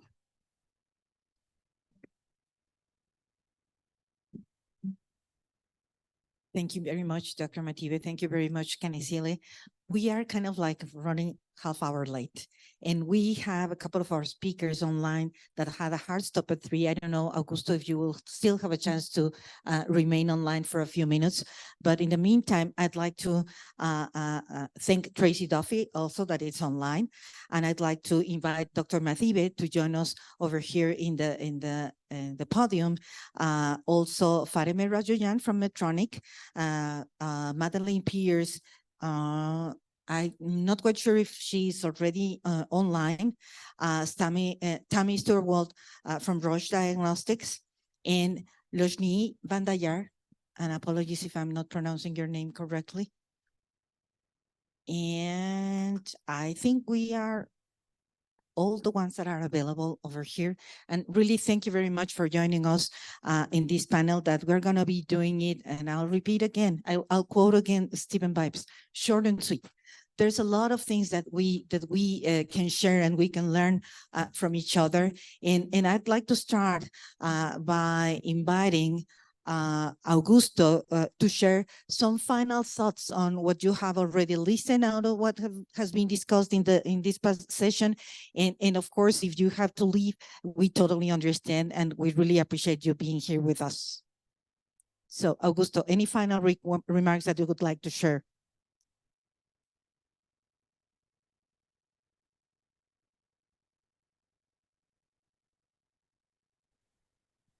We're checking if he's still online, sorry. Okay, while we do that, then probably I'll invite also Tracy. We know that it is late in the evening for you, so we also appreciate you staying there. So for what you have heard and for what you have shared, are there any final remarks, comments that you would like to share with the audience? Sandra, sorry, I didn't hear that. Are you able to repeat what you just said? I'm very sorry. Yes, sure. No, sure. Thank you very much, Tracy. I had a problem, maybe because my camera was on. Do you need my camera to go off, or is it okay? Yes, thank you very much. So the idea was, if you had some closing comments, remarks in regards of the implementation of Reliance, and I know you have been very attentive to the first sessions. So out of what you have listened, if there are thoughts, recommendations that you would like to share with our audience. I think the audience is at a really exciting time for looking at global changes going on. And I think what we've heard today and what we've heard over the last probably year or so, and I think COVID was highlighting this very significantly, is we're all here together. We are all trying to do the right thing in relation to patients. We're all have the same goals, and so it makes sense that where possible we should be trying to find ways to harmonize and to collaborate and to help each other. It's finding the mechanisms that are right and fit for purpose for every different regulator, and it's going to be different across regulators. So finding the right balance and finding the right mechanism is really important, and reaching out and having ongoing conversations with people and sharing information just like you are today. So I commend you in coming together, and I look forward to seeing the next 12 to 18 months as all regulators around the world try and work together for the greater good for patients and medical devices coming into the systems. I don't think regulators today can operate in isolation of each other. And the growing increase in use of technology and software and AI is going to force us to come together and be more connected, just like the medical device industry is. So I think that the more opportunities we can come together to help and support each other, it'll only bring more benefits to everyone. Thank you. Thank you very much, Tracy. And now I'd like to open the floor for the industry representatives. We have heard a lot of good news from the regulators, the last one being SAHPRA, on how you're dealing, how are you approaching reliance. So if I'd like to for us to start listening a little bit from the industry. So probably I could get started with our local representatives. So Loshni, and that is representing SALDA in this panel. I'd like to learn, how do you see as industry in the IVDs area, the implementation of reliance? Do you see that there are benefits out of implementing reliance? Do you see challenges for implementing reliance? How, as IVD industry association, you're approaching reliance? Thank you, Sandra. Can you guys hear me? Okay, great. Well, I think any regulatory person is going to be very happy about reliance, because it means they have a lot less work to do, a lot less documentation to compile. But definitely, as industry, it is a positive for us. It is an advantage. It helps us in terms of how quickly our innovative products can reach the market, accelerating patient access to new technologies, and definitely, I would say, making any regulatory pathway into a country abridged, shortened, and abbreviated. Thank you very much, Rajni. And I'd like to learn also from the global perspective. We have representatives here from two huge global companies, one on the IVDs area and the other one in the rest of medical devices. So Tammy, if you can share with us. Yeah, so yeah, I think, I agree with my colleague here. I think that reliance has been a very positive development, because being somebody who grew up in the quality side of the organization, when you're meeting requirements for 56, 60 different countries, that builds a lot of complexity into your regulatory process. And those of you who can relate to that know that the more complexity that you build into your process, the more errors that can occur. And as manufacturers, we're very committed to designing, developing, maintaining the quality and control of these products. So reliance has been, I would say, another catalyst to drive the convergence between all the different countries. And that helps us make sure that we have a simplified and streamlined quality management system from a global manufacturing perspective, so that it is repeatable and it is predictable and it is controllable. So I agree with the points that you said. It of course accelerates the access to patients. It helps simplify the process and allows it to be repeatable. My two colleagues said it all, but if I could just highlight a few points, and that is to Tammy's point, I don't remember who said that. I think it was the CEO of Visa many years ago who said, complicated rules lead to stupid behaviors. So, and it's really true. And I can tell you, the less complication we can bring to the table, the more simplified the processes could be, the less we can reduce the chance of error. So that's really important. And then another thing that really stuck out with me when I was a regulator years ago is I learned that good policy should benefit all stakeholders. And I think Reliance is one of those examples that if it's implemented correctly, it will benefit truly all stakeholders, not just our regulators, because it removes the regulatory redundancies, it helps with capacity building, but also the manufacturers. We talked about that. Tammy just noted, my colleague just noted, and then also the patients, right? They would have expedited access to innovative products, because the last thing you want is to be in a country or in a region that the regulatory system doesn't support bringing that device to the market. I mean, again, going back to the slide that I had, was it yesterday? Where it showed, in your sort of following market can take 2 to 5 years. So if you could reduce that to 30 to 60 days, imagine how wonderful that could be, because we are all, at the end of the day, we could also be patients and our loved ones could be patients. So just putting ourselves in the place of other stakeholders is also important. Thank you. Thank you, Fatima. Dr. Mathibe, any reaction to the comments that you have heard from the industry representatives here today? Thank you very much, Sandra, and thanks to the colleagues. And I think, our presentation was to show the intention, and having this workshop with the industry, it also shows the intention. We are looking forward to start product registration, and one of the pathways that we are looking forward to is Reliance, and we are looking further forward to working with the industry on this. And we are aware that it's a journey. We understand that we have not done any product registration, including Reliance. So we are in a position where we're working together with the industry on a new thing. We had an opportunity with COVID, but now it's going to be in all different products. So that's the intention of SAHPRA, to use Reliance as much as possible. And as I've indicated, so that we can allocate our resources where they will also look at risk benefits, post-marketing surveillance. So I totally agree.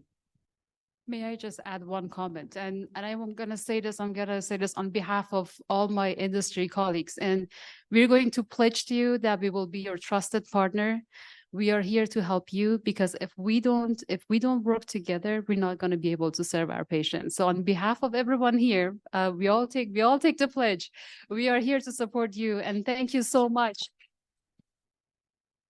for your openness and collaboratively.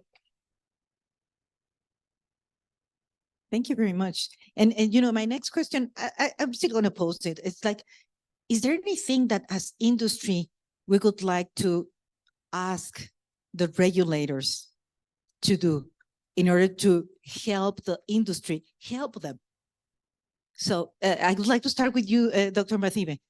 Sorry. I mean, to start, if we can start asking the question to Dr. Mathibe, sorry. Oh, okay, I got it. You want industry? Okay. Yeah. What is the ask? I'm with you. Yeah. Well, I mean, I guess I would just pose the suggestion of the pilots, right? I think that there isn't necessarily anything simple about implementing a new regulatory process, because at the end of the day, the safety of the patient is at risk. And so a pilot allows us to walk through submissions, to learn from each other, to make adjustments before the regulation perhaps is in place or before changes are made. So I think a pilot is good. I think open forums are good.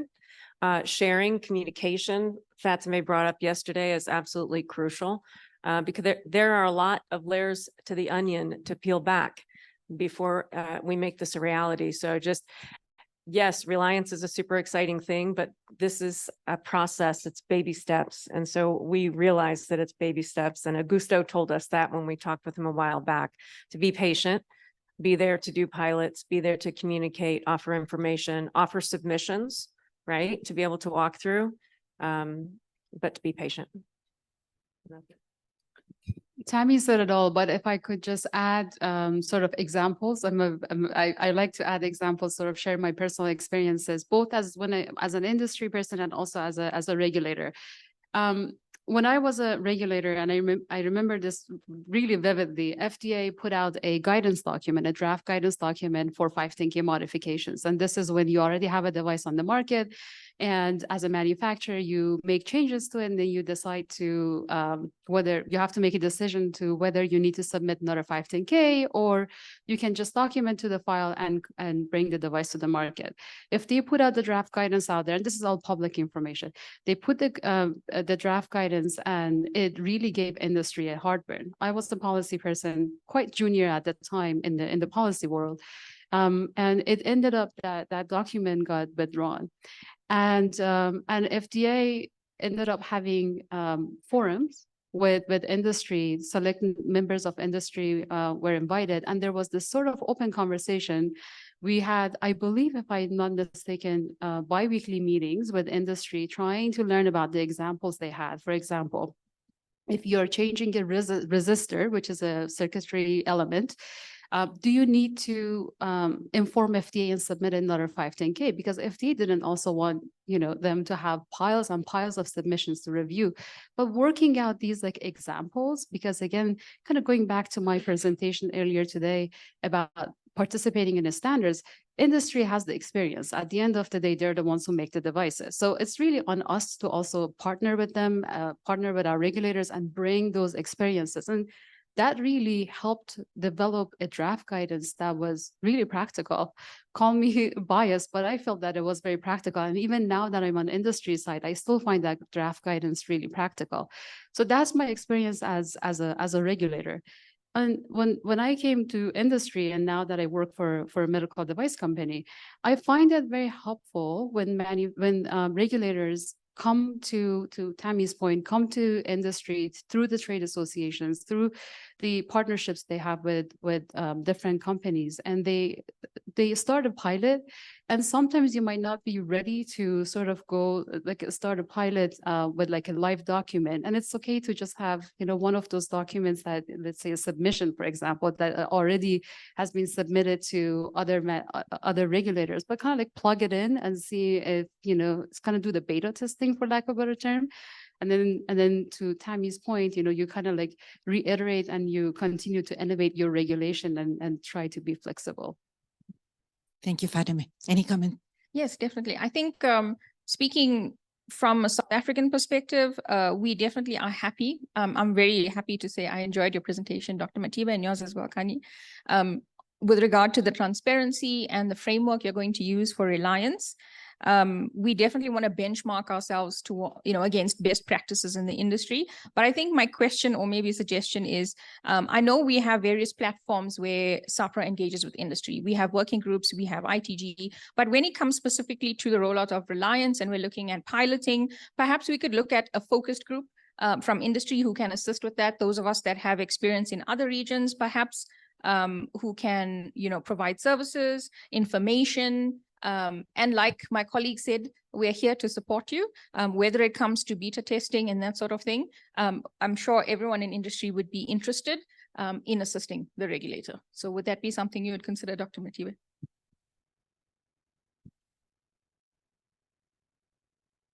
Thank you very much for that point raised. And I wrote here, I would like to see or understand how it looks like. Because when you know how it looks like, then we know how to move forward from it. So it's something open-mindedly. So need to understand what do you mean? It's where we sit down and say, when we're looking at focus groups, because we also have to be open in the transparency part. How did we come to a focus group, and how did we leave the other industry members out? So it's one thing that we consciously have to be aware of, that, SAHPRA is not only focusing on talking to association. There are other members that are not part of the association. So if the focus group, for me, it's clear on how it looks like, and it's inclusive. It can be 5 people, but they're representing the whole industry. It's inclusive. I'm open to understanding how it looks like. Thank Yeah, you. definitely. I think my premise was that it would not just be like trade associations, for example, but anyone who would be interested in industry to assist with this sort of process. And probably I can get here the trade associations and the industry representatives in the room to commit to put together a proposal, a specific proposal for focus groups, for pilots that can be brought to your attention, and probably you can consider on them, because I totally agree with you. And I really like the emphasis that you put in, okay, how do we operationalize? The theory, wonderful, but how to really turn the theory into reality? So can we all commit to work together and put together these proposals so we can have an actionable item for SAHPRA to evaluate, consider, and through open, transparent communication to turn it into an instrument that we all agree that is going to be adding value to this process? No. So should I take silence as a yes? But we need commitment and show commitment and enthusiasm. Okay, so we have an open item, and we will be following up as USAID representative Daniel Vasquez last week in Kenya. He was saying, we look at the results, we look at how you are doing with the commitments, and that is a critical element for us to continue to get support from USAID in this type of project. So they're going to be watching us.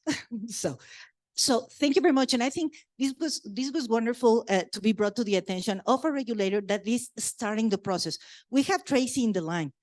Is there anything that you would like to ask to a regulator that has already implemented Reliance? Is there anything that as industry we would like to have them doing to help to advance Reliance? I think Yes, please. I have a quick question.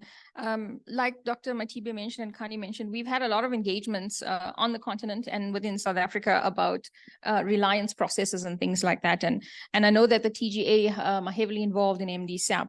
But I think the question I would have to Tracy is, does she have any suggestions maybe of how we could potentially leverage such a program as MDSAP across the African countries, specifically when we're looking at site audits and things like that? What a great question. We're always looking for other regulators who are interested in leveraging MDSAP. And it starts off by potentially being an observer. Being an observer to the MDSAP program is a really good way of getting the foot in the door. And once you have a foot in the door through being an observer, and there's new affiliate memberships now, you can start to access some of the documents and see the real benefits of the MDSAP. So I would encourage any regulator who is interested in having a look at the MDSAP website to see whether or not it's something that you would like to do. Australia and the TGA assumes the chair of the MDSAP Council next year. So I would warmly welcome any regulator who is interested to have a look at our website and our arrangements.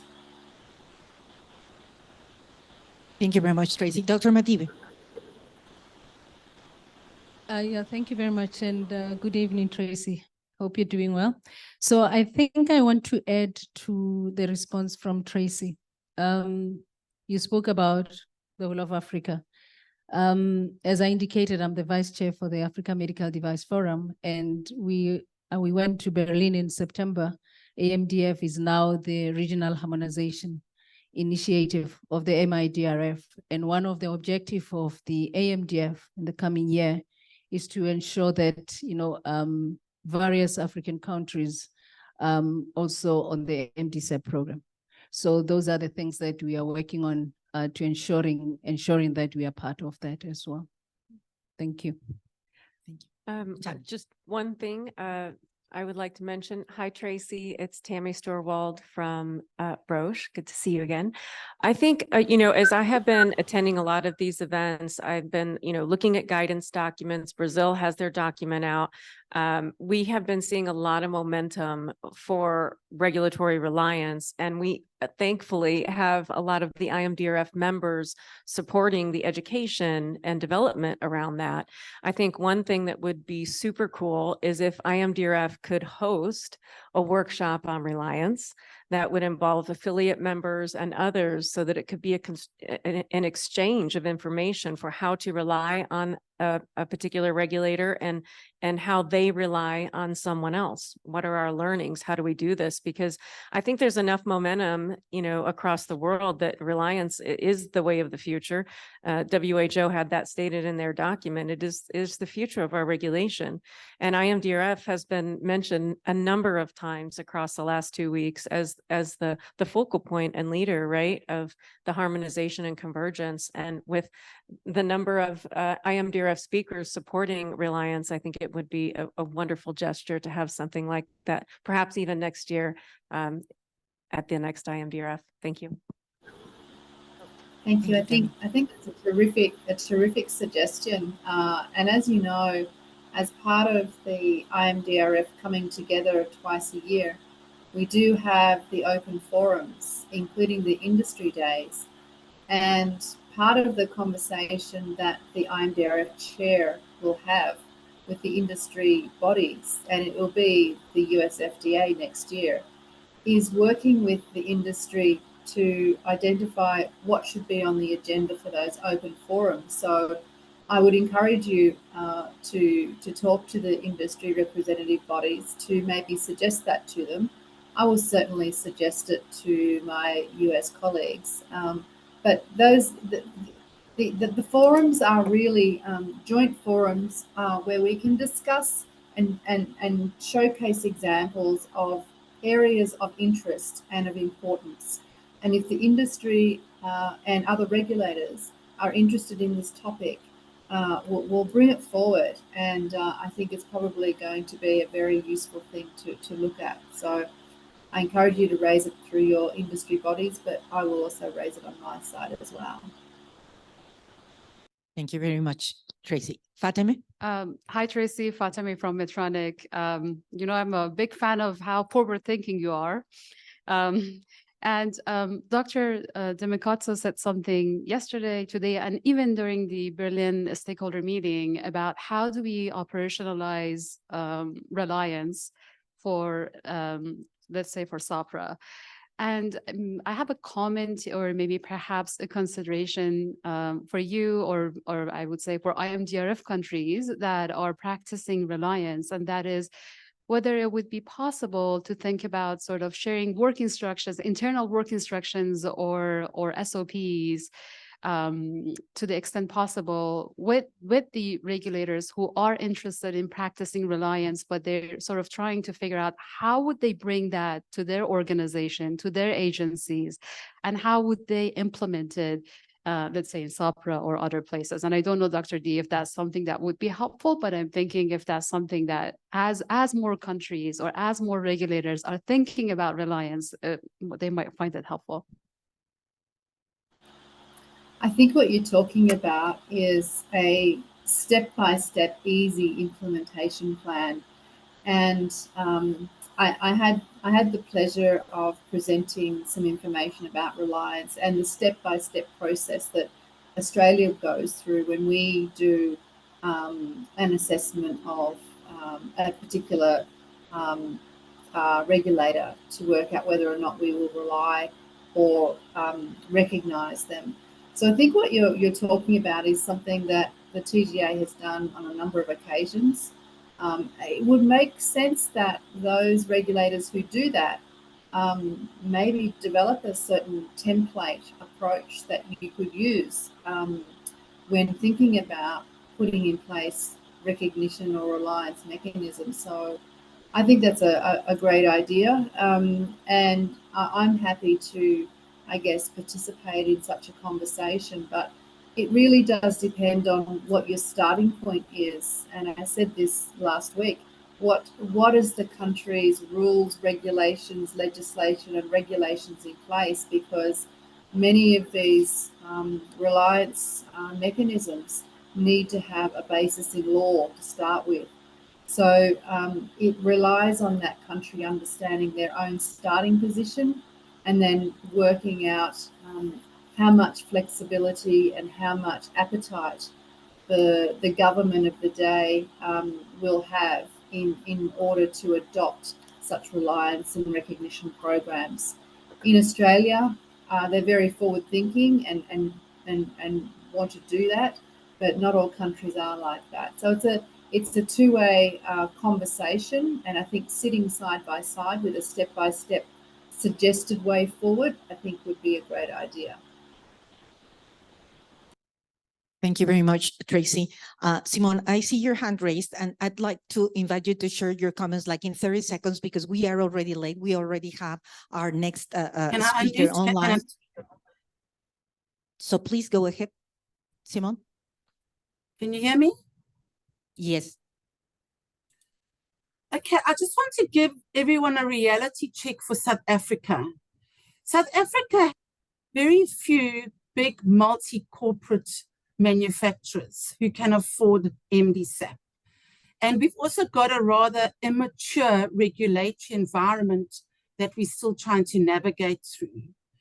So my worry is, can we as local manufacturers, who are mainly small manufacturers, afford the MDSAP is question number one.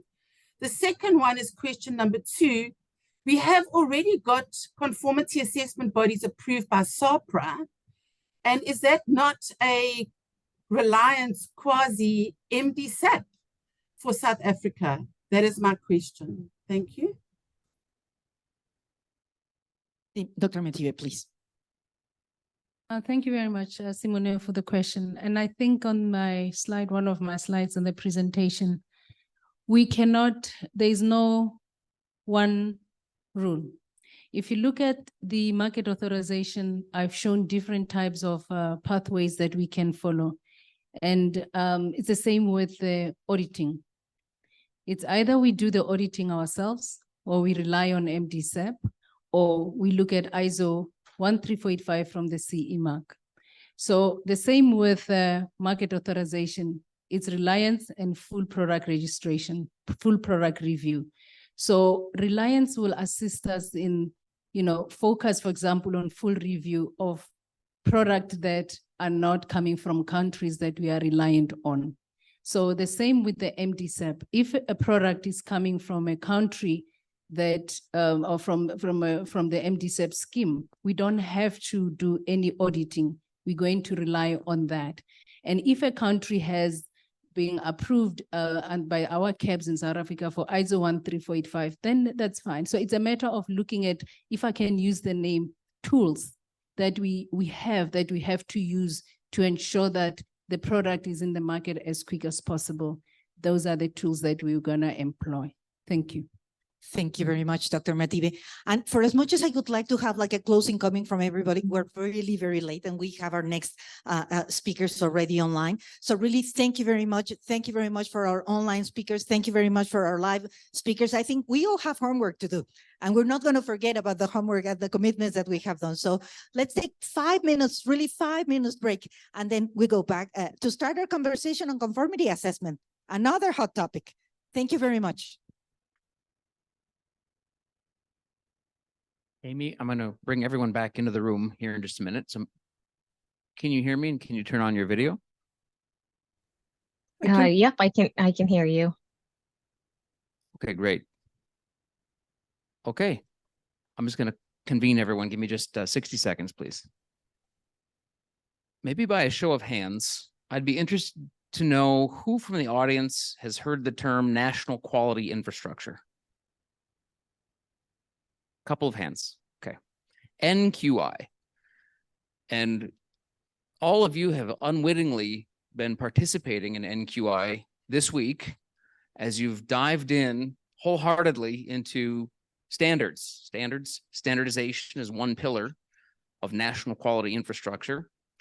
It's joined by conformity assessment, which includes many different pieces and acronyms that we'll talk about here, and also national metrology. We're not going to be talking about national metrology this week, but there's a whole army of invisible elves in every country, in every region, every continent that help maintain the national quality infrastructure. And a lot of what we've been talking about here this week, last week, and under the MDRC project is the global regulatory infrastructure, the soft infrastructure that connects like Legos together with the NQI. And so we're going to be talking now until the end of the day on conformity assessment with two different speakers, starting first with Amy Phelps of the U.S. National Institute of Standards and Technology. Now, Amy is a subject matter expert in conformity assessment, and she's going to be stepping us through kind of the ABCs, the fundamental pieces of conformity assessment. Now, at the risk of dating myself, about 2 decades ago, I was at an international conference on telecom mutual recognition agreement. And there was such a bewildering array of acronyms that were put out that at the break, I sat down with someone from NIST and I said, could you please on this napkin draw out in Venn diagram format the difference between an accreditation body, a conformity assessment body, a testing laboratory, a certification body, an auditing organization, inspection. Please explain to me what is the ISO Conformity Assessment Committee CASCO. Explain to me the conformity assessment toolbox, the ISO IEC standard 17,000, 1750, 1721, 17025, 1765. And Mary Jo DiBernardo, my good colleague, did that for me, and that's kind of rested with me. I probably have that napkin in a folder somewhere. But my understanding has evolved over the decades and across moving from different sectors, but it's very much applicable to the work that we do in the medical technology sector.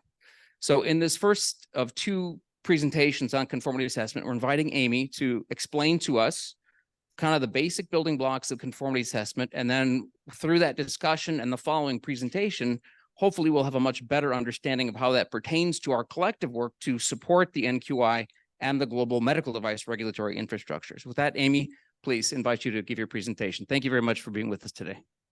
Great. Thank you so much for having me. Again, Amy Phelps from the National Institute of Standards and Technology. I work in a specific office called the Standards Coordination Office, and my specific role is around conformity assessment. So I actually work with the federal government, the US federal agencies, and help them understand conformity assessment and design, develop, and implement conformity assessment systems in their organizations and their agencies for specific regulations. One of them of recent was around medical devices with the FDA. So without further ado, if we go to the next slide.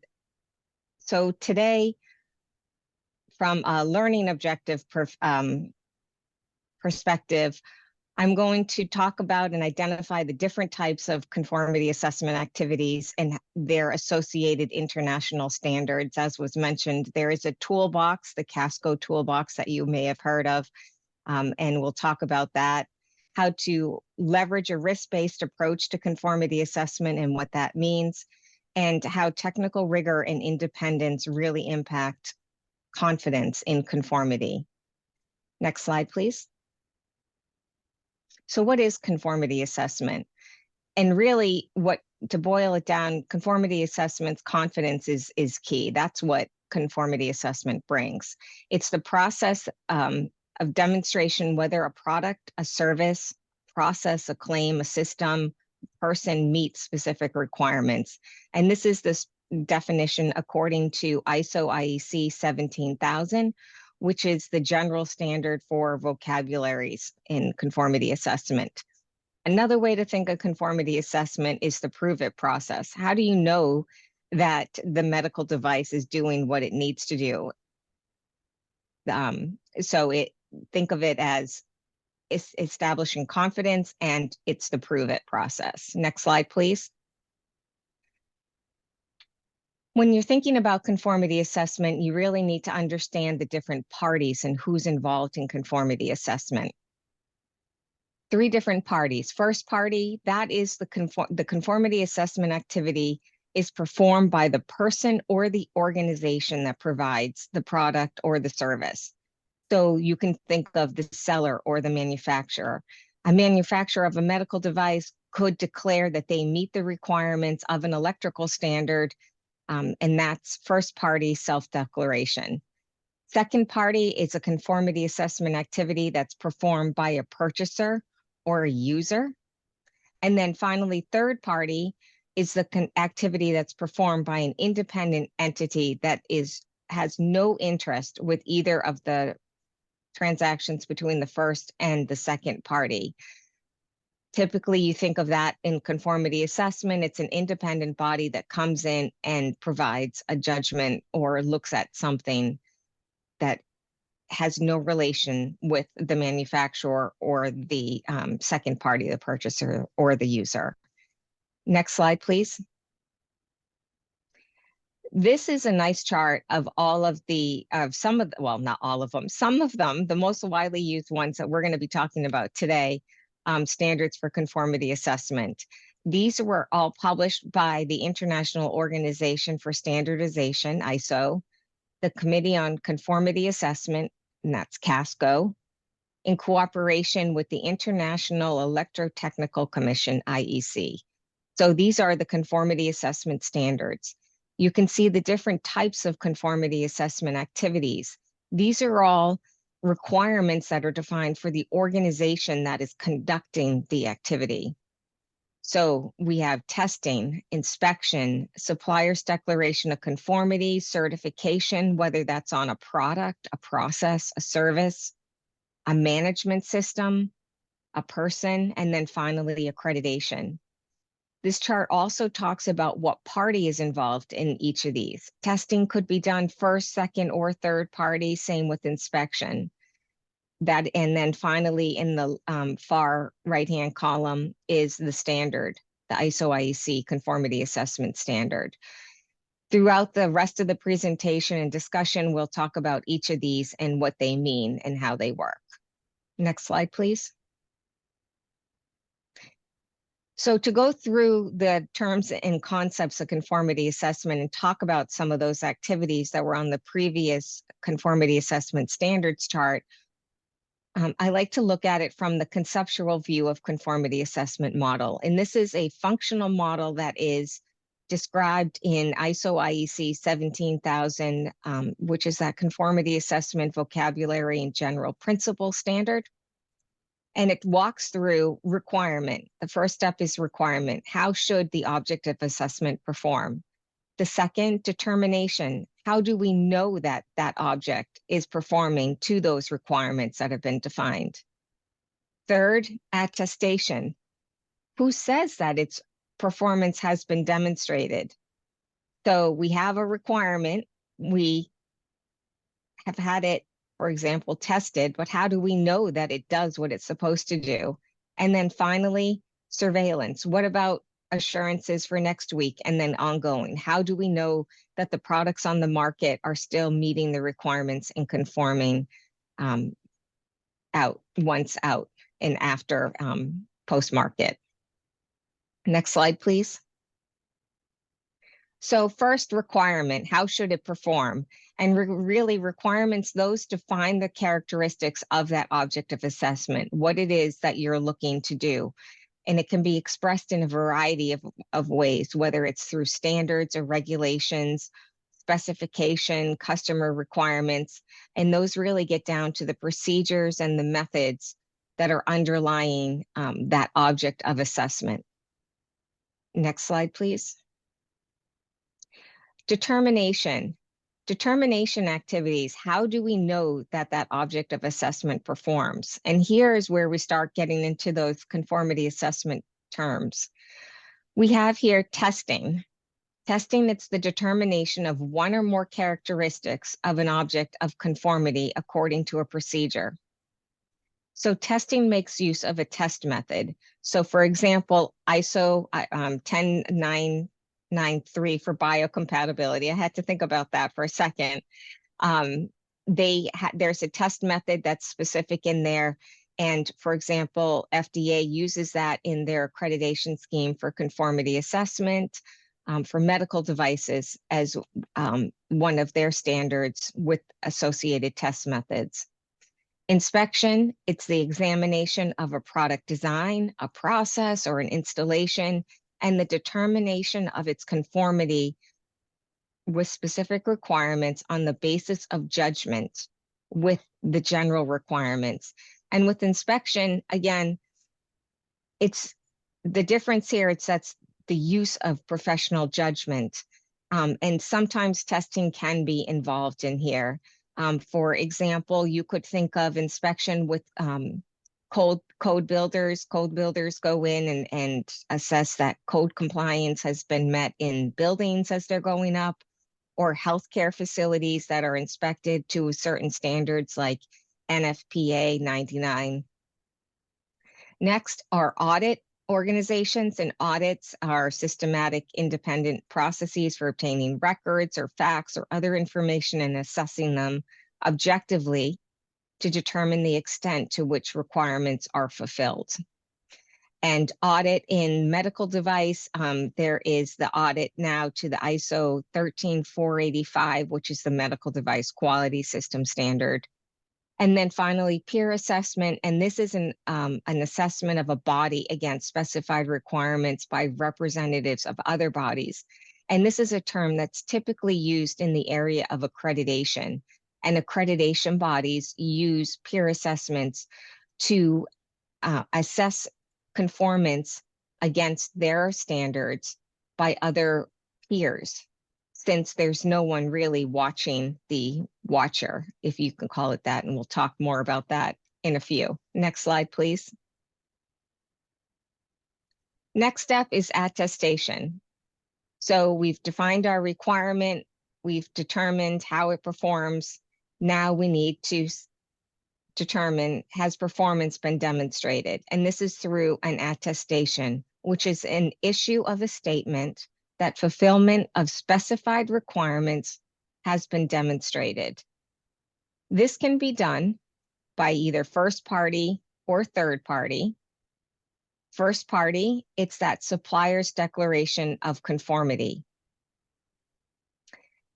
And this is, it's the manufacturer, the seller of the product that's issuing that declaration, indicating that they have met the requirements.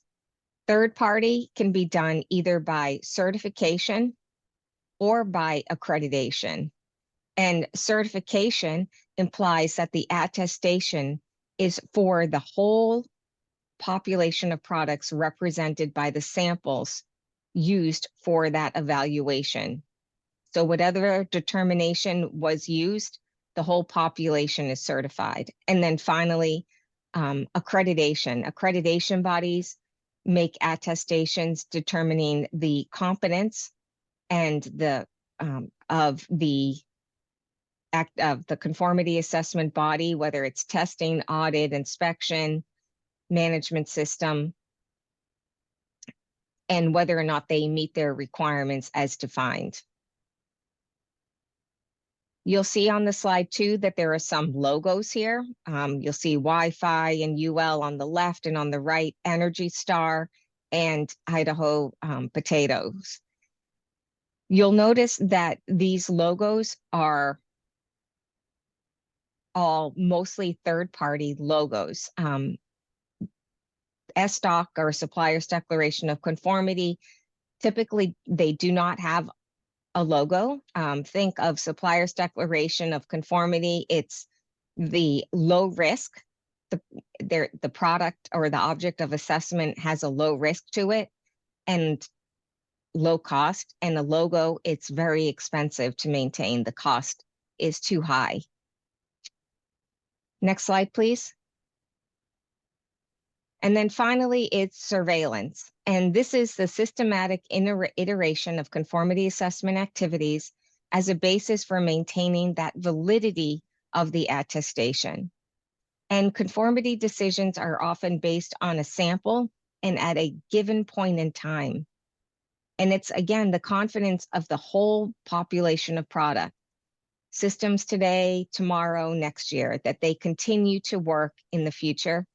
And purchasers, consumers, regulators, they want to understand and ensure that whatever they're putting on the market, their object of assessment, continues to meet those requirements, and certifiers want to know that their attestations are still valid. It goes against their core values and principles. And this can also be done pre or post-market. So surveillance activities can be done in the pre-market or post-market perspective. Next slide, please. Now we get into this scheme owner, and I mentioned the term who is watching the watchers. And this gets into a scheme. And a scheme is, I like to think of it as a program. It really sets out the rules of the conformity assessment system as a whole. And at NIST, we like to work with agencies and define this by looking at a conformity assessment model through a pyramid approach. So at the top of the pyramid is the accreditors. They are accrediting the conformity assessment body, whether that's a certifier or a laboratory, an inspection body. And then finally, those organizations in the middle, those conformity assessment bodies, are conducting determination activities on the object of assessment, for example, medical devices. Over on the side, you can see is the conformity assessment scheme owner. They set, and this is again the program owner, they set the rules of the system at every single level. Next slide. This one, the next slide talks about a system generally for products. And in the middle, so this one has an accreditor at the top. So it's an accreditation body that it is accrediting a certifier, and a laboratory. And those organizations are, the laboratory is testing samples and issuing reports on the object of assessment. And then there is a certifier that is attesting to the conformity of the population of products based on the report and the results of the testing laboratory. In the next slide, I have an example, a specific example, more closely, I think, related to your world, from the FDA accreditation scheme for conformity assessment, or ASCA. And the goal of this program is to improve the efficiency of pre-market review by building confidence in test results from accredited testing laboratories. So in this scheme or program, FDA acts as the scheme owner, and they set the rules of the program at every single level here. They define and oversee the program. They establish additional requirements, specific scheme requirements above and beyond the base ISO IEC conformity assessment standards. And they set the rules and procedures again for approval at all levels. So at the bottom of the pyramid, we have the medical device products characteristics, and that's the scope. And their scope has basic safety and essential performance and biocompatibility, the ISO 10993 and ISO IEC 601 series of standards. Sorry, I'm forgetting my actual standard names. And in the middle, we have our testing laboratories, ISO IEC 17025 and FDA program specific requirements.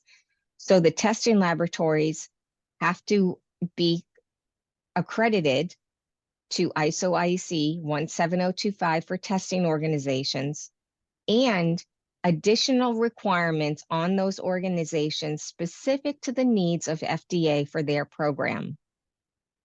And then finally, the accreditation body at the top. And an accreditation body works under ISO IEC 17011, which is the standard for accreditation bodies, and the extra requirements that FDA specified for their accreditation bodies. So again, the accreditation body is accrediting testing laboratories according to ISO IEC 17025 and the additional FDA program requirements. The testing laboratory is conducting testing and producing test reports of specific product characteristics per the defined methods of scope that FDA has selected. And the manufacturer contracts with the testing lab to issue testing and that final testing report to submit to the FDA as part of their approval process. Next slide, please. There are certain factors when you're starting to build a conformity assessment system, and it's really around risk and the rigor. So it's a balance between the risks associated with non-compliance, and those risks need to be proportional to the rigor of the system. You don't want to over-design a system that is too costly, but you don't want to under-design a system that reduces confidence in the marketplace. And the marketplace consequences, regulatory penalties, and recall processes can allow less rigor in conformity assessment. So more effective conformity assessment rigor or marketplace consequences and penalties can help with those risks. And again, these factors are defined further in 2 documents, which I'll have listed further in the presentation as well. The ABCs of conformity assessment and conformity assessment considerations for federal agencies. And always remember, one size does not fit all, especially when I think we look at the next slide. Next slide, please. Or it's the next slide after this, I'm sorry. No, well, we can go to the next one, but this one's great to start with. No, sorry. This one's great. Flexibility to address confidence. So this is just example model. So one size here, it doesn't fit all. Again, when you have low risk, you don't need a lot of confidence. That's when we start using and seeing supplier's declaration of conformity. But as the risk starts to increase and your confidence is increasing too, depending on whatever the object of assessment is, then you start adding more and more conformity assessment activities. So there you may need accreditation and certification and specific determination activities for that object to give you the confidence that it's going to conform and that the product is going to meet whatever a goal of that is. Next slide, please.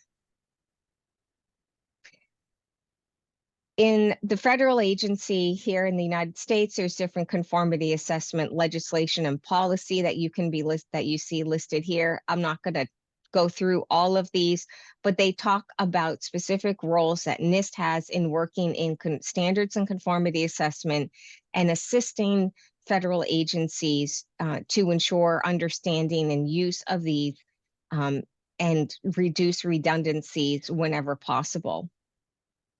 Certain policies are the National Technology Transfer and Advancement Act, OMB Circular A119, the WTO Technical Barrier to Trade Agreements, and other legislation focused on this specific topic. And different themes that are up in that continually arise in each of these legislations and policies is that agencies should first consider using industry standards, such as conformity assessment standards, whenever possible.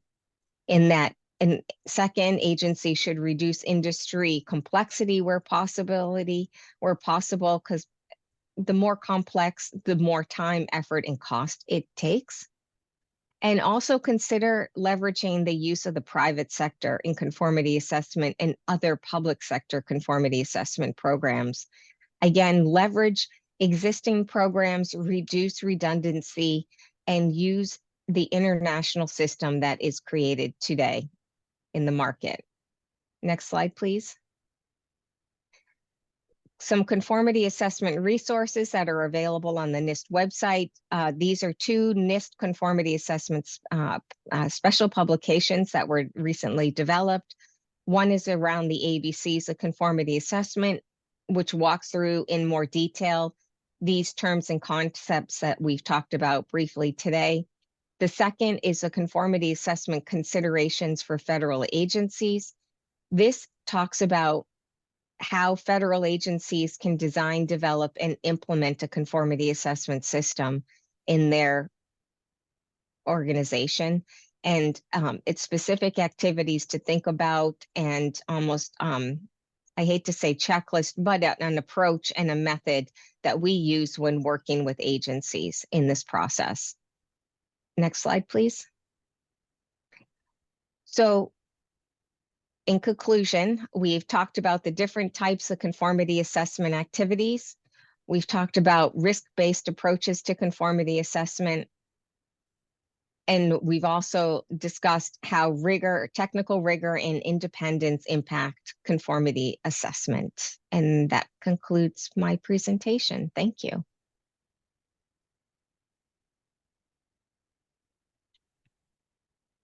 Thank you very much, Amy. We don't have any questions online. I do want to go to questions in the room, but I want to just start maybe connecting some of your points with the presentations that were made earlier in the week on foundational good regulatory practices. The foundational, say the cornerstone of good regulatory practice policy in the United States is the Administrative Procedure Act, the APA. And that was born in around the 1930s when the U.S. government was expanding without bound, and there was the recognized need for there to be some mechanism to control, have some uniformity in how rulemaking was conducted across the whole of the U.S. government, and that has expanded over the course of the past century. And now you have policies like the one that Amy mentioned, both NTTAA with Public Law 104-113. Also the Office of Management and Budget Administrative Circular A119, where back in the 1980s, different ministries, departments of the US government were developing all types of ministry-specific technical specifications, and it was driving up the cost of procurement. So those two policies were enacted, both the law and the administrative circular, to help really reinforce the need and the mandate on U.S. government agencies to rely upon voluntary consensus standards and conformity assessment, really asking the agencies to ask the question, why would you do something in a silo, given the alternative of being able to do this in conjunction with the global private sector and trading partners? And those two policies have been very helpful in guiding different U.S. government agencies and the private sector in prioritizing the use of standards and conformity assessment. So thank you very much, Amy, for the presentation. Any questions in the room? There must be some. That was a volume of information that we covered.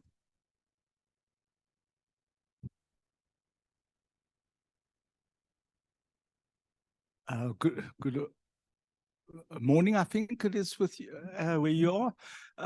So you touched on a really interesting point there, and which caught my eye, and that's the difference between ISO 17021 and ISO 17011, which is, so the one is for certification bodies and the other one is for accreditation bodies. And I see the FDA uses 17011, which is something that I've not come across before.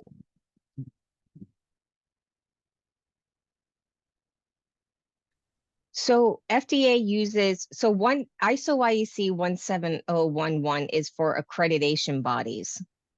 And ISO IEC 17021, that's for a management system, and that's more of a certification system. So they're looking at two different types of activities.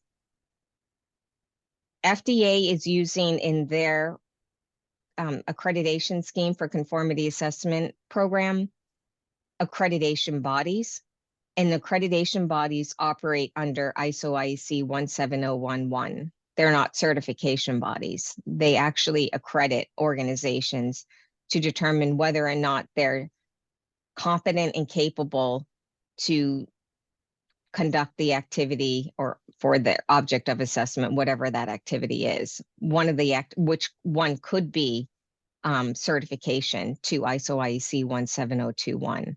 Does that answer your question?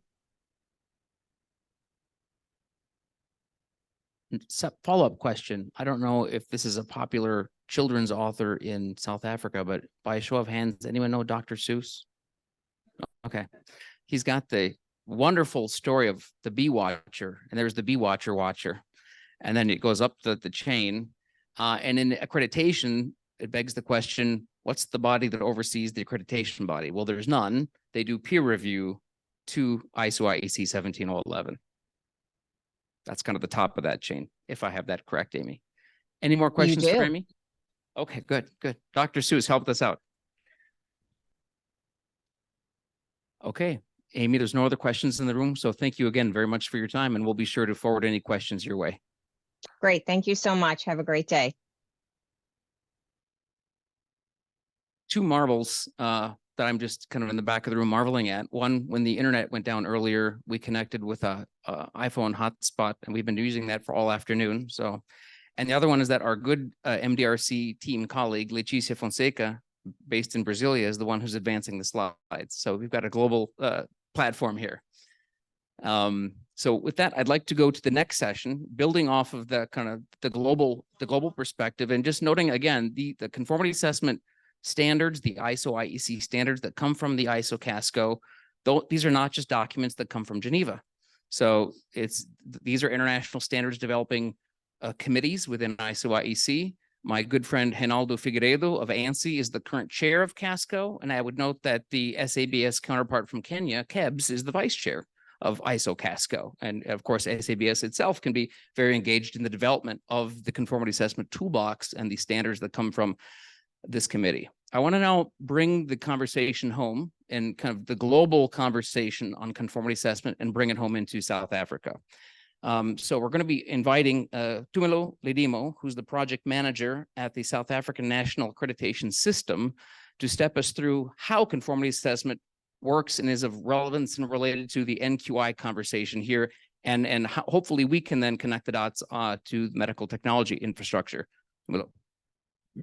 Thank you. I'm the last, hopefully, but not the least. And what I'm going to say, no, it's fine. I can hold that. What I'm going to present is a South African perspective in that. I think Steve have indicated the issue of the NQI, National Quality Infrastructure, and that structure is a global structure as that. And I think I'm going to struggle here. I want to be controlling. Is there any way that I can control the slide? Okay, you can go to the second slide. Yeah, now in South Africa, our national quality infrastructure stands like this. We have 4 entities that are established by their own legislative, the act that established 4 entities, that is South African National Accreditation System, National Metrology Institute of South Africa, South African Bureau of Standard, and then National Regulator for Compulsory Specification. But I need to emphasize the one for the SABS. The SABS, there are actually 2 organizations within South African Bureau of Standard. There's an organization that deals with the standard development that has been referred earlier by the earlier speaker, which participate in the standard development, where they establish committees or technical committees that are mirror image of what you'll find in ISO or in IEC. And then we have that National Metrology Institute that deals with the traceability of measurement. We can go to the next slide. I will emphasize the point there. But now when we come in the context of the SAHPRA, South African Health Product Regulatory Authority, we still have a similar structure to that of the DTI, where we have 4 entities supporting the conformity assessment bodies, the horizontal bar there, which deals with the issue of inspections. The inspection has been defined, testing has been defined, calibration, verification, and certification. And all that bodies, what they do is to support the national health policy and also to support the national health as far as the issues of conformity assessment is concerned and the technical regulation within the space of the product and commodities that we are dealing with within that particular structure. And the element of regulator there can be changed. We also work with the national nuclear regulator. We work with the railway safety regulator. We work with the civil aviation authority of South Africa. But in all of those regulators, you have SANAS, you have NEMISA, you have the SABS, because those are the entities in terms of the South African legislation that are responsible for the standard development, traceability of measurement, and accreditation. And we can go to the next slide, And the legislative mandate of SANAS, it is derived from Accreditation Act, which is known as Accreditation of Conformity Assessment, Calibration, Good Laboratory Practice Act of 2006, Act 19 of 2006, and it gives SANAS as a sole national body for accreditation. Therefore, there cannot be any other national accreditation body in the country except SANAS as far as the conformity assessment is concerned. And then within that act, we are then given a number of functions that we need to do. One of those being to promote accreditation and as a means for facilitating international trade, which is what has been talking about movement of medical device from other countries to these countries. How do we facilitate that particular trade? But remember, ours is within the WTO, TBT issues, and to some extent also the SPS, sanitary and phytosanitary agreement that has been concluded as far as those issues of international trade is concerned, and also promoting competency and equivalence of good laboratory practice in the country. And then within the act, as it stands, if we recall a number of one of our famous case of Oscar Pretorius, one professor who was dealing with sound, he went and testified, and then he was asked by René, how did he know, quantify the sound of hearing the guns separating there? That's where now the accreditation come with the certificate. If the testing has been conducted, all you need to do is just to present that particular report, and it cannot be questioned. It will be admitted as an evidence and the truth, unless on what is being done normally on speed cameras, that if you have a good lawyer, you will challenge the calibration of the camera. You will question the competency of the operator, and then you walk free. But if you have the open law enforcement, they will have a calibration certificate of the camera to say that it's working. You will have the certificate to say, I'm competent to operate this particular equipment, and therefore you will then be held accountable for that. In the absence of that, you walk free. Next slide, but I'm not saying you must exploit that.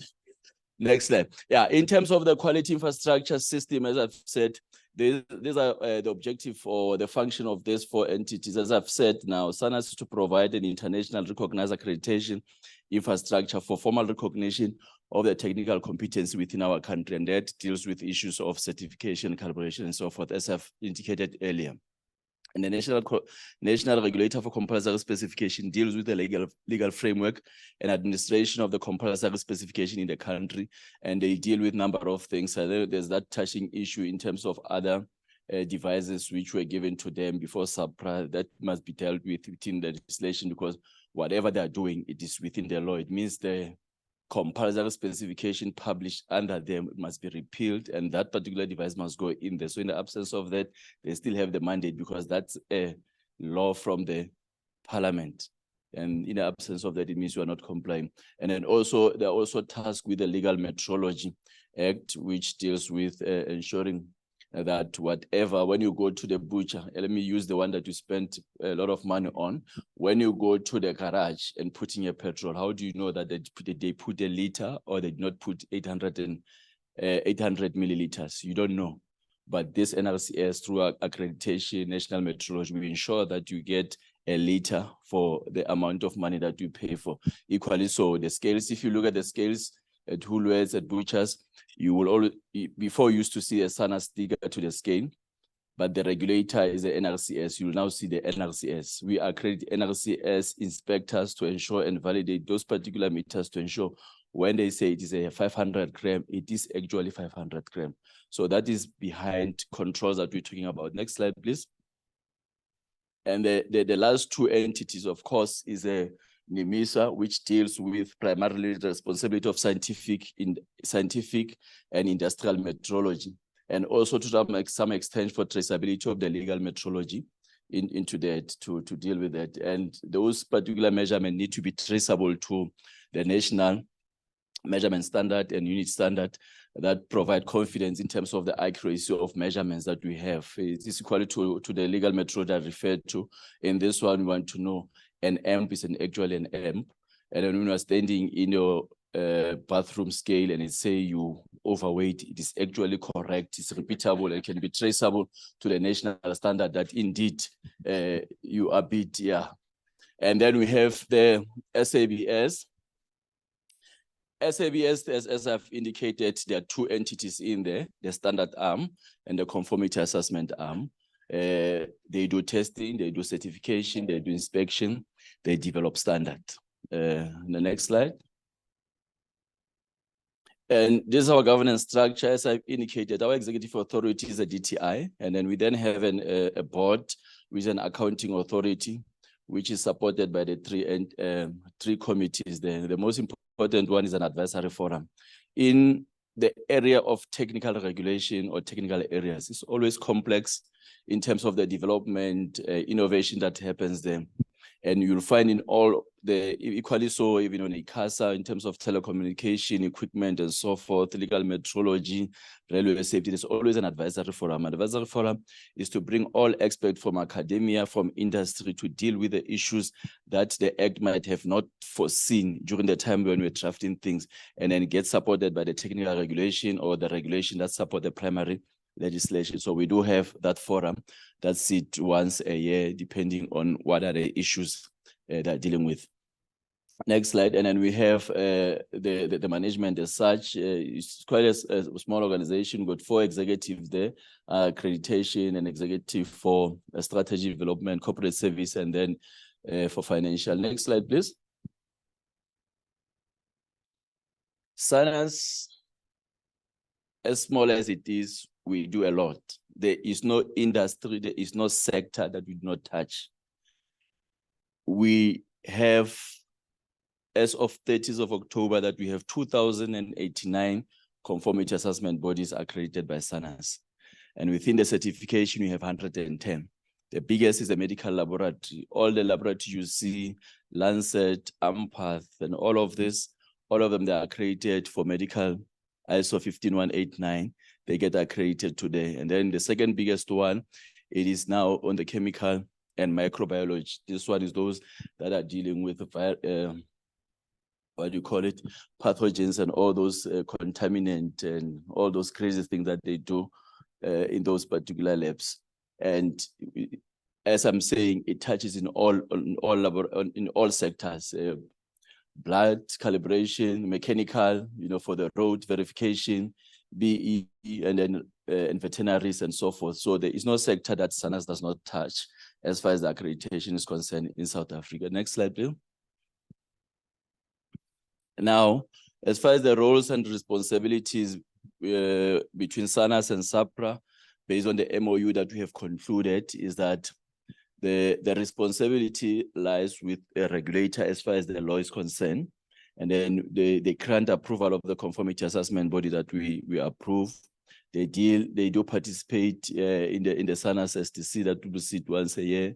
They advise SANAS on issues of regulatory because that is the responsibility. The law lies within them. And with regard to that, we then communicate in terms of if there are any contravention as far as that with respect to the conformity assessment body. And our responsibility, of course, is to accredit the conformity assessment body, is to maintain the database in terms of how many we have accredited and communicate with a regulator if there are any transgression as far as the accreditation of those CABs is concerned and so forth. Next slide, please. And this is one of the key things that touches from the WHO. You talk of reliance and recognition, recognition being within reliance. But now from ours, as the DTI, we deal with World Trade Organization, as I've indicated in the main, the 2 agreement, technical barriers to trade, sanitary and phytosanitary agreement. And when we're dealing with those, they inform the development of the mutual recognition. And in the main, there are two mutual recognition. There's a government-to-government one and a voluntary one. A government-to-government one is when South Africa goes into bilateral with a particular country to say, we're going to get your goods, and then for us to receive your goods if they are falling within a regulated product. This is how we want you to make sure that they comply, which is what the Australian colleague was saying, that under that they've put it in the law, a single audit program that is within the act. This is how they're going to recognize. That is what they have concluded within the law. And then when you conclude that under the AFREC, TFTA, and Economic Partnership Agreement at BRICS and ADAM, is that two countries agree. This is how we are going to recognize each other's certificate, registration, and also sort of thing in terms of testing. And then accreditation get included within them. And now the voluntary one is IAF and ILEC, is that it is been developed and established to assist the implementation of TBT and SPS under the WTO. And it is voluntary because it does not find the expression within the multilateral agreement. But if you look at the standard, there is an expression and there's even an annex in terms of how they need to function. Now, from countries to countries, equally Europe, even in America, as they say, FDA, FCC in communication, they will always refer to 17 or 11. You need to be designated, have been accredited as a conformity assessment body by an accreditation that operate according to 17 or 11 and may equally so be a mutual recognition to the ILAC, International Laboratory Accreditation Corporation. So at all time, that separation is of key. And the voluntary one finds its expression through legislative provision within sector to sector or community to community. Because for example, within agriculture, there is no conformity assessment. It's a government with its own inspectors going to the farm, dealing with agricultural input in terms of fertilizer, pesticide, and how the farm is managed. And then they will submit the report directly to the other agricultural department of the countries to them. So it differs by sector to sector, commodity by commodity. But the more important thing is that in the regulatory space, it is the regulator that has or have the final say. Next slide. Now, the question earlier of the 17 or 11, the peer evaluation, who monitors the monitor? There is no monitoring of the monitor, but we have this global system. This global system, the way it works, I have another slide, but I just want to give a pictorial view. Is that we have the global one, which is the International Laboratory Accreditation Corporation, the ILAC, for testing, inspection, and calibration. And then we have International Accreditation Forum that deal with the management system, product certification, personnel certification, verification, and validation of greenhouse gas or validation and verification within different commodities. They fall under that. But at the moment, there are talks to merge the two entities and then to have one. They just being kickstarted 2 years ago, so there will be engagement. And then we go to multiple economies, and then you see within European, there's an European Corporation for Accreditation, where all accreditation bodies within Europe, they'll participate in there to be peer evaluated from that particular level. And then you go to Asian Pacific level, as the circle including that area. Then we have the African one, that includes the whole of Africa. The African one, it is much younger to SADC, because the SADC region was the first mover as far as the development is concerned. But we have then since incorporated the whole of the continent as far as them. And both of those entities, the SADCAS and the African Accreditation Corporation, the secretariat function at SANAS is running the whole continental from them. Next slide, please. And this is how the ILAC and IAF is covering on our right hand side, on your left hand side, the IAF. That's number of the labs that you find within that PTBs is 105 economies, and then on the far end you find that the accreditation bodies on the blue part. That's where the issues of certificate and movement of those MLA, multilateral arrangement, and mutual recognitions function. Next slide, please. Now, what I've been talking about is that at the international level, where we are talking about the international bodies, in that in the metrology, we have BIPM, we have OIM. The OIML is the International Organization for Legal Metrology. This one is in French now. Basically, it's an International Metrology Institute of the world, and all Metrology Institute, accreditation, ARSO, and so forth, they all link towards that particular one. In an African perspective is that we have the AfriMed, we have AFREC, and then we have ARSO, and we have AfriSec to deal with the electrical, the IEC standard. And all of that, they then report to the African Commission Institute that is known, institute that is known as a Pan-African Quality Institute, the PAQI. Okay. Next slide, please. Now, this slide is busy, but basically it's explaining the levels that we've been talking about, that we have a 17011. Now we have a mutual recognition that is aligned to the 17011 and any other compulsory requirement and policy that must be fulfilled. And then we have an African Accreditation Corporation mutual recognition that recognizes from all these areas. We have Kenya, Egypt, Ethiopia, Tunis, Mauritius, and SANAS, and the SADC. And the SADC is representing 15 countries that is provide accreditation to within the SADC region. So all those organizations provide or give us support in terms of accreditation to the conformity assessment that will be operating in all industries. As I've indicated, there is no industry that accreditation or standard does not touch. Next slide, please. Now, I think this one is gives a much clearer picture in terms of how all the standards are been given to date.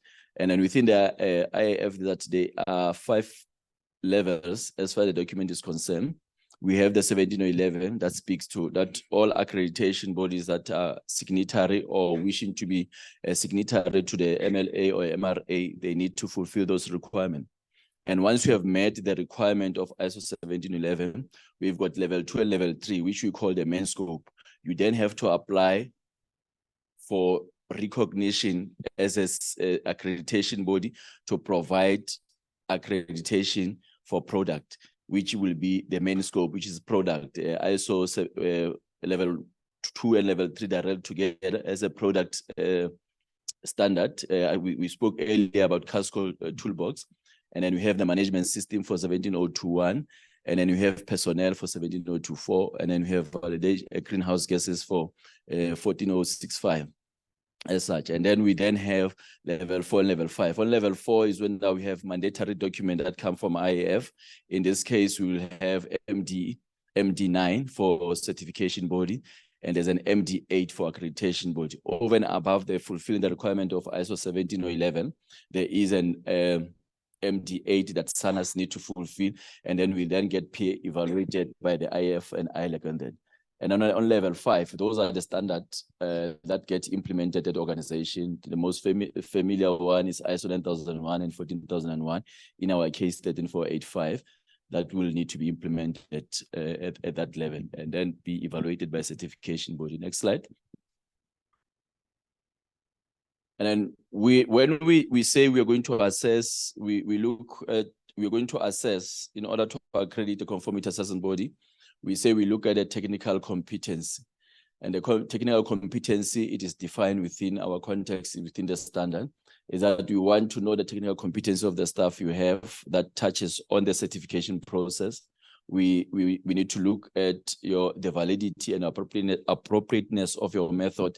That will be in the case of testing. We're talking about the verification and validation of method, standard and non-standard method, and how then you test the method to guide the method to be right. And those measurements and your measurement you conducting, they need to be traceable to the national standard. That is NIMISA. Whatever you are testing need to be traceable to the National Metrology Institute of South Africa. And of course, your equipment must be suitable for the function that they're performing and should be able to achieve what is that, and the environment within which that you are operating in, and how you handle the samples within that space. And of course, the bedrock being a quality management system. A quality management system just to assist you that you run an effective and efficient management system, and the result you are able to produce accurate and valid result at all time. Next slide. And now within the mandatory document referred to earlier, the MD8, is that for an accreditation body, we have 17011 that we need to fulfill. And in order to meet the medical devices gaps that are not addressed within the ISO standard as ISO 17011, the IF, and if you read the document, you will see they derive a lot of things from the International Medical Device Regulatory Forum. Guidance comes from in terms of the issues that been, and this is to address exactly the challenges or the worries that might come from the medical device that are not addressed, because the standard in terms or in the manner that they are written in the general way. But if you have now the specific issues that need to be dealt with, then there is a mandatory document that gets developed. Now, in addition to what we need to fulfill for 17011, if you are to provide an accreditation for 13485, there's a mandatory document of things that need to be done. More specifically, the required type of knowledge that must be within SANAS, or that what SANAS need to have access to from the industry in that manner. The next slide. And the ISO 17021 Part 1 itself is also generic for multiple management system. There are about 28 management systems out there. The popular one is 9001, and there's a continuity, there's a sustainability, and a lot of things that are the asset management, road traffic safety, and so forth. In general, about 28 management system. So the 17021 Part 1, it will be written to accommodate all of it. But we know all of those things cannot be the same. And therefore, we have a mandatory document that will address specific issues that are found within a medical device. And it addresses those issues in the annexures and the other requirements in them. That is to deal with the knowledge, of course, the medical device technical areas and the overlaps thereof, and audit qualification and training of expertise, and then effective number of personnel in order to determine the audit time that must be spent at the organization. Next slide. And of course, what we say now, as far as the function of SANAS, is that as we are engaging, talking about the product life cycle, there's a pre-market issues, and then there's a placing market of issues that have been dealt with at this point in time, and post-market, and of course the end of line. At this point in time, in terms of what we are doing, we dealt with the issues of pre-market and the others that will be dealing with as far as the quality management, because at this point in time, we are providing only accreditation for quality management system, and that will also consider the issues of risk and performance, technical documentation that need to be evaluated, and so forth. And then there will be other things that are required for post-market, the market surveillance, that things that are in a market, they need to be continue complying with what has been said when they were put in the market, and so forth. And that's our role. And of course, on the market surveillance, in terms of how it's going to move, and capacitating of SAHPRA, is that the inspection body part that will need to be accredited, and so forth, to deal with the post-market issues as such. And next slide, I think this is my last slide. Thank you.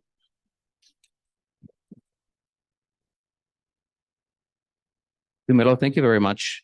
You provided us a rare opportunity to pop the hood, so to speak, on the global quality infrastructure system. And it's rare that I think industry and regulators have direct contact with the accreditation body. So thank you for the insights.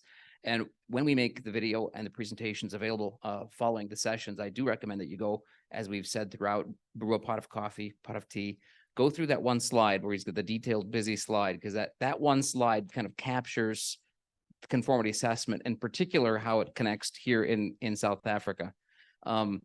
The one objective of the Global Medical Technology Alliance, the Global Diagnostics Alliance, the MDRC project is one for any particular scope, one standard, one test accepted everywhere. And when you look at the hierarchy that he provided, when you talk about the MRAs, they've done their job. The accreditation bodies have done their job. They have a global network where they theoretically recognize each other's accreditation. So if you have a testing laboratory. You don't have to have them accredited and reaccredited by every accreditation body on planet Earth. Through the recognition, it's one accreditation. Now, the day-to-day reality of a company is that they're going to deal probably with a testing laboratory and or a certification body or inspection body. They're not going to be dealing directly with the accreditation body. That's they're kind of in the heavens, so to speak. But at least you all have now a familiarity and an overview of the role that the accreditation bodies like SANAS have in this whole invisible system that many of us take for granted without having the opportunity to have a session like this one. Any questions for Tumelo? Leoncatso, please. I think from my side, it's not more of a question, but an acknowledgement, and also, you know, a voice of saying thank you to SANAS and the support that they have given us in the past 2.5 years to be where we are at with the conformity assessment body. So I just want to say thank you, Tumelo, for supporting us as SAHPRA to understand. I will never understand those high level things. So I was actually right, like, now every time Tumelo present, I get lost. But I know that he's there. You know, SANAS is there to support us. I just want to say thank you. Thanks. It's our pleasure. It's our pleasure. We had one narrow question in the Q&A, but I think we'll take that one offline just because it's rather specific. Any other questions in the room? Okay, thank you very much, Tumelo. Thank you. Thank you.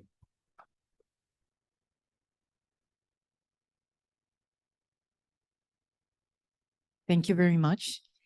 And with this, we are coming to the end of these 3 long, but I think very rich days. And hopefully you agree with me. And I guess you agree with me because you're still here.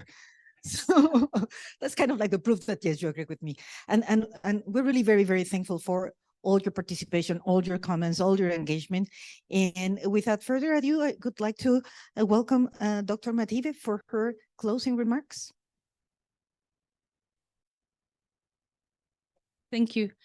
Good afternoon again to everyone. And I just want to thank you for still being here with us and other colleagues online. It's late already. I mean, we understand it's been 3 long days and with a lot of information to process, a lot of information to capture, as well as what am I going to do with this information when I leave here.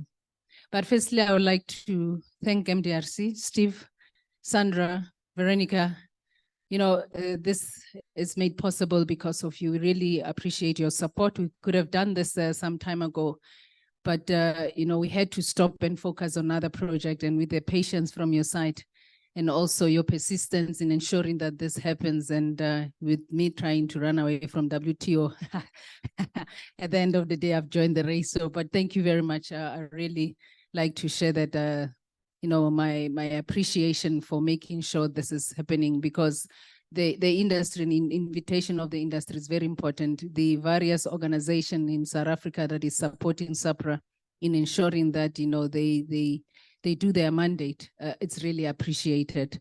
Again, I would like to thank my colleagues from SAHPRA for being here and supporting, supporting during this workshop. So I would like them to stand up, and perhaps if you have not met them, I have June, if you may please stand up for me.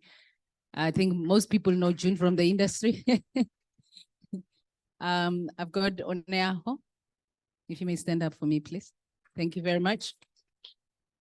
I've got Lydia as well. Thank you, Lydia. And I've got Kanyisile with me.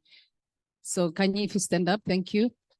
So the team that you see, it's the Onaho is from licensing, so she's supporting now because registration is only 2 people. It's Lydia and Kanyisile, and June is also supporting from licensing. So I just want to thank them that when I said there is a workshop, I've been off work, I've been traveling for the past 6 weeks. So you can imagine trying to arrange that when I'm not at home. So thank you very much for your support doing the presentation while I'm talking to you online. I really, really appreciate that. And furthermore, I would like to thank the USAID for making this also possible for the 3 days and sponsoring us to be here. I'd like to also thank ANSI as well as the Standard Alliance. And I'll come back, and the industry this week has been very informative, and I've learned a lot. And I think that I let my ears listen more than me talking a lot, because I've learned a lot from our exchange of information this week. And I want to thank again the industry, and I would like us to continue to participate proactively like we did this week. We share information and constructively, so we listen as well. Some of the things, I'll be honest, we'll take, some of them will not take, but we will be transparent about that to say, yeah, I hear you, but, or yeah, that makes sense. And sometimes I'll say, I mean, makes sense. I'll not show you, but it does make sense. And some of the things that I have learned this week, they do make sense. And, you know, last week we had it at the AMDF level, and I was quite proud to say 90% of the people online were South Africans. So I said, you know what, my industry has interest in what they put in the market. They want to understand the movement of the industry. Where is the industry going? Where are we going with this medical device and IVD? So I was quite proud when I saw, you know, the numbers of people that attended. And I would like to say thank you for that, because it shows support and it shows interest. It might seem complex from other people's perspective, but for me, it shows the interest on understanding where are we going, as not only as an industry, but where are we going as a country regarding medical device and IVDs. So I also want to thank the industry. I cannot mention companies, don't want to be in trouble, but, you know, also who participated in sharing their perspective on various topics that we had for the past 3 days. So I really, really thank you, because your perspective, because you're sitting on the other side of the table, you make me see what I don't see. And I'm also sitting on the other side of the table. I'm trying to explain, this is what I see from the view, but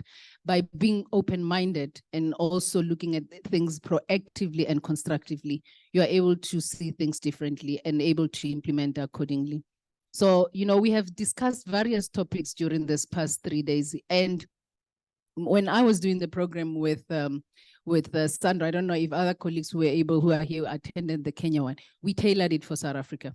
It's tailored for South Africa. There's different topics that were done in Kenya and that also was tailored for mainly NRAs, because we had a lot of NRAs who are at the lower level of implementing any systems in them. So you could hear the questions that were coming from the floor.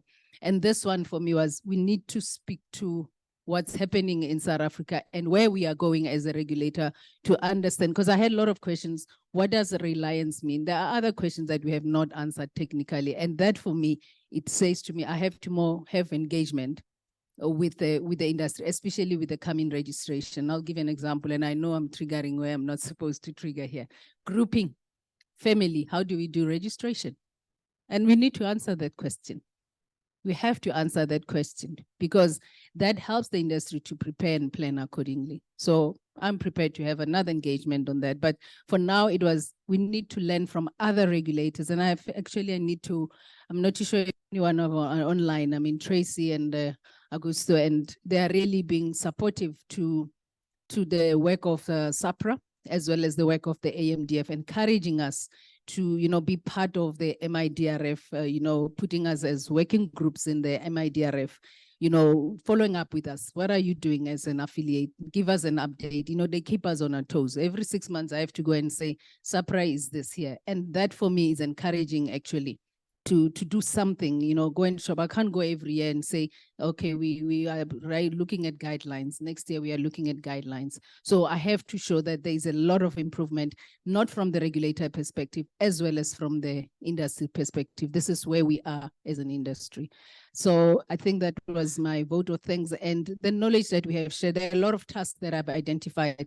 Another thing that I wanted to say yesterday, unfortunately, we didn't close up. I think the colleague left. One of the other positive that I got an opportunity is networking with, not for the regulator, but for the industry, an opportunity to network. We had a colleague from CSIR who was talking to me about funding regarding ISO 13485, you know, because there was a concern raised about the costs of fees. And then she's like, but there is CEDA, you know, there's a funding seed that can support industry. And for me, I saw it as an opportunity. That's not an opportunity for me, but it's an opportunity for industry. We have another opportunity that I've spoken about, which is for the industry, it's the Africa CDC with the labs, because that's the question, where as an IVDs, where will we get labs to do clinical performance? can you please follow Africa CDC website now and see the work that is being done? So for me, I cannot tell you where to go, but I can advise on some of the things. So those are the opportunities I saw. There are various tasks that are identified that says to us, go back and do your homework. How do we work on communication within an industry? We need to be transparent and honest. How do we improve on that? And also how realistically so there's 2 people in registration. I want them to work on doing guidelines. I need to make sure that there is that balance between communicating. And I'm going to be frank and honest with you. There's one question that I was asked, and I totally agree with. How do we improve on ITG? I took that home and I said, yeah, that's a good question. How do we work on improving ITG that is beneficial, not only to SAHPRA, but also to the industry? Because that's the whole intention of having ITG, is to collaborate and talk to each other and be frank with each other and focus on things that are taking us forward. Whether it's one thing, it takes us 6 months, we can focus on that. We like it or we don't like each other's perspective or advances, but at the end of the day, we have to come together for the betterment of our own industry. But own industry, I mean, us, we are part of this medical device and IVD. Being a regulator does not take us out of that. So with that all being said, as I indicated, I would also like to acknowledge and thank all the NRAs, from Health Singapore who supported us. They are really supporting us especially as funders of the MIDRF to make sure that, regulators in Africa are moving to a next level, make sure that are sustainable. And for me, it says when you get such encouragement and such support, is encouraging for me to move forward, to say, we know what, we have to do something. I said something last week in Kenya, and I'm going to say it again. It's about time we as Africans stand up for ourselves. We have resources. We've got SANAS, we've got SABS. So I said, Africa Rise, and we have Africa CDC has got funding to support us. We have to do our part. We have responsibility. I think one of the colleagues indicated that as a regulator, we have our own responsibility. We have other institution like DTI that has responsibility, and I think the other department is small medium enterprise. They also have their responsibility. We need to accustom ourselves with what we have in our industry and how can we use it to the betterment and ensure that we have access to medical devices and the IVD in our country that are safe, that are of quality and intended use. There's one thing that I needed to say as well, that I will not, even personally, allow the fact that we must go down on our requirements because the product is manufactured in South Africa. I'm a patient one day, and I will not be, at some point, I will not be able to speak for myself. And will I be happy wherever I'm lying when they're using a product that is not of quality? So we must not take ourselves down. We are trying to, with an AMDF, to say, can we have a collaborative joint review? But if we keep on taking our standard, we must think about exports. So we must also think beyond what we want now. Because if we were saying, let's take it lower because we're a local manufacturer, I'll ask you a question. Do you want to export? And I hope you are not a patient as well. That's all I can say. But thank you very much, everyone. Thank you. Over to you, Sandra.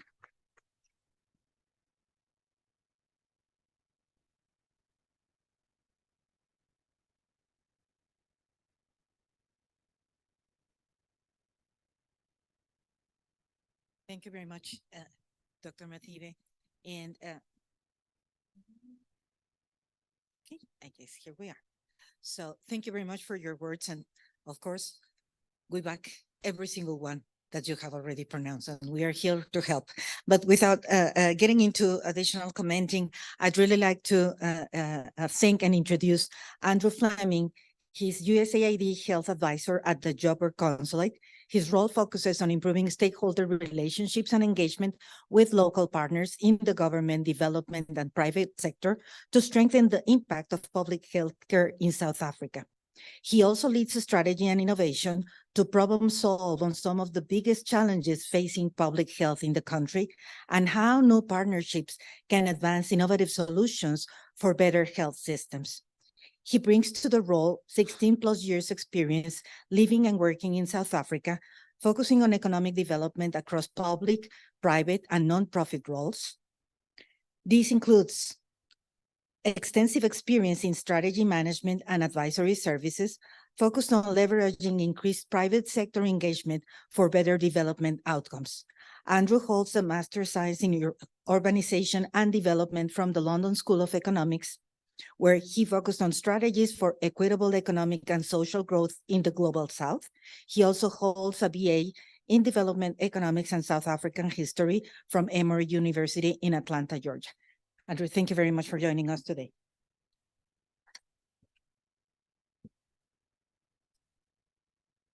Thanks, everyone. And I don't think you ever truly get used to hearing your biography read out loud. I was like, oh gosh. So good afternoon, everyone. And I will start with a disclaimer that this is indeed the first time that I am seeing all of you and that you're seeing me within this 3 days worth of workshop. So I am speaking to you with the humility and the acknowledgement that I'm coming from a funder, not as a workshop participant as much as I would have loved to have been here. But I wanted to first off thank you all for attending and to the event organizers for putting this together. And a warm note of gratitude to our colleagues leading the Medical Device Regulatory Convergence Project. Again, thank you all as well to the colleagues from this South African Health Products Regulatory Authority. USAID is really proud to partner with you on this important work moving ahead.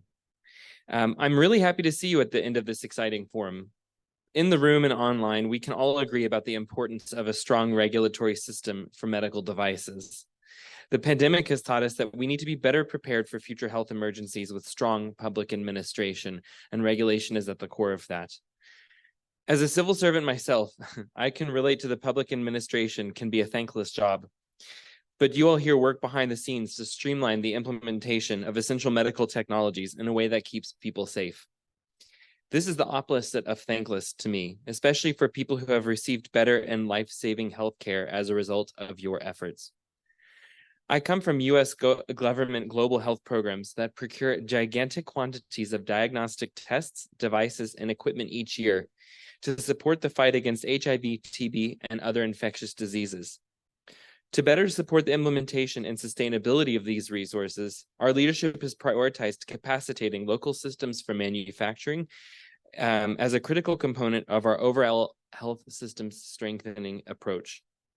That vision cannot come true without a strong regulatory authority. A strong and streamlined regulatory system helps spur innovation, foster local and economic opportunities in manufacturing, and strengthen supply chains. It also increases private sector engagement, which is a critical component for long-term sustainability. At USAID, we believe these advances are better done together. USAID is very proud to have found a partner in the MDRC, the Standards Alliance, and the American National Standards Institute for this work. Thank you for bringing together the right references and best practices to make it easier for the SAHPRA team to connect and grow with top global experts. I was happy to see online and in the room representatives from Singapore, the WHO, the country of Thailand, as well as representatives from the private sector like Medtronic and Roche on the agenda. This activity is a perfect example of unlocking partnerships and friendships amongst peers working to make the world a safer and healthier place. USAID hopes you continue your collaboration beyond this workshop. Again, thank you all for the opportunity to address you today, and I congratulate you all on a successful workshop. Thanks.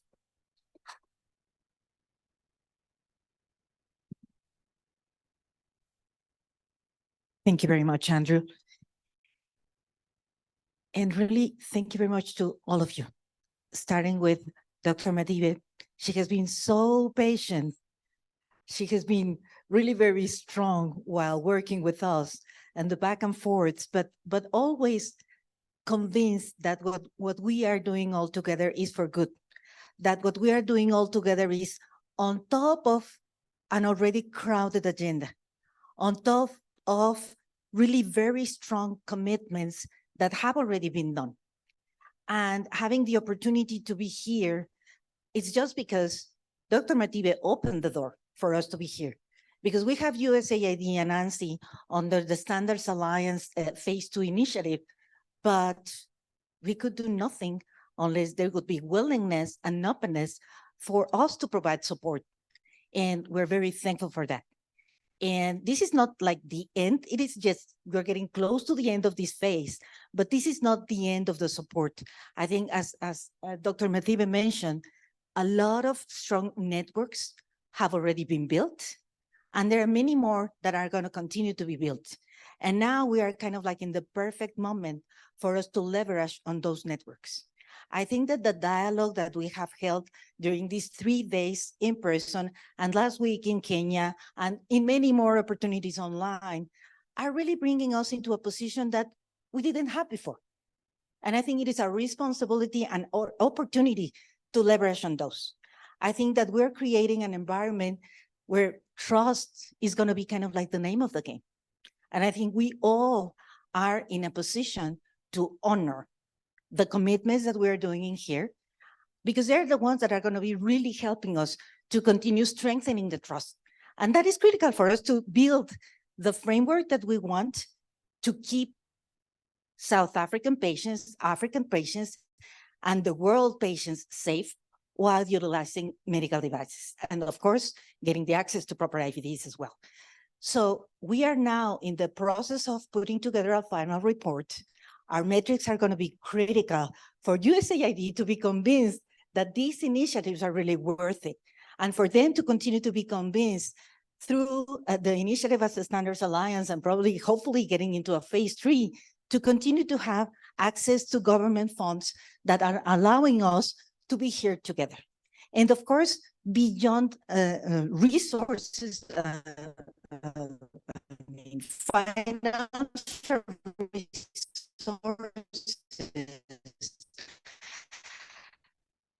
what we have gained out of, again, all these kinds of information, all these networks, at the end of the day, again, it is going to be benefiting us and who?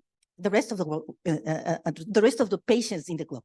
So I know you are already tired of listening to me for these many days. I really appreciate your patience. I really appreciate your patience with our technical difficulties. But at the end of the day, I think what it is really, really to take away home is all the learnings, all the opportunity for networking, and all the commitments that we're raising here. So thank you very much. And let's look for a much brighter future. Thank you.